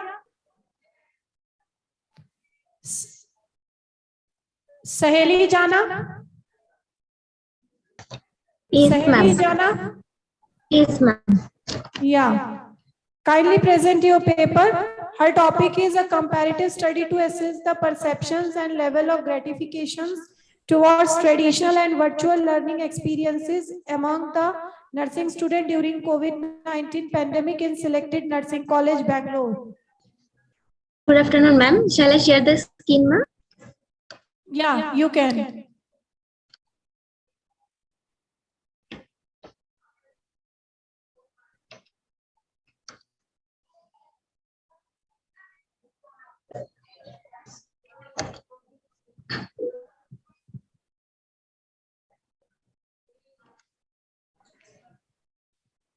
Good afternoon, ma'am. Good afternoon, everyone. It's already shared, ma'am. Thank you so much, ma'am, for selecting my topic and providing me such an opportunity to present in this platform. So my study title is a comparative study to assess the perception and level of gratification towards traditional and virtual learning experiences among nursing students during COVID-19 pandemic in a selected nursing college, Bangalore, guided by Dr. Arulmochi Bhaskaran. Introduction and need for study. So the COVID-19 pandemic, as we know that this is the current situation, so which has completely turned the learning or educational system into online mode, but its usefulness in nursing and teaching medical field, it is questionable. So as the nursing students are currently studying, learning through online mode, so it is the sudden shift from traditional to virtual. So it is very important to know about how their perception and how their satisfaction level or how they are gratifying this web-based learning system, as it has been a critical issue. Objective of my studies to assess perception and level of gratification towards traditional and virtual learning experiences among nursing students. The second objective is to compare the perception and level of gratification towards traditional versus virtual learning experiences. And third objective is to determine the correlation between perceptions and level of gratification. The fourth objective is to determine the association of perception and level of gratification with selected demographic variables. The hypotheses are: first hypothesis, there was a statistically significant difference between perceptions and level of gratifications. Second hypothesis is there was a statistically significant correlation between the perception and level of gratification. And the third hypothesis is there was a statistically significant association between the perception and level of gratification with selected demographic variables. So methodology, the research approach which I have been adopted for my study is quantitative research approach with non-experimental comparative design. The research variables are perception and level of gratifications. The study is conducted in Narayana Hrudayalaya College of Nursing, Bangalore. Population, I have selected nursing students in selected nursing college. They are having exposure to both traditional as well as virtual learning experiences. The inclusion criteria are nursing student, those who are studying in second and third year GNM, third and fourth year BSc, and those who are willing to participate in the study. The exclusion criteria are nursing student, those who are not exposed to both the virtual and traditional learning experiences and are not present at the time of study. So I have selected the sample using simple random sampling, that is lottery method. The sample size is 140. The tool which I have been adopted for my studies, so that has covered the three parts. Part 1 cover demographic variable, part 2 Likert scale to assess perception, and part 3 semantic differential scale to assess level of gratification. Again, part 2, there are two, section A and section B. Section A which covers the questions regarding perception towards virtual learning, and section B, which covers the questions regarding perception towards traditional learning. And in part 3, the semantic differential scale, that also covered 2 areas. Section A, that covers the level of gratification towards virtual learning, and section B, that covers the areas towards level of gratification towards traditional learning. And data collection method, through administering structured questionnaire, I have collected the data, and data analysis is done by the statistician by using the statistical software version SPSS20, and data analysis is done in 2 phases, descriptive and inferential statistics. And based on the findings and conclusion, report is done.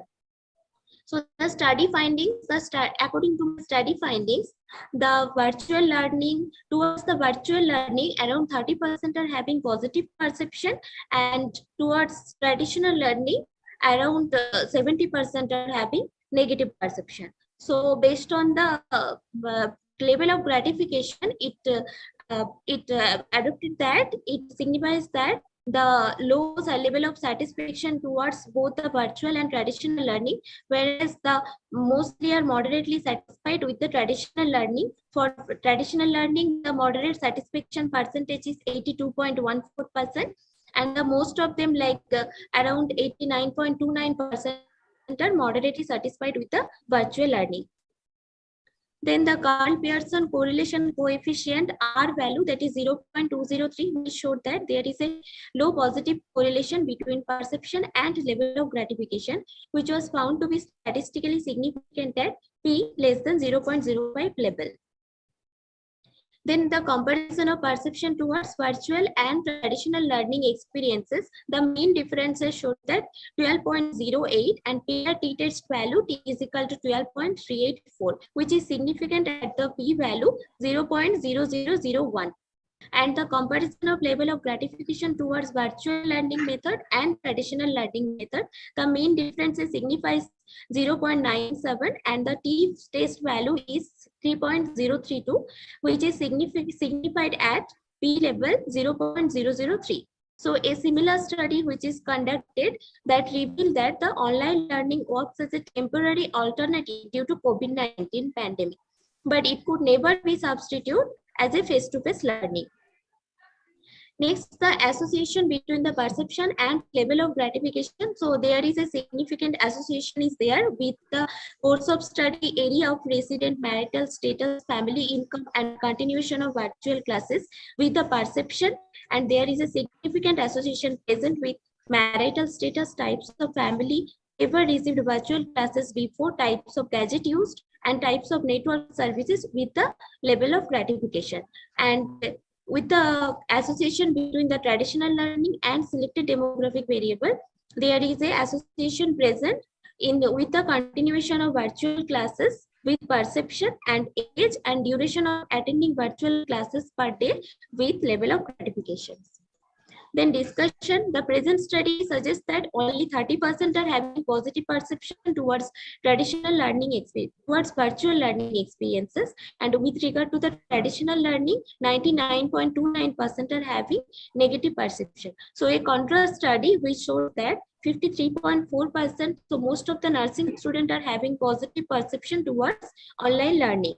So according to my study, 89.29% were moderately satisfied with online learning and 82.14% have a moderate level of satisfaction with traditional learning. So a similar study suggests that there is no statistically significant difference in the satisfaction level was found between the two modes of learning, that is virtual and traditional. And my study also clearly findings inferred that the perception and level of gratification towards traditional learning, it was a little higher than compared to the virtual learning experiences among nursing students. And the study also showed that there was a low positive correlation between the perception and level of gratification.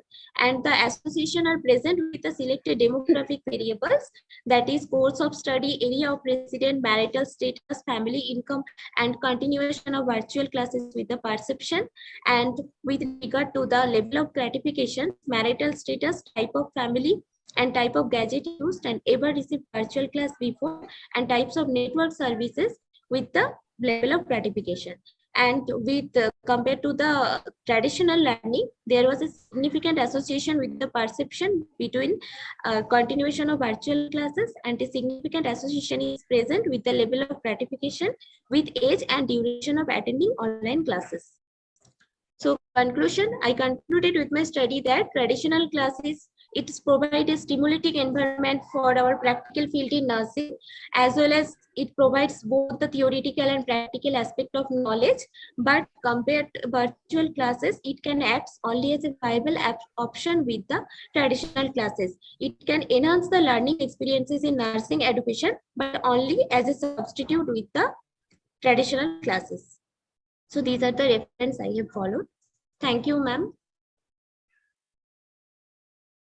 Thank you so much, Saheli.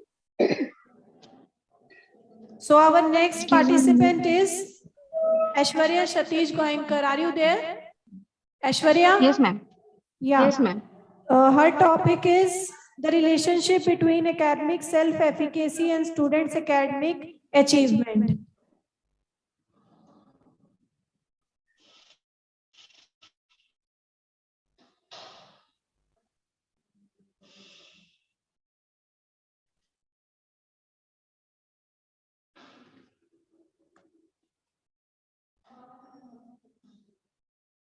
Aishwarya?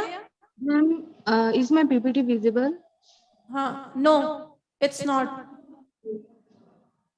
Kindly share your screen. Yes, ma'am. Kindly share your screen.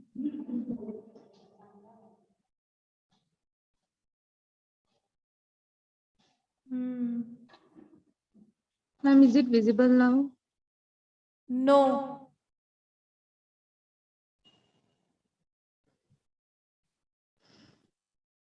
No, ma'am. Yeah, I think she has joined with mobile. आपने mobile से join कर रखा है ऐश्वर्या? हाँ, या ma'am. Mobile से नहीं हो पाएगा. लैपटॉप है आपके पास? नहीं मैम, लैपटॉप तो नहीं है. मोबाइल से नहीं शेयर हो पाएगा ऐश्वर्या. स्क्रीन नहीं शेयर हो पाएगी. आपके मेल को सेंड करूँ तो? ठीक है, अभी आपका लास्ट में लेते हैं. अभी आप थोड़ा वेट करिए. Okay okay. हाँ, व्हाट्सएप कर दीजिए. हाँ, okay. Our next participant is Dr. Arul Mozi Bhaskaran, PM, and Mrs. Sopagya. Yes, we are here, ma'am. Yeah. Their topic is knowledge, attitude, and practice towards important aspects of antenatal care among pregnant women attending antenatal OPD at Anekal Taluk, Bangalore. Kindly share your screen, ma'am. Yeah.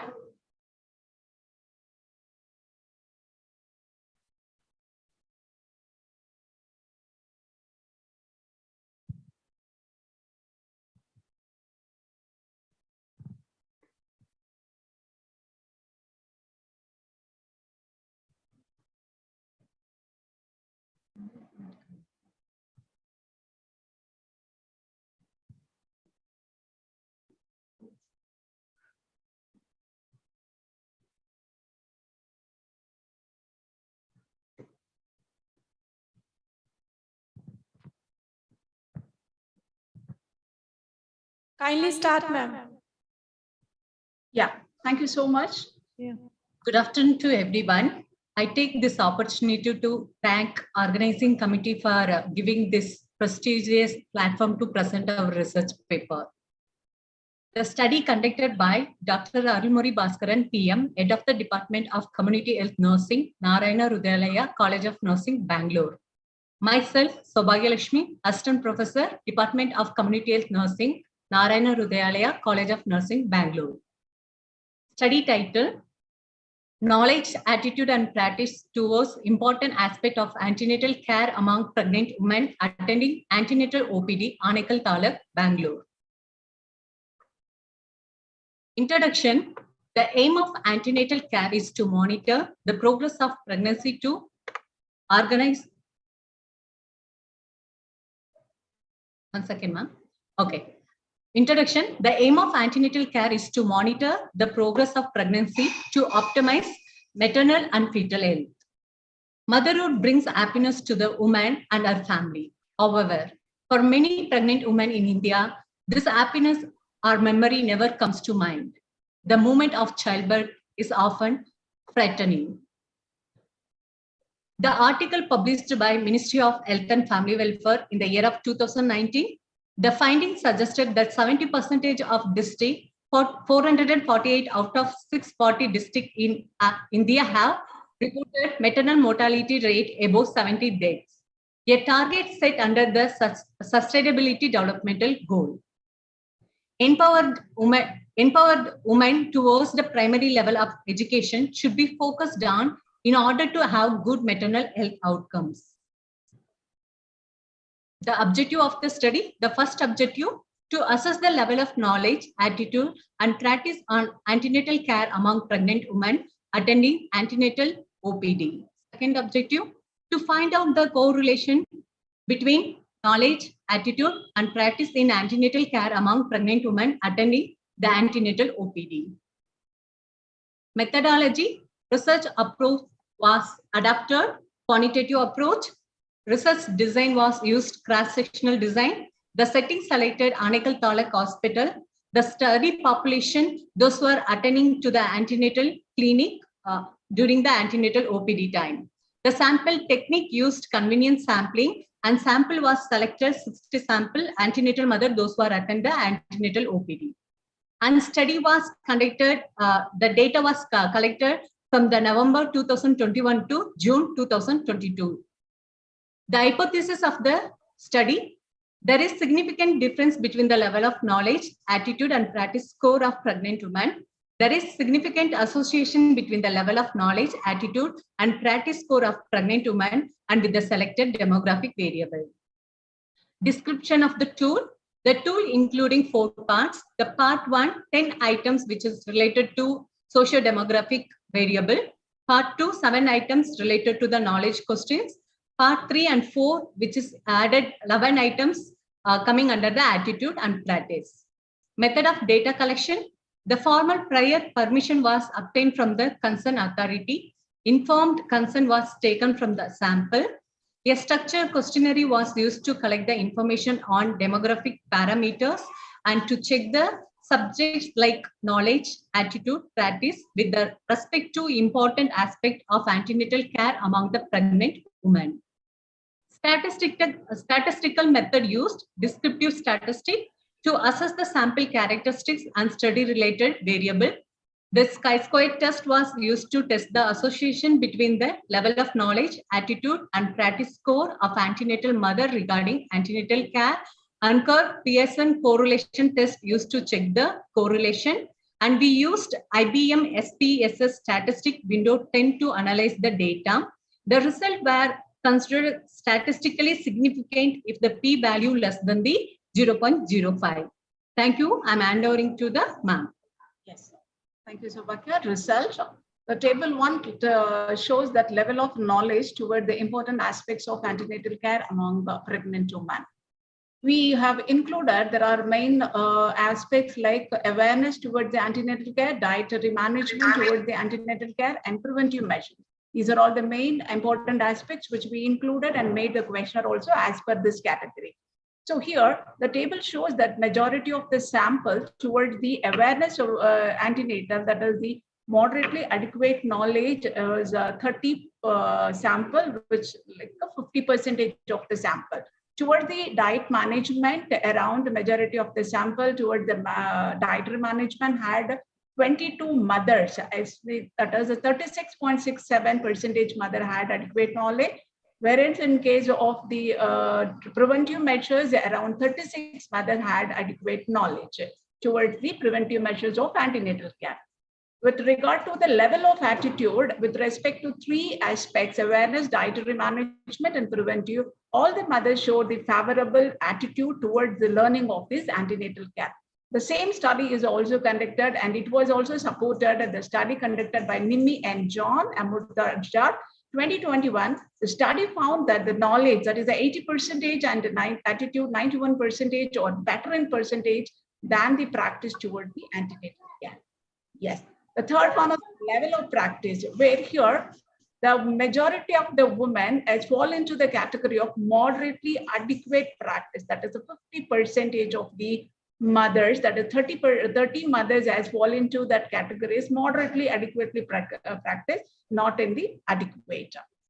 So the fourth table, the correlation between the knowledge, attitude, and practice toward the important aspect. That is 3 aspects, where all the 3 categories between the knowledge and attitude and knowledge and practice, attitude and practice, were shown the positive correlation. Knowledge and attitude R value of 0.759, between knowledge and practice R value is 0.739, and attitude and practice R value was 0.509. As all 3 categories shows that significant with the p value of less than 0.001. The same study is also supported by the study conducted in the year 2014. Hala K. Ibrahim et al. Conducted a study on the knowledge, attitude, practice of pregnant women toward the antenatal care in primary healthcare center in Benghazi, Libya, showed that the level of overall knowledge had significant direct correlation with practice towards the antenatal care. The R value was 0.228. The last, there was an association we found, and we had the strong association with the level of knowledge with the demographic value of the education of the pregnant woman and husband's education. So the level of correlation was found with the chi-square value was 29.997 for the education of the pregnant woman, whereas in the husband's education, this chi-square value 22.708. This is regarding to the knowledge. When we come for the level of practice here, there's one variable has found with the association with the demographic variable. Around the 10 variables we included. One variable has found practice, that is the occupation of the antenatal mothers. And there was no statistically significant association found between the level of attitude toward the important aspects of antenatal care among the pregnant women with their selected demographic. Only the practice and knowledge has found association. But come to the discussion, this observational cross-sectional study was conducted to assess the important aspects of antenatal care among pregnant women attending antenatal OPD from Anekal Taluk in Bangalore. The knowledge and practice towards the important aspects of antenatal care among pregnant women are very important for better healthy pregnancy outcome. Finally, conclusion and recommendation, the knowledge and attitude are better in percentage than the practice towards the antenatal care. Even though good literacy rate in the study population, there seem to be discrepancy in the practices. So the study highlights that the knowledge and awareness not alone always lead the good practice. There is a still need to educate, to motivate the pregnant woman and to improve the antenatal care toward the certain important aspects for achieving more effective and appropriate practices.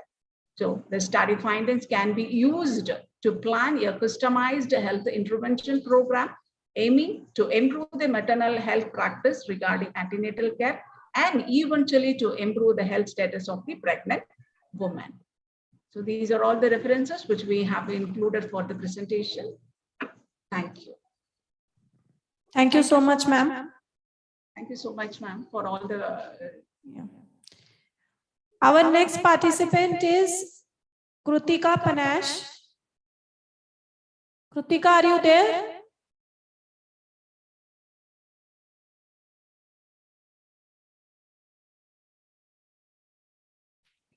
Avinash Nagaraj? Avinash Nagaraj?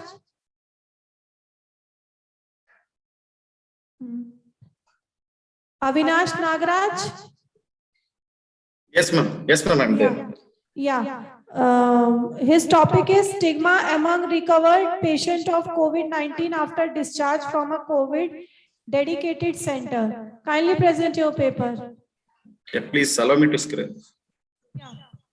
Kindly share your screen. Yeah.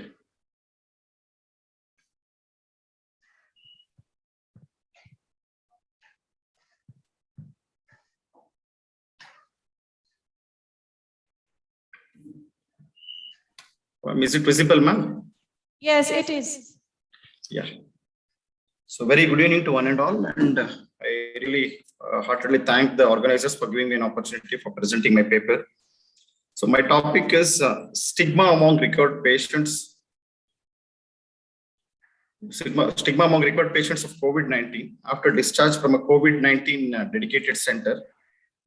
So coming to the aim of the study, it is to explore the relationship of stigma with the socio-demographic profile of the patients who have recovered from COVID-19. So the background of the study, stigma is defined as negative attitude and ideas that degenerate a person or group of people, resulting in prejudice, societal exclusion, discrimination, marginalization, and racism.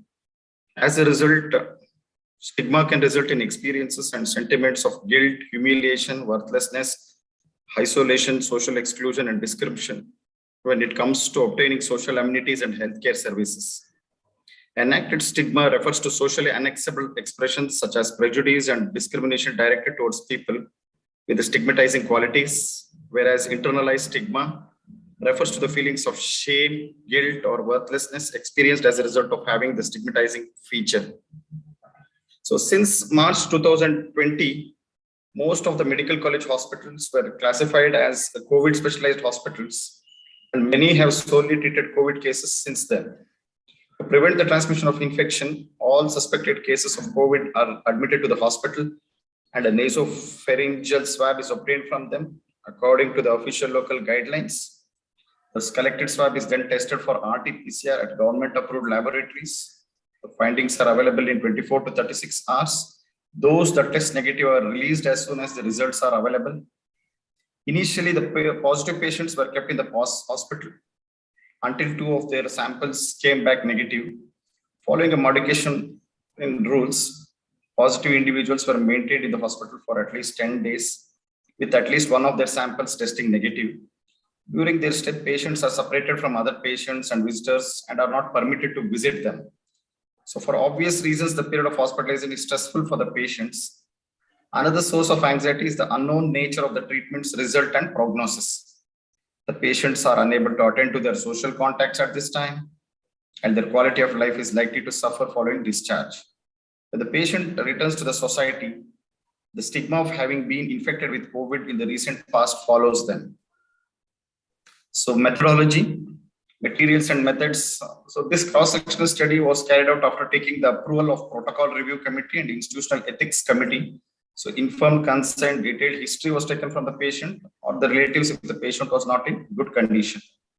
So design of the study, this study was cross-sectional, one where the consenting patients were interviewed telephonically by a trained investigator. So sample size, 100 consecutive consenting cases, each testing positive, N is equal to 50 and negative, N is equal to 50. Of age more than 16 years from both the genders was recruited for the study. So when we look at the results, I think we can look into like where exactly the gender, that is male, female, age from 20 to 30, 30 to 40, 40 to 50, the categorization was done. Education based on their literacy levels, like illiterate, primary, secondary, tertiary was categorized. Employment, whether were they employed, are they self-employed or unemployed, that was categorized. Comes to area, whether they came from urban or rural, that was also looked into. Marital status, whether were they married or unmarried, that was taken into consideration. Comorbid travel history was also considered. Comorbid medical illness, and currently were they ill or not was also considered. So when we talk about the tools and scales, it was EMIC model which was utilized, which is explanatory model interview catalog. So these questions were asked if you look at like how exactly the patients were being interviewed. So participant characteristics for the COVID test positive patients, age in years according to the categorization, gender, education, occupation, marital status, and residence was considered. And the p-values have been put up in the form of table in this particular thing. So 4 important things which was considered was enacted stigma, disclosure concerns, internalized stigma, and externalized stigma. So discussion. Our findings are consistent with those of a Hong Kong comparative research that found significant levels of externalized stigma among SARS survivors compared to HIV/AIDS or TB. So for starters, stigma causes disgrace that puts a person apart from others and significantly worsens the pain of those suffering from the condition. Second, people with the disease may conceal symptoms to avoid discrimination and even important travel history, or those at risk of contracting. It may delay seeking healthcare until it is too late, making community transmission easier and public health authorities' ability to control the pandemic more difficult. As a result, such an atmosphere can foster negative preconceptions and erode social cohesiveness. Third, stigma can motivate people to engage in physical violence and hate crimes. Stigma can also put pressure on the families of frontline healthcare professionals to abandon their professions and demotivate them from carrying out their normal tasks. We found little internalized stigma, implying survivor self-worth and confidence. So our findings were in contrast of those of a research on HIV/AIDS patients in Hong Kong and Uganda, in which such patients expressed feelings of worthlessness, remorse, humiliation, and self-blame. Coming to the conclusion of the study, the current study showed that COVID-19 test positive survivors had higher levels of enacted and externalized stigma than negative peers. Males and those with a higher level of education were more likely to be stigmatized. As a result, methods to prevent and minimize such stigma are required both during the epidemic and in its immediate aftermath. Thank you. Thank you, Avinash. Thank you. Thank you. Our next participant is Prabjot Kochar. Prabjot, are you there? Prabjot? Prabjot? Hello. Prabjot? Hello, Prabjot ma'am. Kochar? Hello, ma'am. Am I audible? Yeah. Kindly present your paper. Her topic is level of assertiveness among nursing students. Kindly Yes, share ma'am. your screen. Yes, ma'am.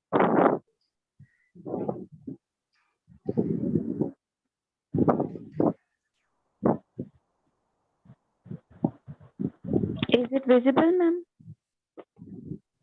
Yes. Yes, it is. Okay, ma'am. Good evening, everybody. Myself, Prabjot Kochar. I am PhD nursing scholar from SGRD University of Health Sciences, Amritsar. My topic for today's poster presentation is level of assertiveness among nursing students. Assertiveness is not what you do, it's who you are. Lazarus defined the assertive behavior as it is the ability to say no, ability to ask favor or make request, ability to express positive and negative feelings, ability to initiate, continue, and finish a journal conversation. Assertiveness is an expression of self-esteem. Assertive persons maintain self-respect and respect for others, which directly expresses one's true basic feelings, needs, desires, opinions, and personal rights in a positive, productive way without denying the right of others. It enables one to act in her or his interest without undue anxiety. Professional nurses frequently do not express their opinions or provide constructive criticism and suggestions in nursing practice. The main purpose of the present study was to assess the level of assertiveness among nursing students. Objectives of the study were first to collect the baseline data and second to assess the level of assertiveness among nursing students. Material and methods used in the study was a non-experimental research approach with descriptive research design was used to conduct the present study among BSc Nursing first year 80 students who met the eligibility criteria and who were willing to participate in the study using purposive sampling technique. Now, tools and techniques used in the study. First, a socio-demographic data sheet was used to collect the baseline data, which consisted of 14 items. And second, to measure the level of assertiveness, Rath's assertiveness schedule was used. The findings of the present study revealed that majority of the nursing students were in the age group of 18 to 20 years, and all of them were females and unmarried, and majorities were born first in the family and were living in a nuclear family, having monthly family income of 10,000 to 20,000. Majority of the father of the students had completed graduation and above and were in government jobs. and mothers had completed higher secondary education, and majority of them were home bakers.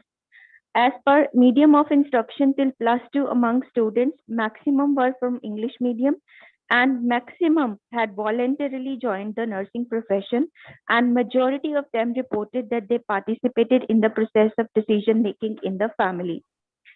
Second objective, the level of assertiveness. So the findings of the present study showed that maximum number, that is 72.5% students were found out to be situationally non-assertive. 12.5% were very non-assertive, and 15% among them were somewhat assertive. So the present study findings conclude that it is very important that nurses and nursing students should develop assertiveness skills so that better patient care can be provided. Expressing one's feelings honestly, be it positive or negative, straightly without any fear can empower assertiveness and better health care. Considering the findings of the present study, nurse educators can play a pivotal role in motivating students to be assertive by providing them assertiveness training along with routine classroom teaching and other supportive activities, and to carry out studies that determine more detailed and effective factors on assertiveness. So last is the references. Thank you, ma'am. Thank you, ma'am. Thank you so much. Our next participant is Dr. Sheila Upendra. Dr. Sheila Upendra? Yes, yes, I'm here. Yeah. Allow me to- Her topic is a hermeneutical study, the experience of advanced maternal age of pregnant women. Kindly present your paper, ma'am.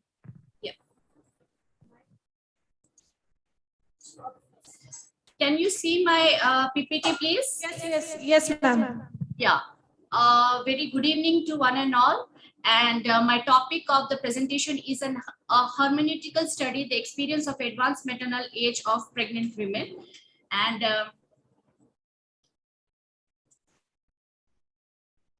the background of the study, it states that the advanced maternal age being considered as 35 and more than 35 years of age, and it is considered as a risk factor for the adverse maternal and the perinatal outcome. One of a study which is being documented that higher risk of adverse, it shows that the adverse obstetrical and the perinatal outcome is there, and it's suggesting that poor outcomes are more prevalent with increasing age.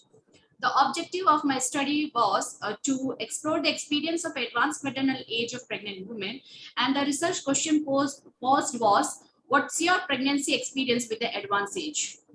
Under the reflexivity, during my post-graduation research, when I was conducting, that was a field of my interest, and later on, while working in the community with a project, I got an opportunity to interact with the pregnant ladies who were with the advanced maternal age, and it wasn't horrific, and the experiences what they were. So from there, it got my idea that why not to take the experience, and based on that, I have selected this study.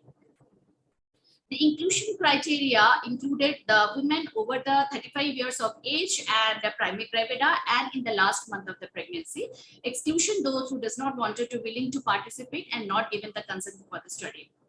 A qualitative research approach with a hermeneutical phenomenology as a research design being adopted, where 8 pregnant women with advanced maternal age of pregnant women were the samples. Purposive sampling technique was used. The tool was divided into categories, demographic variable, and the second section was about the semi-structured interview guide.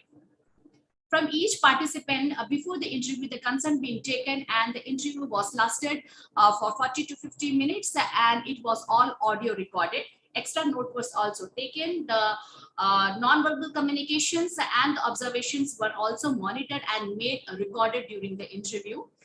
This was the interview schedule was modified, which included semi-structured questions that was split into the multiple questions, and the women were allowed to express with openness. Problem questions were imposed. The saturation level was reached after the 6th interview. Nevertheless, 2 more interviews were conducted to validate the saturation. Throughout the study, the qualitative rigor was maintained. The researcher has adopted the bracketed her own feeling. Triangulation was applied. Member checking was done. The trustworthiness and the credibility of the study was maintained. Dependability was achieved while doing the analysis, that the steps being clearly laid down so that in future anybody wishing to conduct the study can easily follow and carry out the steps. Transferability of the study was also ensured by the exhibition of a dense narration of the sample. The data were analyzed by using the Venn-Manon method. Ethical consideration, where the study was undergone the IRC committee of your college and the subcommittee IEC of university. The interview were taped, the verbatim was transcribed and analyzed. The researcher told the participants that the audio recording and the transcript would be erased at the conclusion of the study proceeding, ensuring the confidentiality in compliance with the Data Protection Act of 1998. In the findings, the 8 advanced maternal age pregnant women taken into the consideration, and they were ranged, the age was ranged from 35 to 41 years of age. The mean age was 38 years, and their education level that was varied from undergraduate to postgraduate education. 654 codes were being taken, extracted from the feeling, and it was transformed into the 4 major themes, and under 4 major themes, 2 sub-themes were also formulated. The first theme was overwhelming emotion with a sub-theme of anxiety and feeling. Here I have quoted the statements which supported the themes that I'm worried about the consequence of my baby, which was a statement of a woman third. The second theme which was emerged was the knowledge-seeking behavior. Under that, the sub-themes were the monitoring and the extracting, and the statement which was supported was, I take the advantage of many research resources to gather the information and try to keep update myself. The third theme which was emerged was the sense of risk. Under that, the sub-themes were the uncertain event situation and the hampered the decision making, and the statement which supported was, I often feel confusion in the mind leads to the ambiguity in taking the decision at times. And the last, the theme which was emerged was impending doom with a sub-themes of fear and feeling of dread. And the statement supported was, at times I felt terrible, I don't understand anything. The study concluded that the advanced maternal age women may worry a lot when carrying a child. Given that everyone perceives the risk status differently, sensitive information and assistance should be given. Preconception education may be advanced risk for the women. Future studies are necessary to determine the best ways for the healthcare professionals to assist advanced maternal age women. Thank you. Thank you so much, ma'am. Thank you. Our next participant is Jaspreet Kaur. Jaspreet Kaur. Yes, ma'am. Hello. I'm audible, ma'am? Yeah. Her topic is level of stress among BSc nursing first year students. Okay. Ma'am, my slide is share visible. your screen. Yes. Slide is visible, ma'am? Yes, yes, it is. Okay. So, good evening, everyone. My name is Jaspreet Kaur. I am the student of the, I am PhD scholar from the SGRD University, Amritsar. So, my study is level of stress among BSc nursing first year students. So, introduction about my study. Stress is a pervasive issue in modern society and has become a global public health problem. Continuous stress may lead to unproductive ruminations that consumes energy and reinforces the experience of stress itself. There is evidence that a great deal of the stress can negatively affect both physical and mental health. Stress affects the academic performance and welfare of the nursing students. Stress affects the academic performance and welfare of the nursing students. So it has been linked to migraines, obesity, muscle tension, backache, high cholesterol, coronary heart disease, hypertension, stroke, and other quality life issues that affect the humans. So there is some negative emotional experience that in due to some factor like that lack of clinical learning opportunity, shortage of staff, negative attitudes and emotion of the staff member and workloads. So my purpose of study, the purpose of study is to assess the level of stress among BSc nursing first year students. The objective of my study was, the first is to collect the baseline data and second is to assess the level of stress among the BSc nursing first year students. The material and methods of my studies are non-quantitative approach was used and the descriptive surveys, the such design was conducted in was used and study was conducted in the selected colleges of Amritsar. Eligible criteria for inclusions were students studying in the first year BSc nursing, and 80 students who gave consent to participate in the study were included in this study. Random sampling technique was used, and the tools that included the demographic characteristics are: the first is age, sex, hostel staying, residence, father and mother educations, income source and occupations of father and mother, and type of family, and total monthly income. And it can all be measured by using the standardized perceived stress scale to assess the level of stress. And the result of my study was analyzed by using the descriptive analysis. So according to result, 56% of the study population were from the age group of the 90 to 21, and 74% of the study population was female. Maximum respondents were staying in the hostel, and majority of the population were belongs to the sick family. 41% of the population were residing in the urban area, and maximum respondents were from the nuclear family.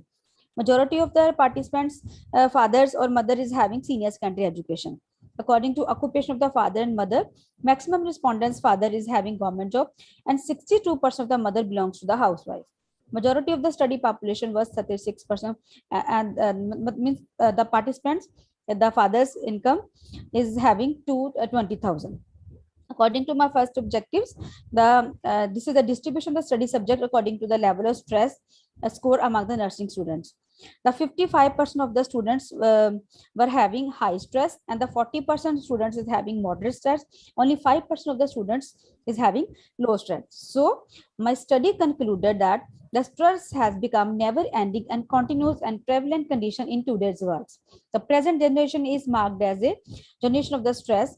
So in this present study, attempt was made to determine the stress among the nursing students.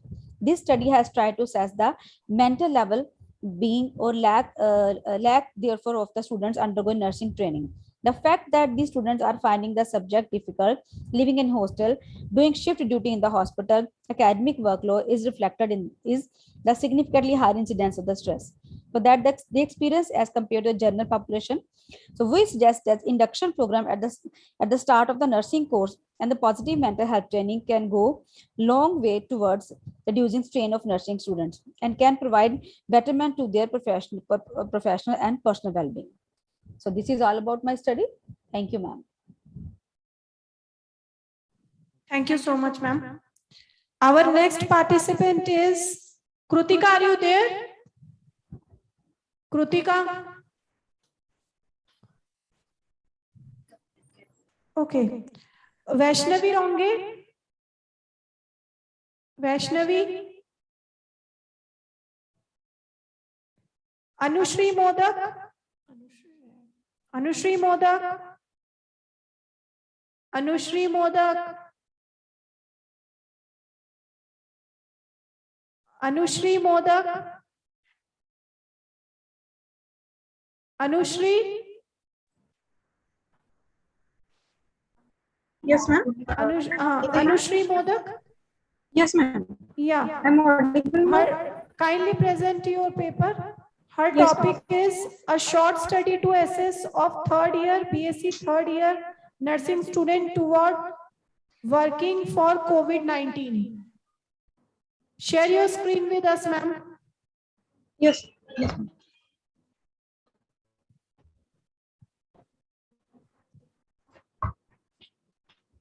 So, is it feasible, ma'am? No, it's not. Share your screen.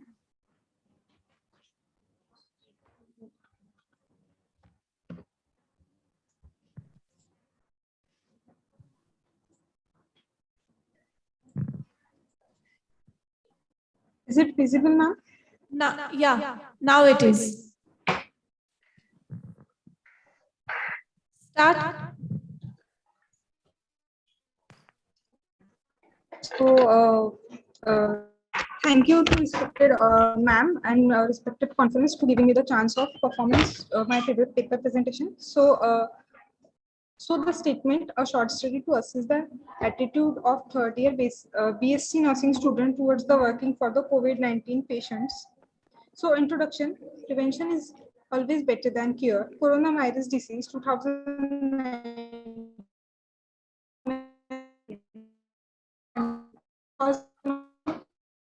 virus, that is SARS-CoV-2, previous known as 2019, and COVID-19 was the first reported in December 2019 among the patients with the viral pneumonia symptoms in Wuhan, China.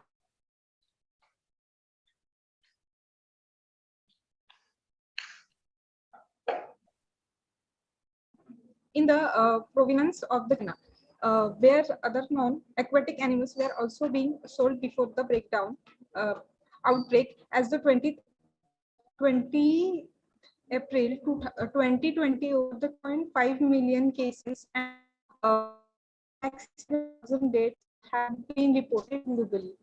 Europe is the most affected with the over 50% of the cases, 60% of that report in United report in So, a need of the study, such a study will get the better picture of community transmission on the elder insight to the endemic in India.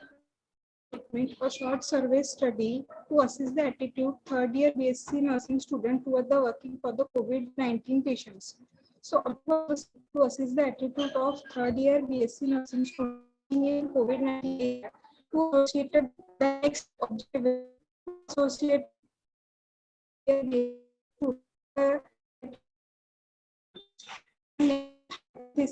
so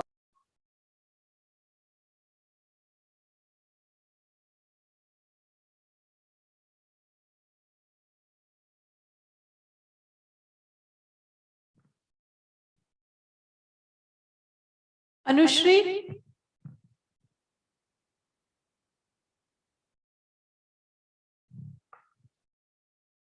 Huh?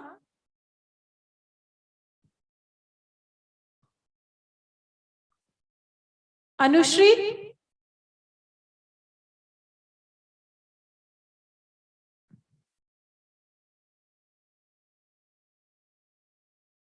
Anushri?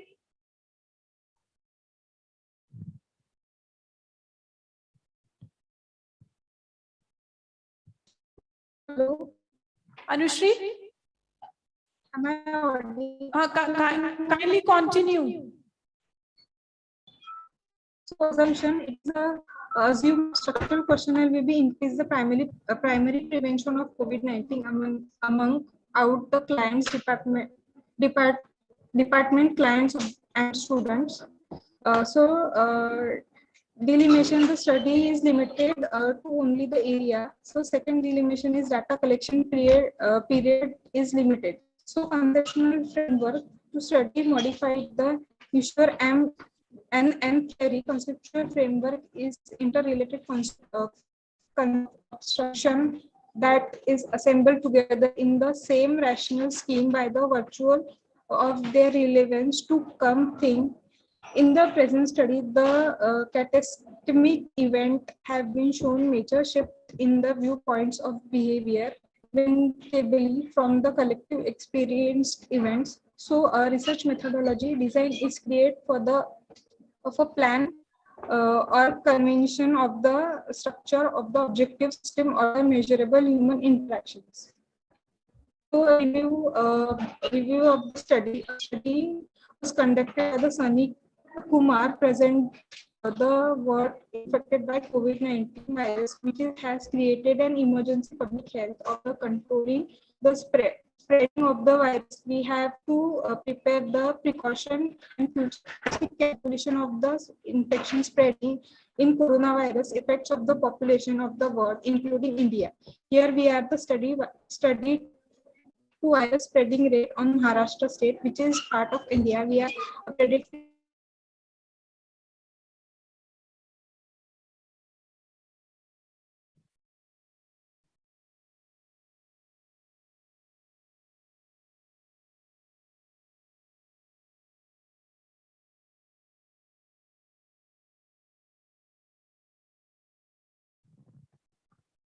Anushri, are you there? Okay. So our next participant is A. Malar Selvi. Malar Salvi, Vaishnavi Ronge, Vaishnavi Ronge,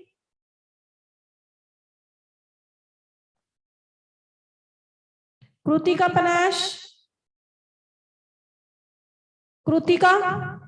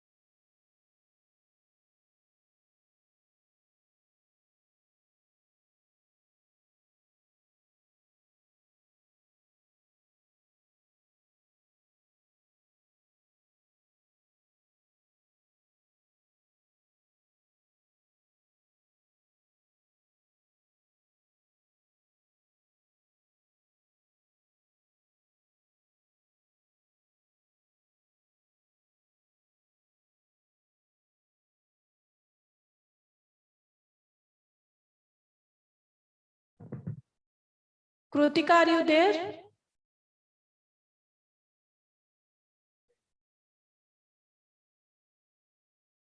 Sheetal Bharde, ma'am?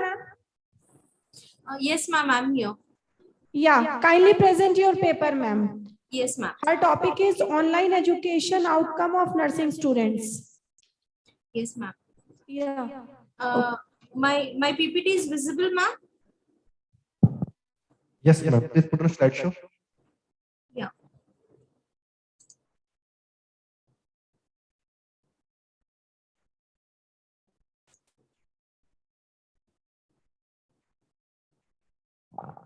Yes, ma'am. Yes. Okay. Good afternoon, everyone. I'm Sheetal Bharde. The topic for today's presentation is online education outlook of nursing students. So coming to the introduction, Corona-19 pandemic has affected the whole world in many aspects in the past couple of years. Ill effect of this pandemic has also affected the education system very badly. During outbreak of COVID-19, online education has become the new way of knowledge delivery and transfer. All universities, schools, and colleges were temporarily closed, and the face-to-face teaching learning was shifted to online teaching learning. Online education is the new normal in this time of COVID-19 pandemic. All the universities, schools, and teaching institutes all over the globe has to shut down the campuses due to this pandemic and had to move towards a new way on teaching learning methods through online education. As this new normal way of education delivery was not so regular and known to the teaching faculty, it took time for them to get through this transition, but they progressed gradually. So online classes are not a new concept. They have been a part of many academic courses for a long time. Many universities around the world are offering online courses to students according to the evidence perceived barriers to online teaching and learning are main reasons why some part of our country use the internet less. This includes a lack of skills, time, money, infrastructure, poor communication, collaboration, attitude, and culture, to name a few. So according to some studies, developing countries that ensure students' continuous engagement throughout the online study aids in improving students' performance. Classroom teaching is the traditional method and it is difficult to replace it in a short period of time, especially when classroom teaching is the only method of academic learning used by the students. The purpose of this study was to see how nursing students felt about online study during the lockdown during COVID-19 pandemic. So the aim of the study was to see how nursing students felt about online study during lockdown. And the objective is to assess the opinion of the nursing students regarding various aspects of online education during the time of pandemic. So in the methodology, an online study was conducted to assess the outlook of nursing students regarding various aspects of online education. Data was collected by a Google form consisting of 5-point Likert scale and 52 samples were selected by convenience sampling technique.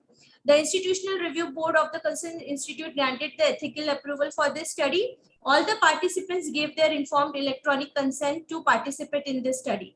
The participants' anonymity and confidentiality were guaranteed. Because participants were instructed to fill out the form completely, we received a complete data sheet with no missing data. As stated, the descriptive and inferential statistics with statistical product and service solutions were used to analyze the data received.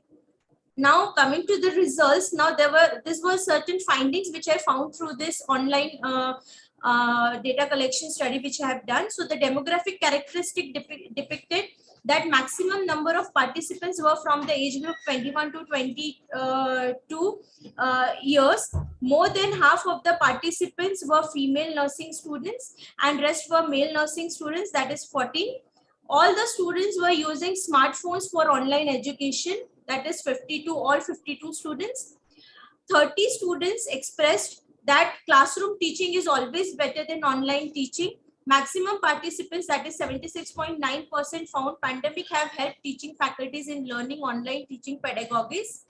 Maximum student, that is 41 students, felt online education is a workable substitute for classroom teaching during this pandemic. 31 students felt that online platform provides adequate learning material.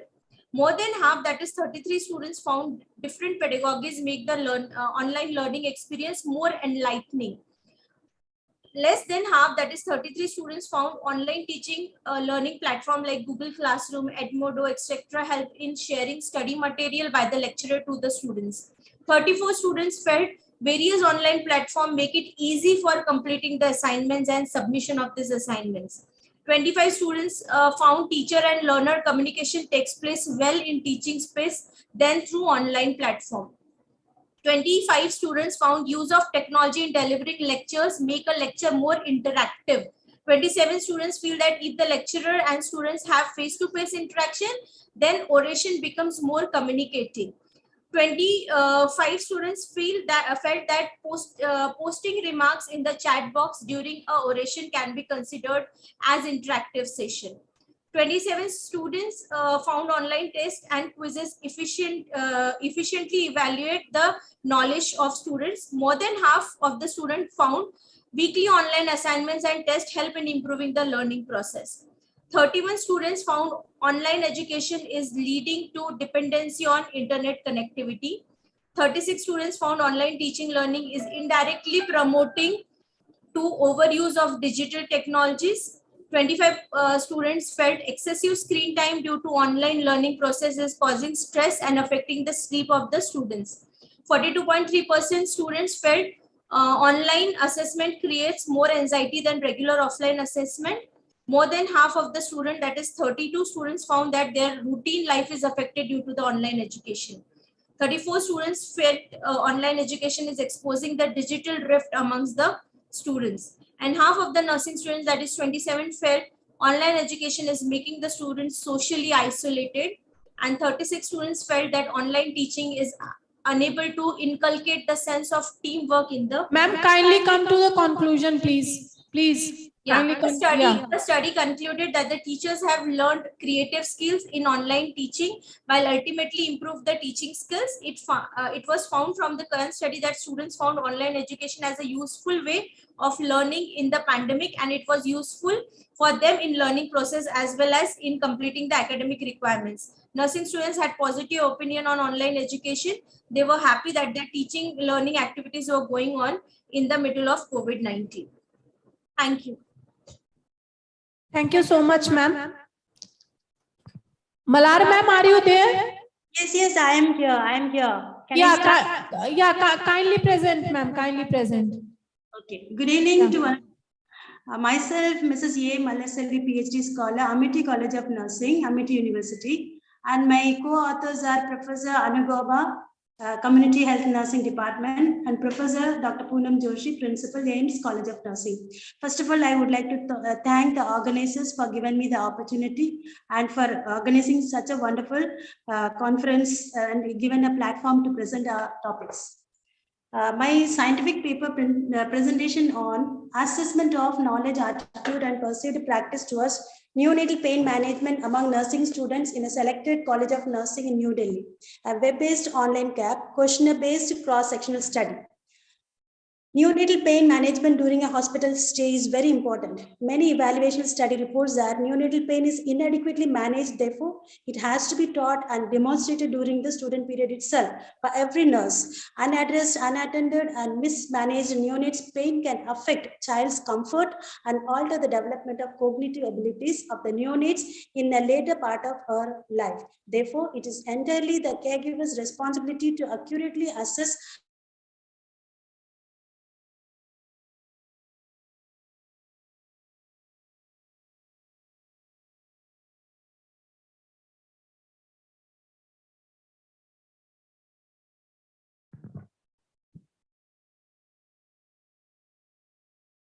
Malar ma'am.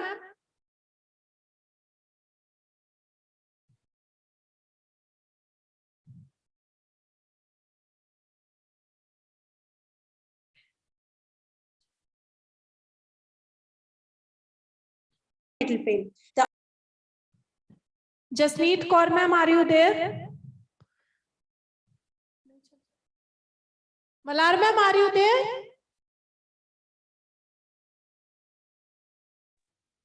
Can I continue? Yes, ma'am, please.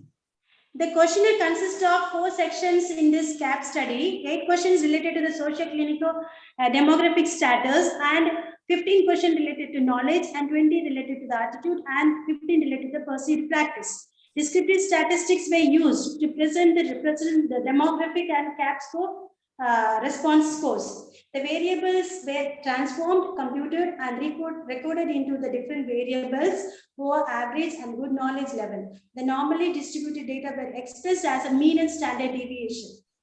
A prospective web-based cross-sectional online survey was conducted to assess the CAP-related neonatal pain management. The questionnaire was constructed on Google Form, an electronic survey tool, and the link for assessing this was disseminated through simple text message using largely followed social media, email, WhatsApp, SMS to reach maximum of 180 students of a different College of Nursing, New Delhi. Along with the link, this simple text message also contained a brief introduction, the background of the survey, the ethical concerns, voluntary participation, informed consent, final instruction about a filling up and submission of the questionnaire within the time frame. A pilot study from November 1st to 7th on 30 samples, and a final study from 10 to 20th November was conducted. The sampling technique was purposive samples that GNM, BSc, post-basic students, MSc students, who have learned the theory and were posted in the clinical area of neonatal units of 3 hospital. A questionnaire was distributed to 180 nursing students. The eligibility criteria for the study participants were students who had learned neonatology, who had an experience in the NICU, nursery, immunization unit, students who were willing to participate in the study, students who are available during the data collection. The measures are the tools where a self-reported online questionnaire on CAP was specially developed by an investigator to assess the knowledge, attitude, perceived practice, and neonatal pain management were administered through WhatsApp-based Google link. The questionnaire was synthesized, scaled, and scrutinized by the investigator in consultation with the subject field experts. The questionnaire was specially designed by using fixed response by type questions, both the multiple choice and attitude scales. Attitude was assessed on a 5-point Likert scale graded as strongly agree, agree, neutral, disagree, and strongly disagree. Perceived practice were assessed by always, sometimes, and never. The first section assesses the social, clinical, demographic status related to variables like name, age, gender, marital status, professional qualification, duration of the posting in the neonatal ward, and training related to the neonatal pain management of respondents. The second section was assess the knowledge, consists of 15 questions. The third section was attitude assessment, 20 questions, and the fourth section was related to to assess the perceived practice, 15 questions. The questionnaire scoring system knowledge score maximum 15, minimum score was 0. Attitude score was maximum 100% and minimum score was 20%, and the perceived practice score was maximum 30 and minimum was 0.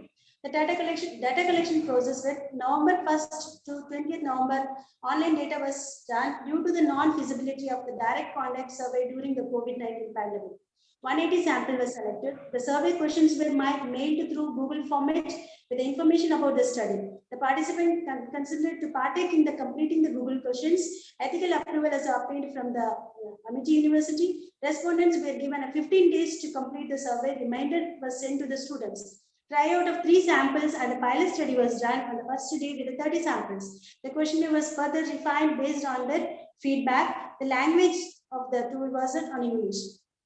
And for data analysis, the data was analyzed by using a Stata version 14 by setting a statistically significant level at P0.05 level of significance. Collected data was checked for normality by using the Kolmogorov signal.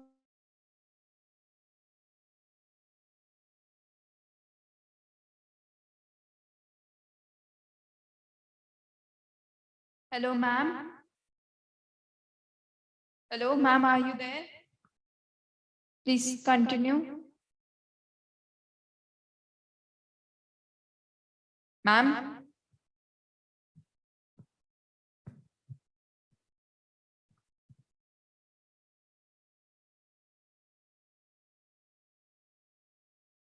Test, what is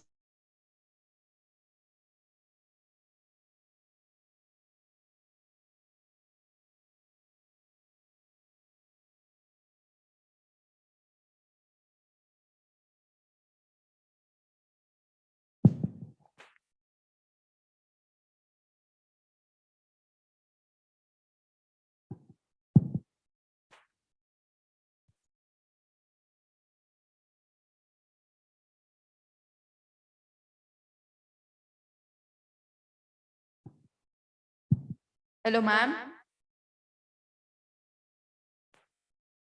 Ma'am, you're not audible. Hello? Yes. Now? Yes. Now you're audible. Regarding the demographic variable, most of the students were females and 20 to 25 years of age, BSc students and unmarried, and those who had more than 2 months of experience in the neonatal ward. And the pain scale taught and practiced in the hospital where most of them were aware about the NIP score.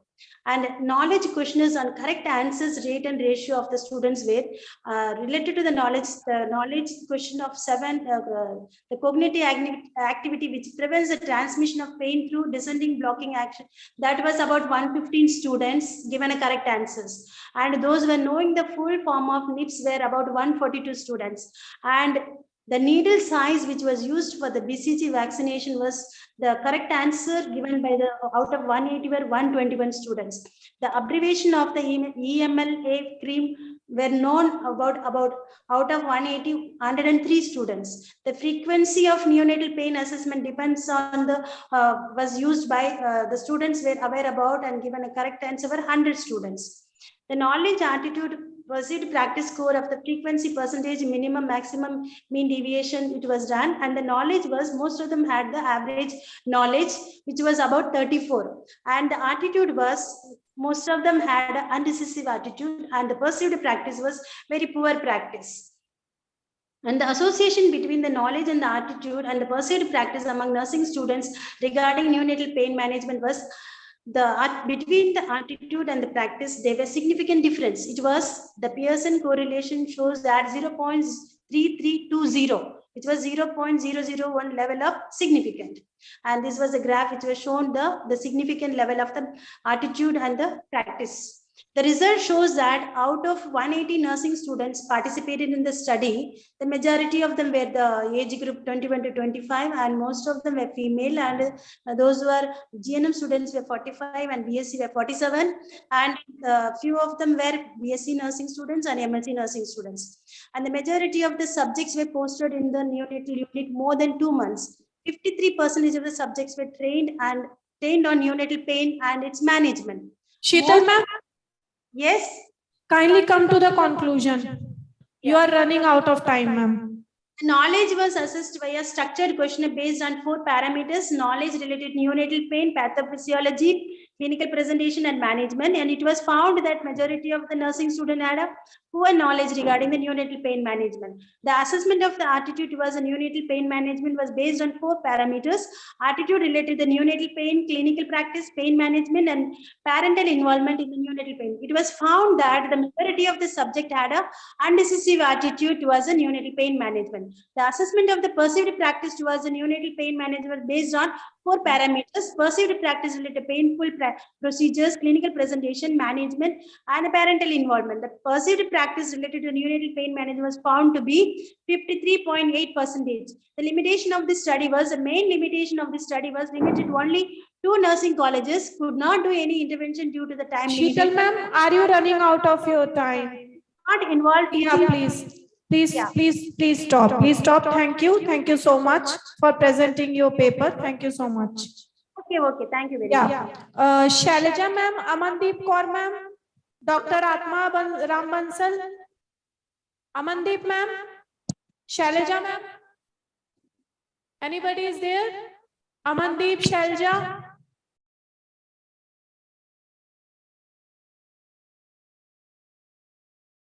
नहीं है ना? कृतिका नहीं है? Jasneet Kaur, doctor Jasneet Kaur, doctor Jasneet Kaur,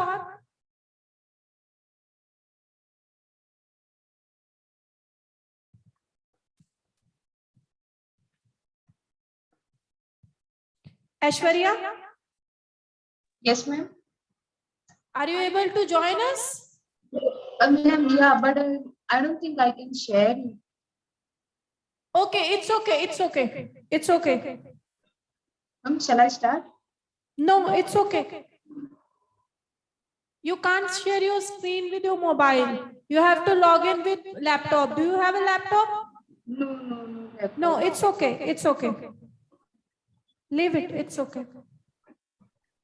Malar ma'am, are you there? Malar ma'am? Yes, I finished presenting. Acha, okay. Presenting, you don't. Okay. Vaishnavi.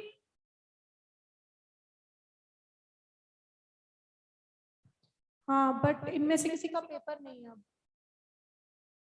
नहीं. Okay. So, thank you all for joining us. Everybody, thank you. Now you can leave. Anybody left to present their paper?